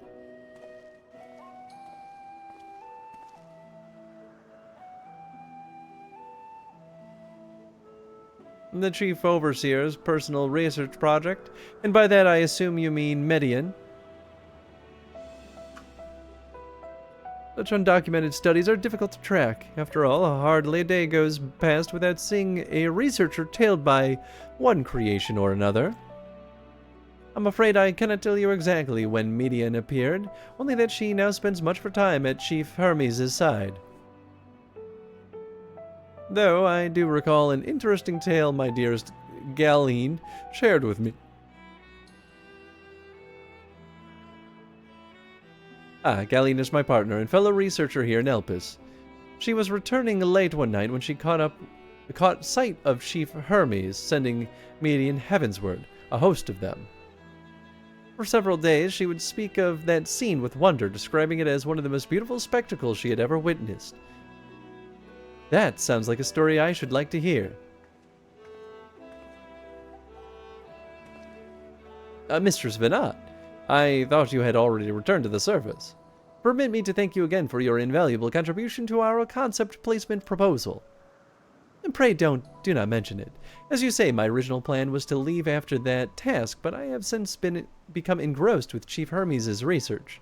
Would you favor me with retelling of the sight which so delighted your Galeen? Of course, or you could hear from her lips directly if you prefer. At present, she should be observing a subject in Metabasos Thalassi. She does enjoy her time there, watching the sea creatures hunt and play, gazing upon the salty waters of the world's oceans, recreated in such sublime detail. I imagine you must find similar joy in indulging your boundless curiosity, Mistress Venat. Even though such pursuits must continually and regretfully delay your return to the star. Indeed they do. 'Tis a rest well-deserved and long overdue, I should think. And greatly have we prospered from the wisdom you accumulated during your travels as Izem. And what would Elpis be without your earlier academic work? The theories you developed served as the basis of many techniques still in use today. Man is a creature of contemplation, but none embody that nature with as much enduring passion as you. I dare say there is not a soul alive more worthy of a return. I shall rejoice the day you depart on your final journey. I will be honored. Well, shall we take this opportunity to meet with Galeen in person? Then allow me to reconfigure the door to the archives here. It will take you up to the Skyway and prepare you the need to avoid hostile concepts on the ground. That would be most helpful, thank you. It's sad you aren't dead yet, says Vinod's biggest fan. He did basically say that, yeah. That's kind of funny. The other archivist said naught we hadn't already heard, but this story of Galeen sounds promising. I have opened the path to the Skyway. Once you pass through the door, simply walk straight across to the next tower and ask for admittance to the upper tier. Upon arriving at the upper tier, walk straight across the Skyway and you will find yourself at the entrance of Metabesos Thalasi. Galeen will be eager to share her tale with you, I am sure.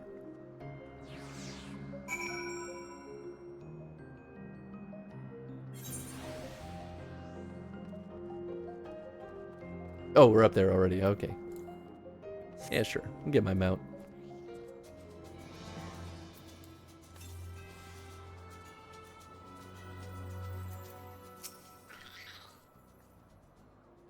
The tower ahead is still part of Peripedia Crystalline. You'll need to ask for passage through to the upper tier.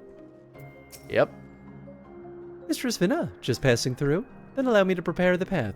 If you need further assistance, there's always an observer or two out on the upper Skyway.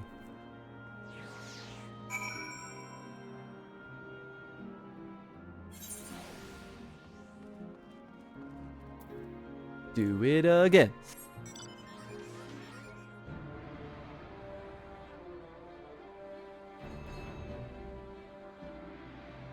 Pretty nice.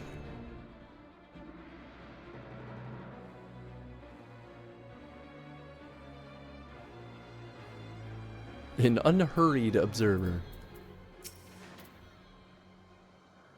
The door leads to the Thalasi, but perhaps we can trouble this person for assistance with finding Galeen. Maybe it's just her. Mistress Vina, I was not told to expect we would have prepared an official welcome. Please, there's no need for fanfare. I only wish to speak with Galeen, if that might be arranged. Yes, Galeen, of course, I will inform her immediately. But she may be engaged in a testing phase. You could be in for something of a wait. Should I let her know your business is urgent? That won't be necessary. This lovely view will keep us occupied until she is ready to receive us. So we watch the final days just start to begin immediately. Like, oh, okay, maybe time is of the essence.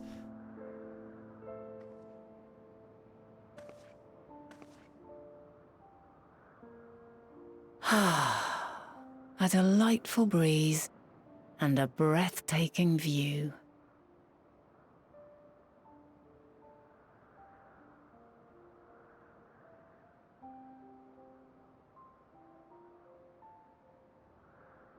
What is it like in the future? Is the world still a beautiful place? Nah, not really. I guess there's some good stuff. Some parts yes, others not so much. It's a mixed bag.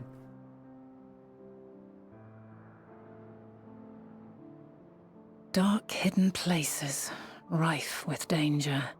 Oh, those are the beautiful parts. Those have an altogether different, but no less powerful sort of appeal. That's right, you got it. While we wait, will you not tell me about your adventures? Well, not the portentous events which led you here, but the simple delights all your own. Well, you see... By learning about the future world, I may gain insight into future me's plans. I had a quest where I had to deliver tea to 3 people. But more than that, I have an interest simply as a fellow traveller. Short of going somewhere oneself, there's naught more stirring than hearing another's account. there was another quest 4 expansions later, where I had to deliver tea to 3 people. Again. That's right. It's pretty top tier shit.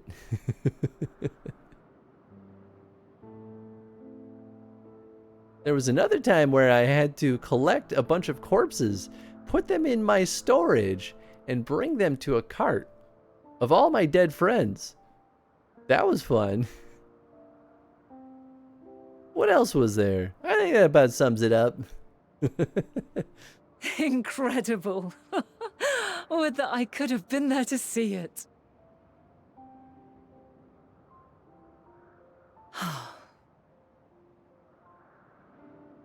Yours is a harsh and unforgiving world. Yet in spite of this, your brethren hold fast to their virtue.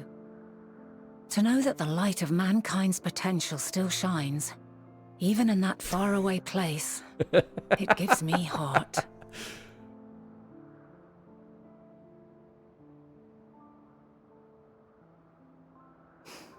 Thank you for regaling me with your tales.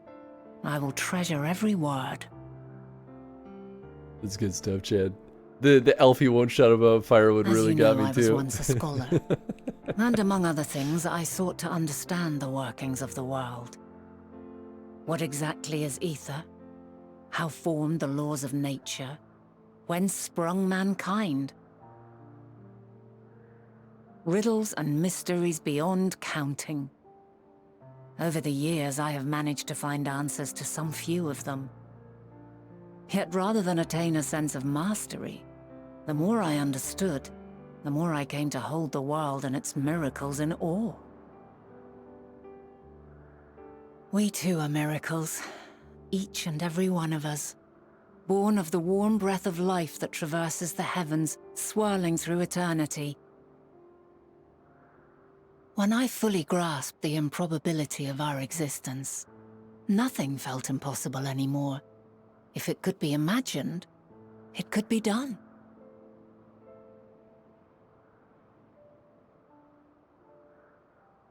A passion swelled within me, an epiphany dispelling all preconceptions of what was natural and true.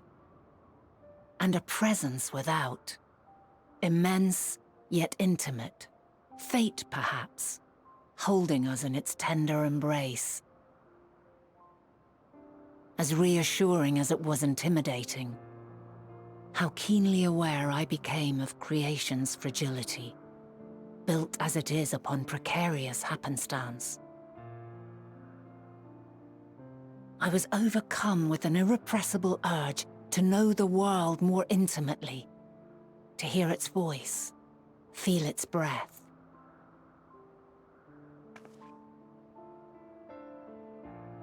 I ventured forth on a journey that very day, so very long ago now.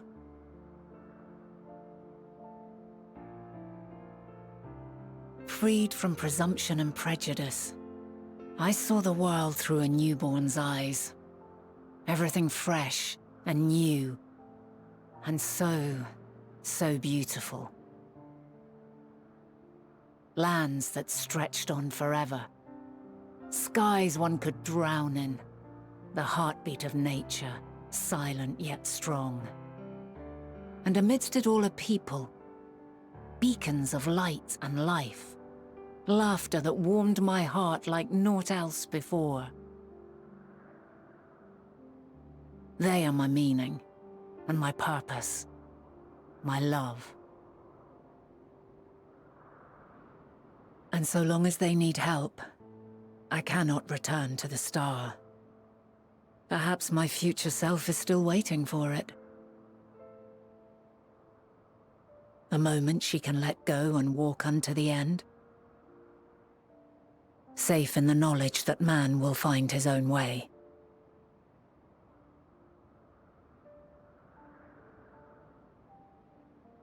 You, who are our future, tell me this, and tell me true. Has your journey been good? Has it been worthwhile? It's been aight. Been pretty good. Tote around a bunch of dinguses all the time, but I get to beat up baddies. Pray forgive my lateness. Yeah. My observation subject was rather irritable, and it took a while to settle it down. No need to apologize. Your work takes precedence. Besides, we had a pleasant conversation in the meantime. You're too kind. Now then, I'm told you wished to ask me some questions. Indeed. I've an interest in one of Hermes' creations. Meteon. You witnessed a host of them take flight, yes? Oh, that! Yes, yes, I did.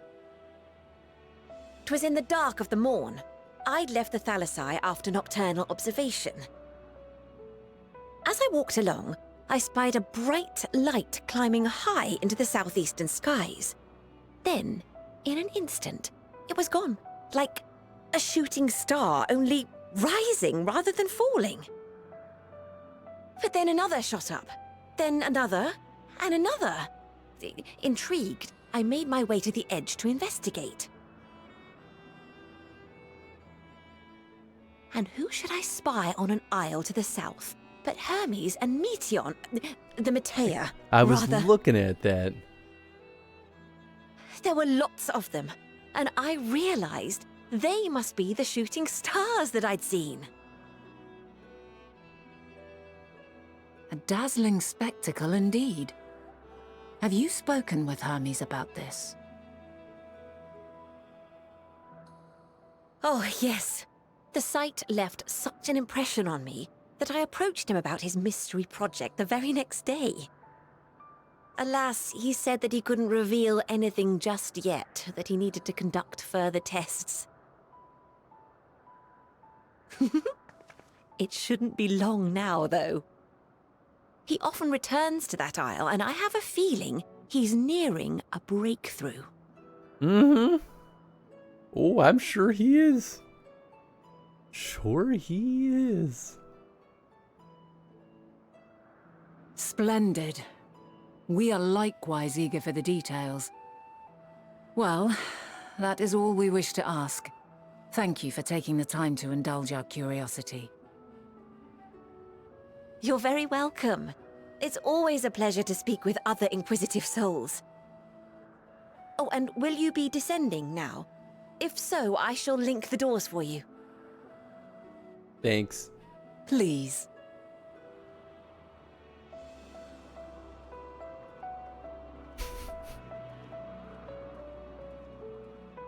Something about that simple please.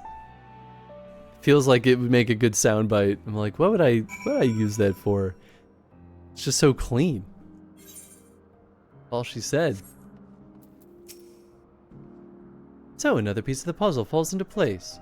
From what we've learned thus far, I think we can safely conclude that Hermes hasn't been revealing the details of his research to others, which suggests that either someone will appropriate his discoveries and make use of them, or that Hermes himself will have a hand in causing the final days. Since we have no reason to suspect the former, we should consider the latter with the more likely possibility. Proceeding under the assumption, our next step should be to divine why, or even if, he might desire such a terrible fate for our star. Yup.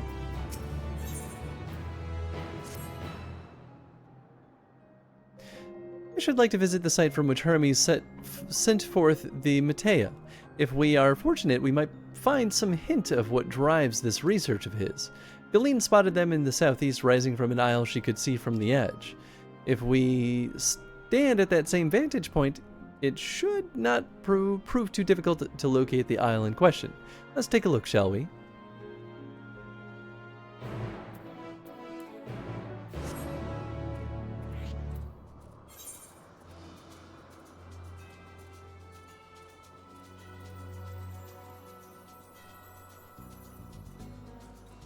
And where am I going? Okay, all the way down there do I want to try to find... well, it all kind of depends on if that northeast is just up there or not. We might as well shoot for it. Yeah, I think that is too far north. Alright. Well, I don't know. Okay, I'll try. Feels kind of right on the line for me. Oh. What is this? Yeah, okay, it definitely is. Looks like an aetherite that it's been like disassembled.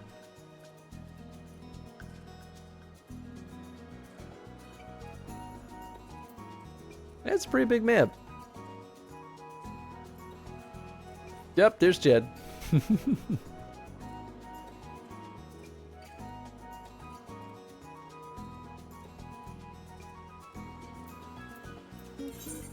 Yeah, either way, we'll still have 3 more that I think we'll have to do through quests.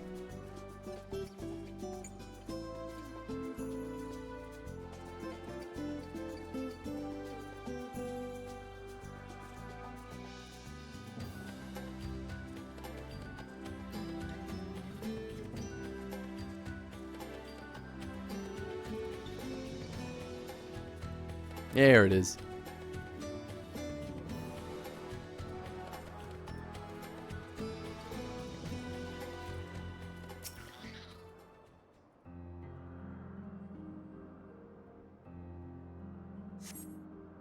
Yeah, I wonder if the next area will be on the surface. I guess we'll see.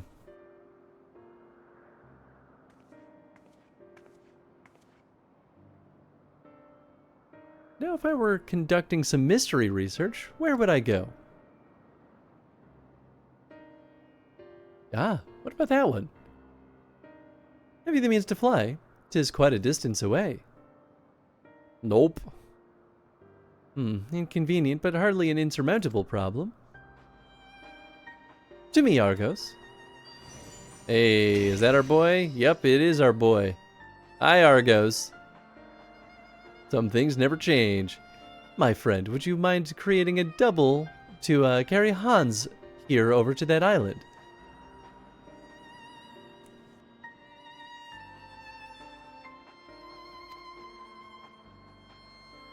The stubborn creature, there is no place in this great star we have not together traveled, and yet he remains obstinate in the presence of strangers. Argos is rather exacting standards, I'm afraid.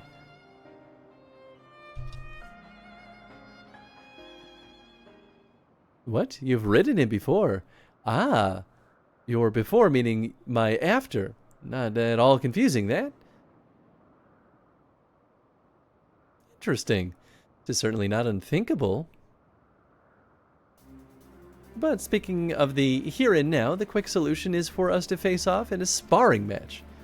What? Demonstrate to him that you're capable of holding your own against me in battle, and you should convince Argos that you're worthy of his back. And besides, I might even teach you a thing or two into the bargain? What? Might even teach you a thing or two into the bargain.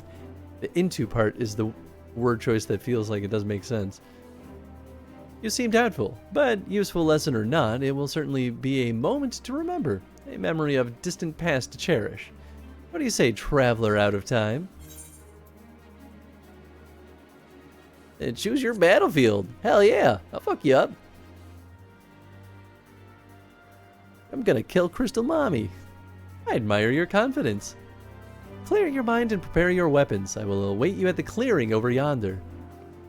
You haven't ended up fighting the last few quests, so we have to spar now. That is 100% what just happened. It's a little weird, but you know what? All right, I'll take it, I guess. It's so random.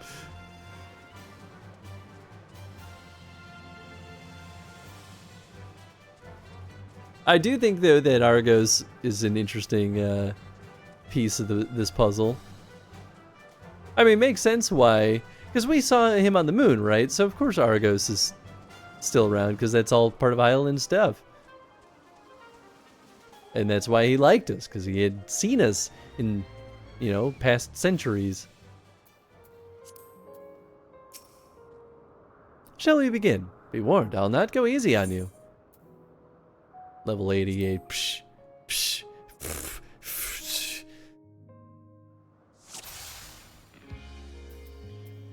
Prove your strength, Divinette. Let neither side hold back.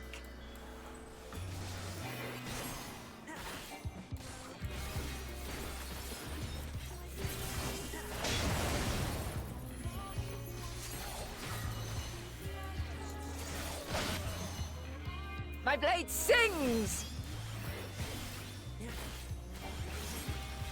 Haha, I anticipated that. Get wrecked, nerd. God, she's got so much health.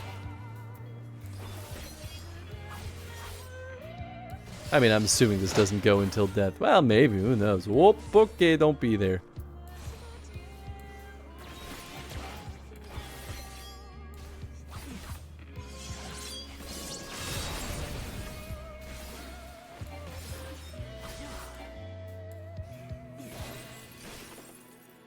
What the hell's that? Oh, it's one of these. Ah, shit. Oh, okay, it's just moving slowly. Got it. My blade sings! Yep, I lost my position.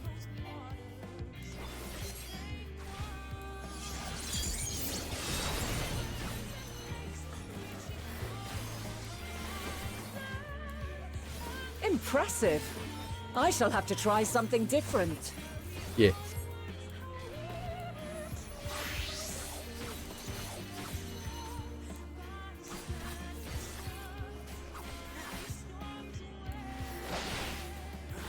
No quarter. Ooh. Look at you doing fancy moves.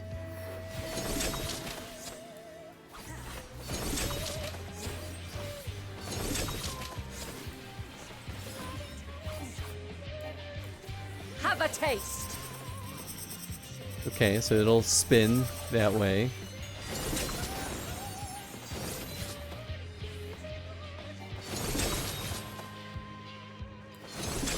She hit me? No.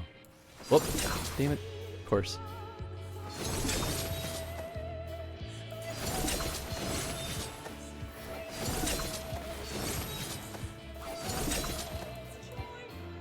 Woo.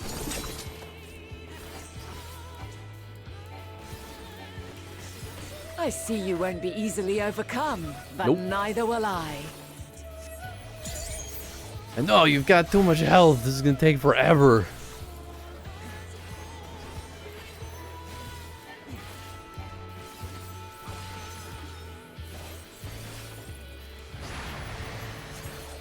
Oh, goodness. What would I do with those? Oh, don't go near them, that's what. Fair enough.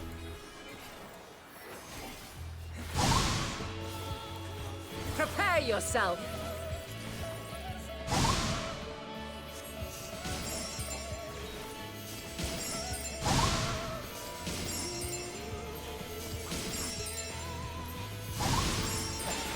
Whoop. I don't know, man. Sure. Damn. Alright, she pushed me further than I thought it would have gone. That's fine. We're rocking, we're rolling. Oh, that was the wrong button. Damn.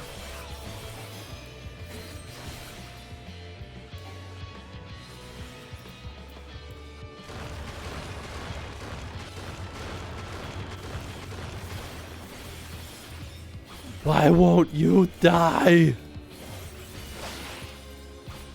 Very well. Let us move to the final trial.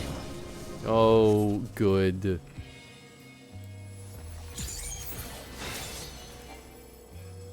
Okay, they're not crazy at least.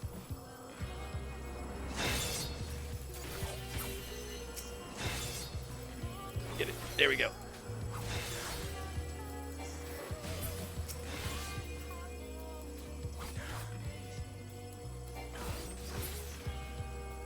Oh, goodness.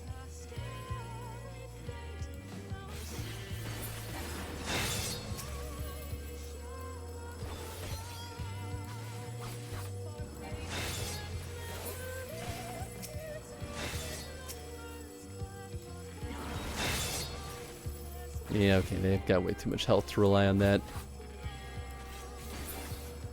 Whoa, oh.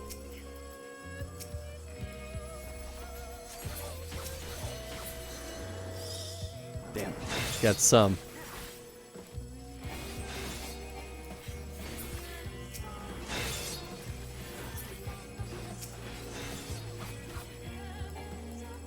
Come on now. Come on now.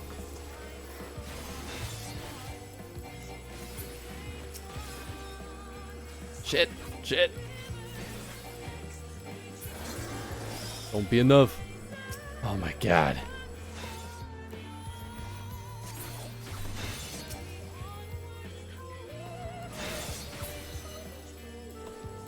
Whoa. Have fun in the dungeon, everybody. Oh shit. Oh, come on, man.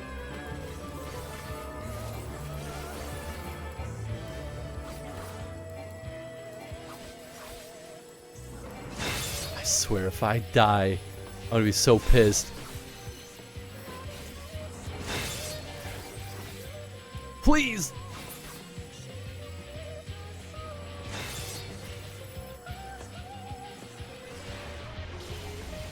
This is it? Am I dead? Did I do it? Oh, God. Break your chains, shed your burdens, and show me your strength of will!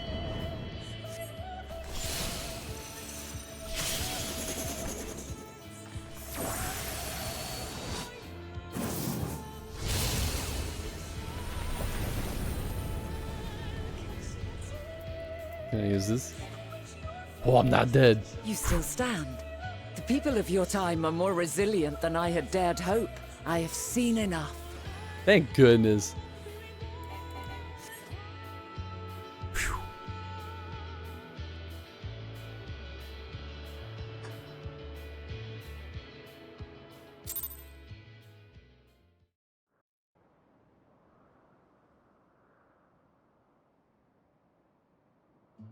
"'Twas my intent to finish it, but clearly I underestimated you.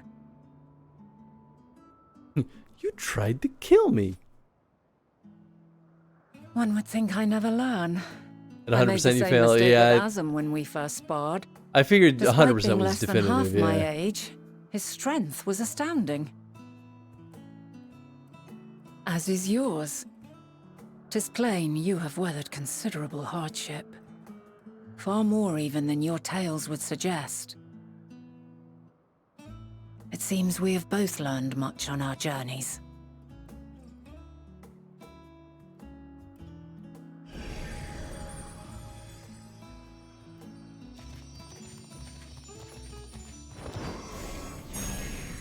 Nice.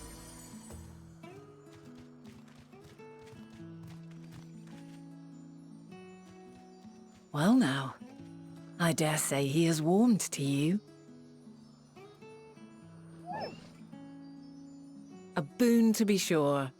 He never forgets his favorites, and is ever eager to come to their aid. Thanks, doggy.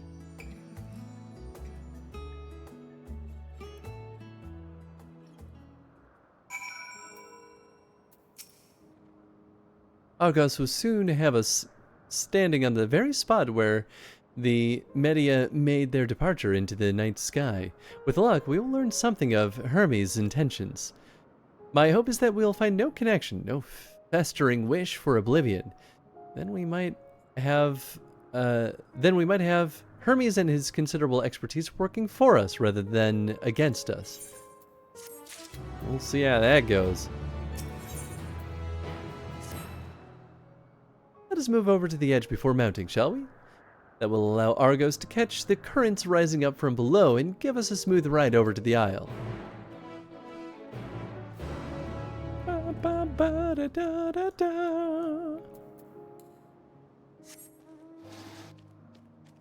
Street sharks.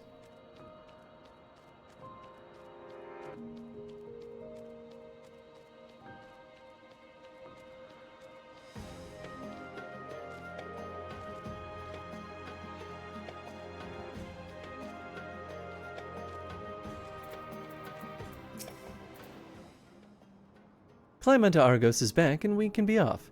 You know, I honestly cannot remember the last time he carried anyone but me. Argos motions to his back with his muzzle. You've been given the go-ahead to hop on. Yeah, let's do it. Rock and roll, baby. Flying dogs. Isn't this pleasant? Argos certainly seems to think so.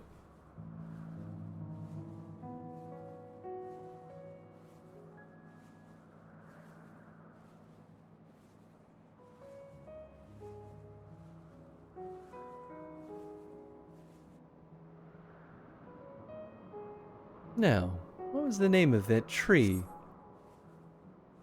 No something? No one can read that fast. Notophorayon? Quite a striking specimen, isn't it? Is it not? Yeah, it's a cool tree. I like it. I dig it.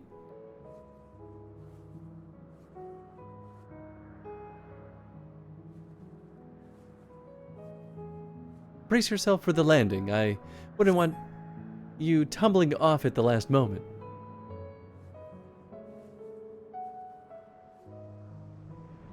But wouldn't that be funny?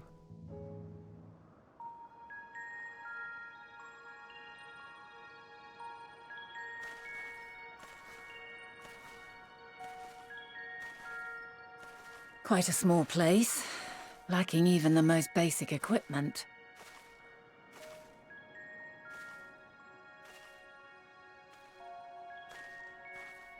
The present may yield no clues, but we may yet try perusing the past. Have you done this before? I sure have. So you cannot control the power freely. Worry not. I shall assist you. Come and stand before me. I mean, that almost makes me think that Heidelin is the one who There are two triggers me to ways see to see things the in the past. past. Every time it's happened. The first entails peering through the walls of the soul in the moment a subject is recalling a memory. The second requires no subject, and is instead a process of piecing together an event from ripples left in the ambient ether. As memories are etched upon the ether of the soul, so too are they etched upon the ether of the world. In this way can history be preserved. Such memories are given to fading, however, and can prove challenging to visit. But come, let us try. Close your eyes.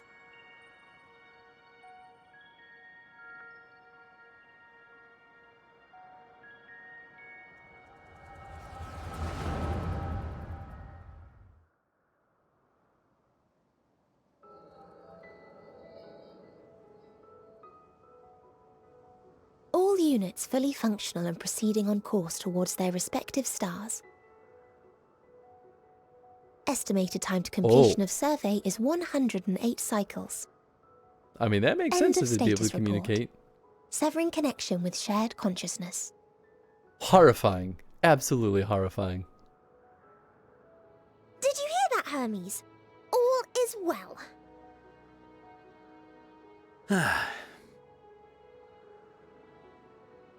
Yes. Good tidings at long last. I mean, I feel like the tree is Every step of the way, I've like been an reminded antenna. how little we understand creation. How the universe defies imagination. But soon we won't need to speculate. We'll know the answers. What others live for. Indeed. And we'll owe it all to you and your sisters. I wonder what answers we will get. Whatever intelligent beings that exist out there are bound to be vastly different from us.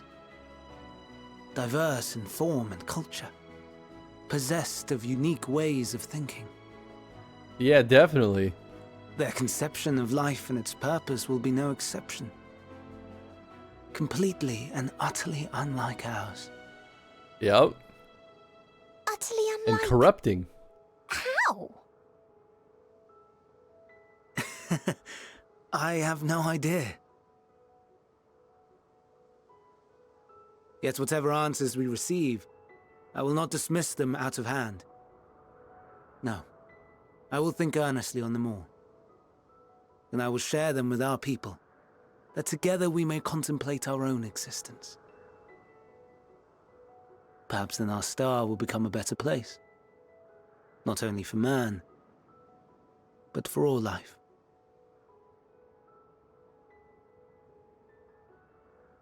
Meteon, though I gave you wings to soar the heavens, I did not teach you how to walk the earth.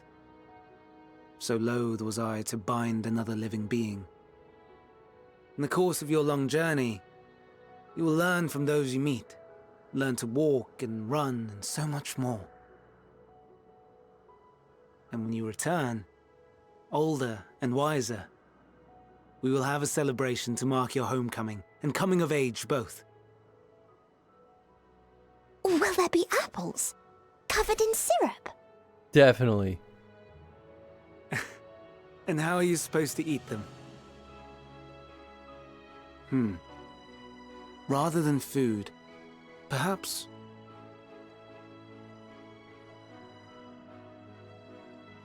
a flower. Yes. Upon your return, I will gift you a beautiful flower.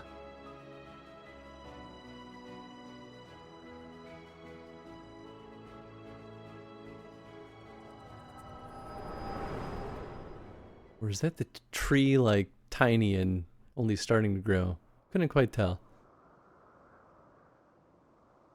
Might just work out that the spot is just more remote. So, what is your opinion? I think he finds something bad. I couldn't say from just this moment alone.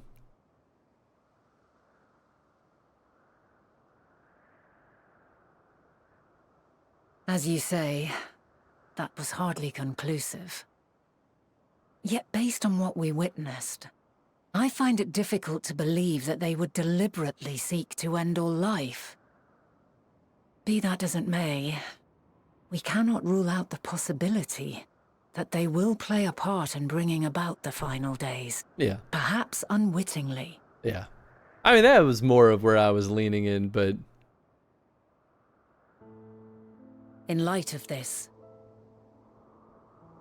I propose that we reveal your tale to Hermes himself. If he does not wish for the final days, as we believe, he may well join us in pursuing a solution. Fair. Fair, fair.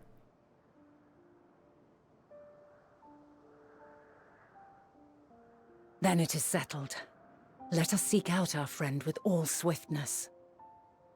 'Twould not do to let such a pure soul be blackened by tragedy.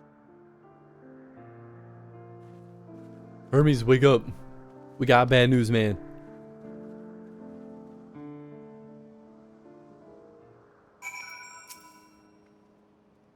There are any number of places where Hermes might be in Elpis. But we could do worse than look in Tissus Hyperborea, the largest facility. It stands in Ithocelatikos Boreas, the Northern Isle. I wonder, Hans, for an institution which claims to studiously research every species destined for release into the world, do you not question how they find room for all of them on so few islands? The answer lies within Tissus itself. I touched upon the practice before back at the archives, where a vast area is stitched together out of multiple conceptual spaces. The same holds true for the interior of this facility and its magically constructed environs. 'Tis there, with those sprawling habitats, that the chief overseer and most of Elpis's observers conduct the bulk of their work. Come, the simplest route is via the Nous North Poiten Oikos. Based on the time, I'd recommend calling it for the night either after this quest or the next one. Okay, cool. I was kind of already leaning in that direction too, so I think that's a good judgment. Yeah, I was kind of going to see just how long this quest was. But cool, cool. I dig that.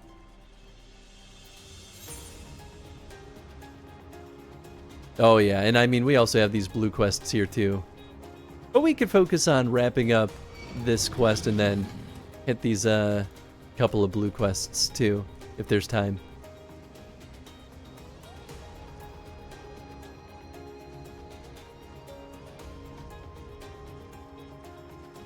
Plus the blue quests aren't usually too crazy. Oh, Minotaur!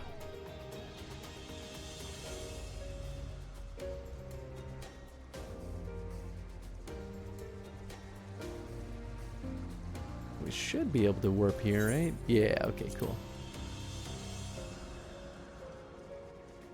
So no matter where we end up, we can get back here pretty easily. So that'll be 2 aether currents. We're gonna get 1 from the terrain still, and then that leaves probably just the last one from the main story. That's my guess. Cool. Oh, I see. Oh, this is the thing I was looking at before. This appears to be the teleporter Vinat told you about. Motes of light yet hang in the air, suggesting the device was but recently activated. Let's do it.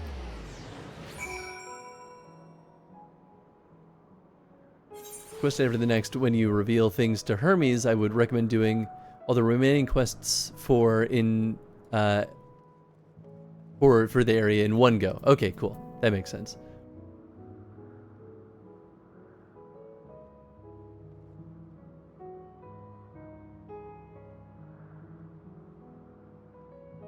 Quest after the next. Would recommend doing all the quests.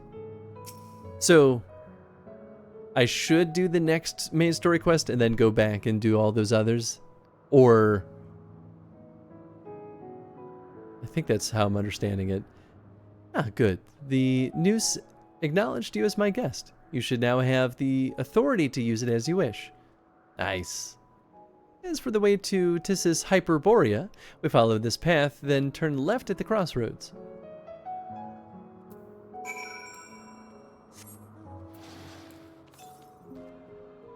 Northwest, nice, okay.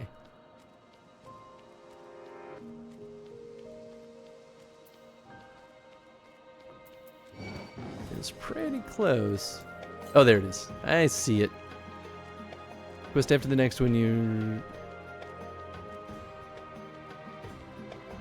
The quest after the next one would recommend doing... Oh, sorry, I'm rereading stuff. You could finish this quest, grab the Aether Current in this area, and then do the blue quests. You could do the next quest, Hunger in the Garden, either to finish the stream or begin next stream. Gotcha. Okay, cool. Nice. Okay, that sounds good.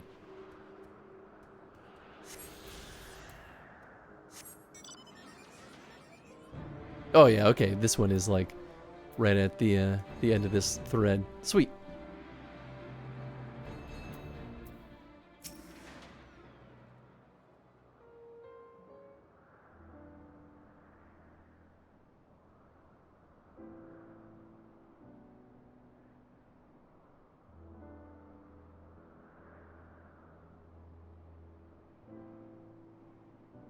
It's the quest after Hunger, Words Without Sound, that I highly recommend saving until next time. Okay, cool. Thank you, Chad. Appreciate that. Here we are, the grandest research facility in Elpis. We should head inside and ask after Hermes' whereabouts. Hermes is at another facility, as we have just discovered. Let me guess, Emmett Selk? Yep. Yeah, boys.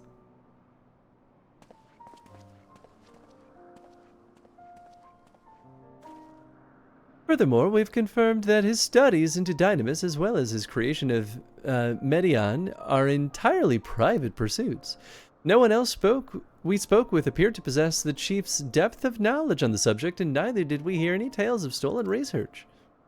Which means that if Hermes himself harbors no desire to bring down an apocalypse, then he might be recruited to help prevent one. Or so saith the illustrious Emmett Selk. We've convinced him, despite his rage.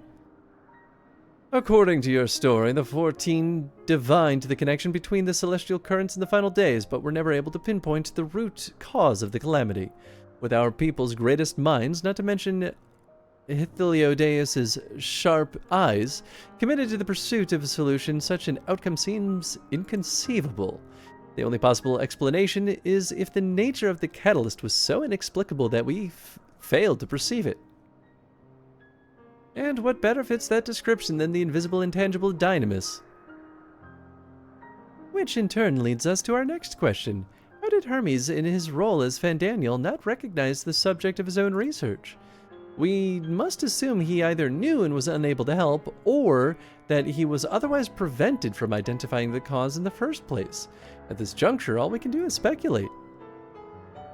To be clear, the Convocation does not tolerate acts of deception or malice. We are practiced in perceiving truth and would have known had Fandaniel lied to us.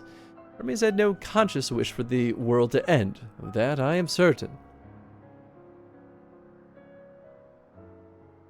It seems there is more to the tale after all.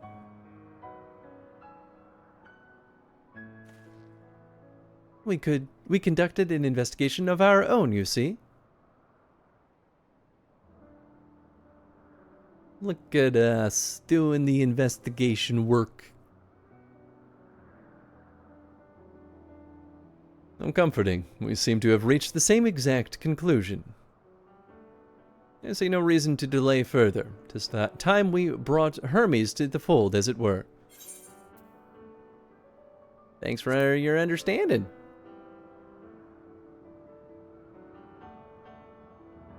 Save your thanks. I did not say I believed your ridiculous story, but as Emmett Selk, I have duty to examine any potential threat to our existence, no matter how ludicrous or personally offensive I may find it. Right.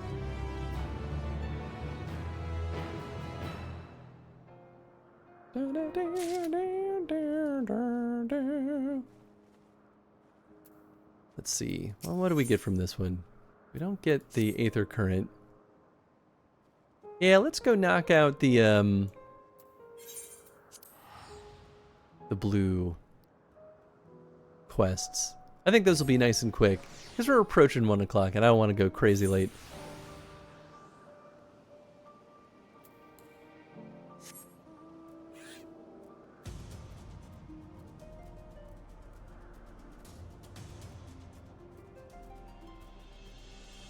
Then we'll be in pretty darn good shape for next stream. Well, this is a pickle. Whatever am I to do? Oh, please tell me you're here to deliver a message from Cleon. You are a familiar, yes? Sure. Asm's familiar. Oh, and I do like the name Hans.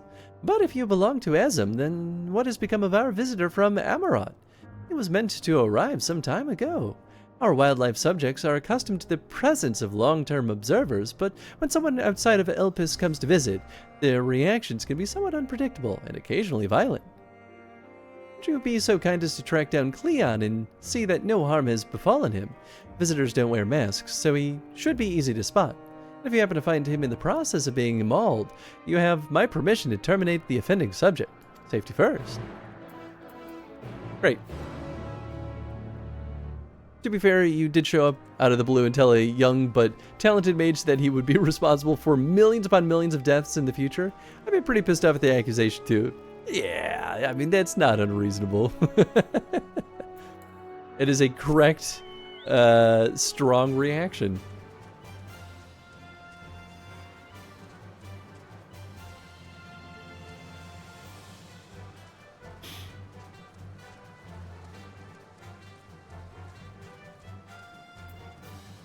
Alright, let's start this one too.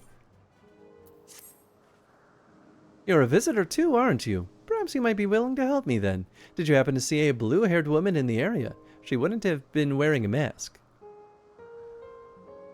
I see. She and I are students of Academia Anadur, and we had intended to spend our downtime visiting Elbis together. We were just on our way when she realized she had forgot something back in Anagnorissus. So she ran back, and that was the last I saw of her. She can be a bit, how should I put it, scatterbrained? So she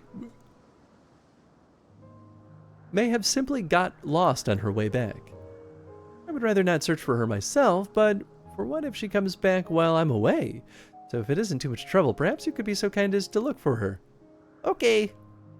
Well, I guess she won't be wearing a mask, so should stand out of touch. You'll find her in the area of Philomethe's Notos in all likelihood. If you do come across her, could you help her out a bit? She seems... see she makes it back. You betcha, bub. Both quests that away. Oh, that one's way far away. Damn. Alright, we'll do this one first. Well, the Paragon Asians kind of got a raw deal. La Habrea went mad due to body swapping all the time. Olympus essentially developed Alzheimer's. Emmett Selk fell into a super deep depression. Yeah, I mean, you know, when you survive the apocalypse, I feel like you're bound to have a pretty bad time in survival. In survival. But yeah, no, I agree with that.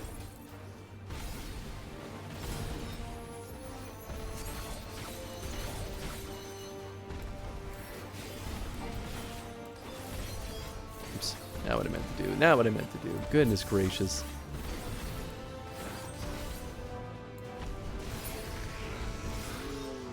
Easy. Cleon, get back there. Thank you for taking the initiative. I wasn't sure about the etiquette of destroying a creature under observation. I am Cleon, recently arrived from Amarat. I assume Myra sent you to fetch me. Yep. I see. Well, we had best not keep her waiting any longer. Fear not, I will avoid upsetting any more of the local inhabitants. You could try running away next time. That is an option, you dingus. Ah, yeah, there we go. That's the way to do it.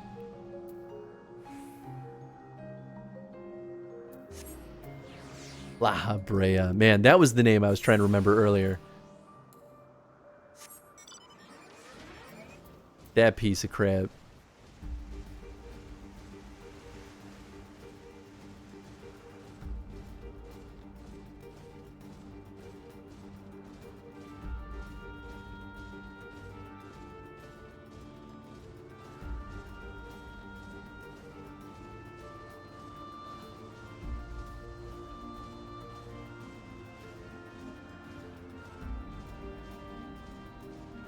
Where are you? There you are.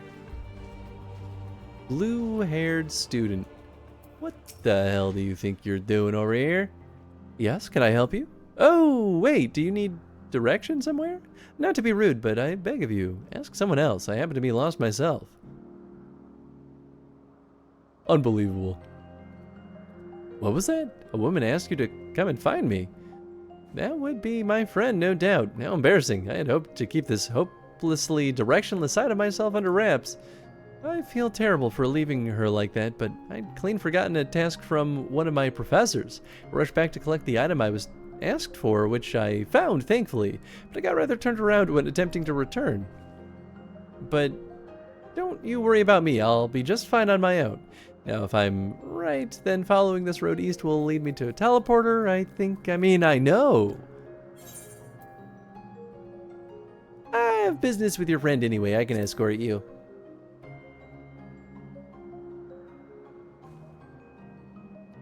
You mean it, truly? Well, that is, if you're heading in that direction anyway, I don't see why I shouldn't tag along. Oh, no, please, after you. If I'm able to get as far as the teleporter that connects the two Poetan Oikos, I should be able to make the remainder of the trip on my own. Now then, would you mind? I don't know where that is. There? Okay. That's good enough for me.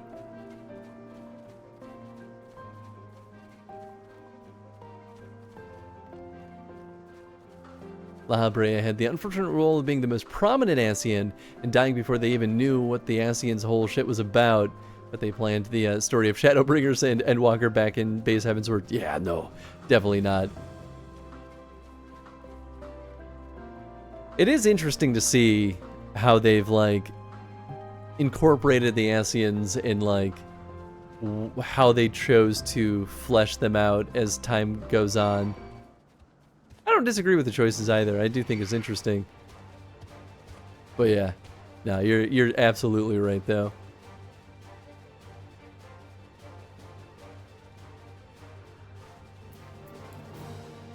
It is definitely a little weird being in the past and being more buddy-buddy with them. Like, huh.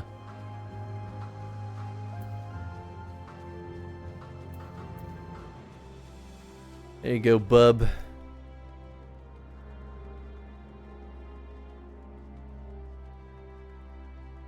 Yeah, I don't think I took this teleporter before.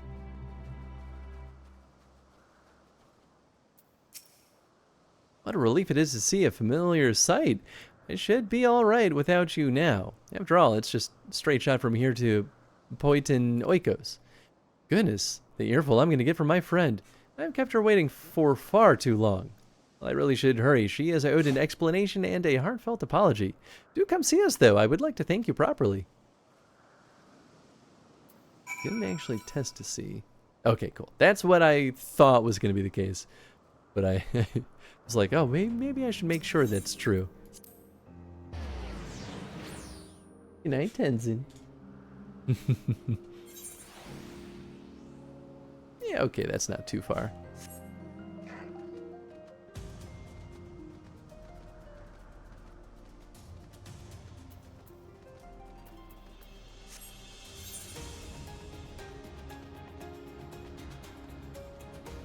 I find it weird that it only shows me the current quest in this, but that's fine.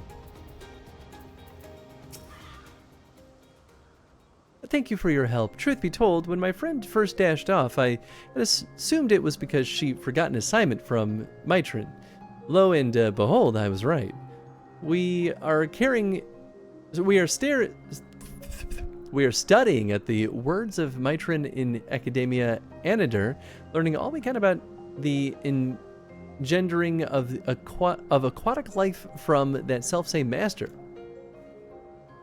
Honestly, though, I have no idea why Mitrin would ask me to procure a flower of all things, and one that's still undergoing testing in Elpis. It's very beautiful, yes, but what does that have to do with ichthyology? Well, nothing, but that's the point, surely. It must be intended as a present, one meant for a Logrif. Mitrin is hopelessly enamored, as we well know. We do? This is certainly news to me. Though, now that you mention it, I suppose I have seen sparks between them. I wonder why I never noticed before. That settles it. We need to hurry back and begin an in-depth observation of their romantic entanglements. I can't believe I wasted all this valuable research time lost amongst the trees. And I would have wasted it even more if not for you, good sir. Now that my friend and I are together again, we can get back to the academia and deliver the flower to Mitrin before it wilts. Ah, but before we rush off, a reward. You certainly deserve it. There it is. Nice. It was basically pulling a Shabiri, may chaos take the world. Referencing the two Ascians from Eden. I thought that might be the case. It sounded like that. I couldn't remember names exactly, but I was like, I think we know this one, actually. That's kind of cute.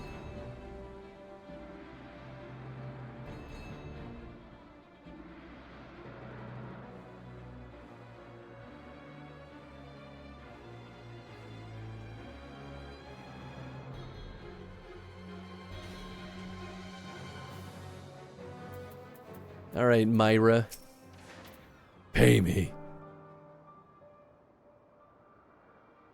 Hans, thank you for seeing to the safety of our guest. Indeed, my hesitancy to act would have ended poorly had your messenger not been there to shield me. And I'm certainly glad that he was. Now, shall we proceed to the business of the day? I believe you had some concerns regarding your personal creations. Yes, as embarrassing as it is to admit, I was worried that the concepts I registered with the Bureau of the Architect may not be fit to release into the wild. Oh, you needn't feel embarrassed. You wouldn't be the first visitor we've had who's expressed difficulty in helping their children leave the nest. We can look into them right now if you'd like. I would like that very much, but I do have one request. When you swooped in to rescue me from that beast, I was treated to an impressive display of battle prowess. An entity with your strength and instinct would be the perfect candidate for evaluating the worth of my modest creations. I must insist that you join us. What a fascinating notion. Yes, I quite agree with your assessment. Then we all go together. Whenever you're ready, Hans. Right. This quest with Cleon is the Behemoth questline. I had a feeling. I was like, oh, interesting. I feel like this is starting to sound reminiscent of something else we've heard. Nice. That's kind of fun. All right, cool. It's 1:06, so we're gonna go find a place to pop a squat. I don't know. Maybe we'll look at the waterfall. Why not?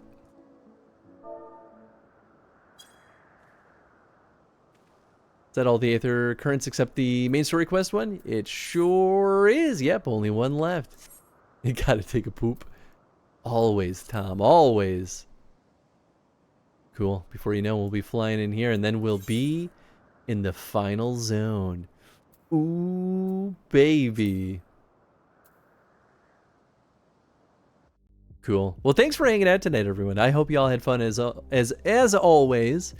Good to be making some progress in FF14. I think that we're at least on track to wrap up the like base release of Endwalker before my hiatus. I have no idea if we'll actually get through all of the patch content. I think we'll at least make some progress, but I also have a bunch of extra life things that I want to make sure that we knock out before my hiatus, if possible.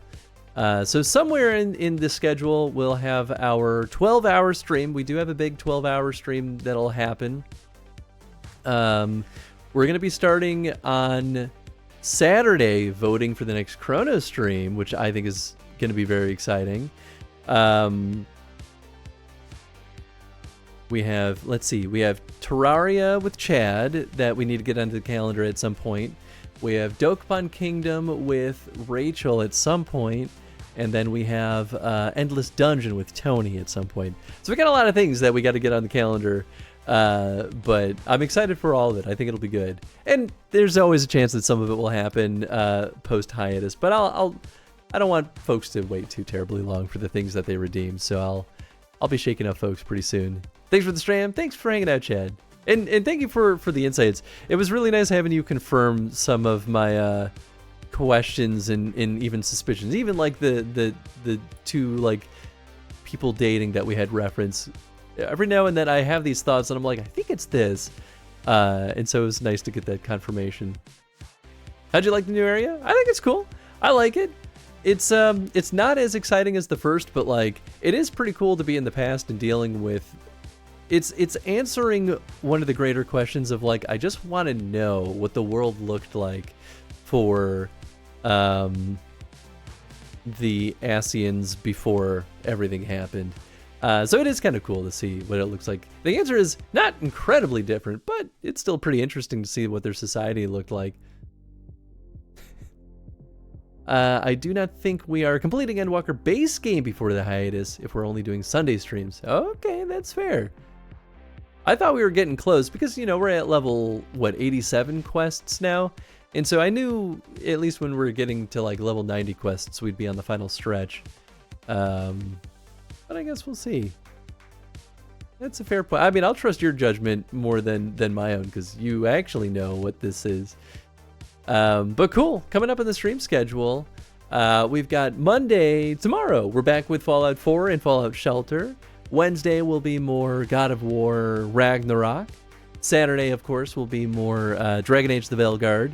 It'll be the week after this one. We'll be doing the grand finale of the TTRPG. And then Sunday next week, probably more Endwalker. But I guess we'll see how some of these scheduling efforts shape up. It's also possible that we'll squeeze in, you know, those bonus streams a different day, or even multiple streams on a Sunday if that's how it works out. But we'll figure it out. And I got to figure out when will be good to squeeze in that 12-hour stream that I've promised. 4 streams left. I don't think will be enough. Oh, okay. Wow, damn. There's a lot more than I expected then. Wait. Well, cool. I think that's the whole shebang. Nice. Well, thank you for hanging out, folks. Hope you all had a good time as always. Let's see, we're going to go through the old raid over to. I suppose, too, we could try to make the Sunday Final Fantasy streams longer. If that could help us get through it. It'd be nice to wrap up the base game. But if it doesn't happen, I guess then so be it. But it's nice to leave things concluded, you know, like Fallout 4, there's no way, but for anything that we can make that genuine effort for, it would be nice. Yeah, I think we'll go hang out with, I'm gonna go hang out with Wild Saiyan. They're playing Control. Wild Saiyan's not someone that I've often gotten to throw the raids over to, so I kind of like the opportunity. I'm trying to remember. I don't remember if I've worked with Wild Saiyan, but I'm pretty sure at least Jeff and Tim did at one point. So I may know Wild Saiyan in real life. I actually just don't know who they actually are. But they still put on a good show either way. So I hope you all have a fun time with them. That shout out. We're doing raid. I know what I'm doing. I've done a stream or two before. Endwalker base game is also a great stopping point because the post-game Endwalker is totally different story beat. Okay, cool. Then I think we'll set it as a goal. We'll do our best. I'll try to squeeze in some extra times. Maybe we'll try to start at 5 or 6 o'clock on Sundays when we're doing Final Fantasy streams. We'll play it all by ear though, I think, as I kind of scratch my head and look at the schedule. Well, cool. Hope you all have a good time with Wild Saiyan, and yeah, and thanks again for hanging out, folks. We'll catch you all tomorrow with more Fallout. Good night, everybody.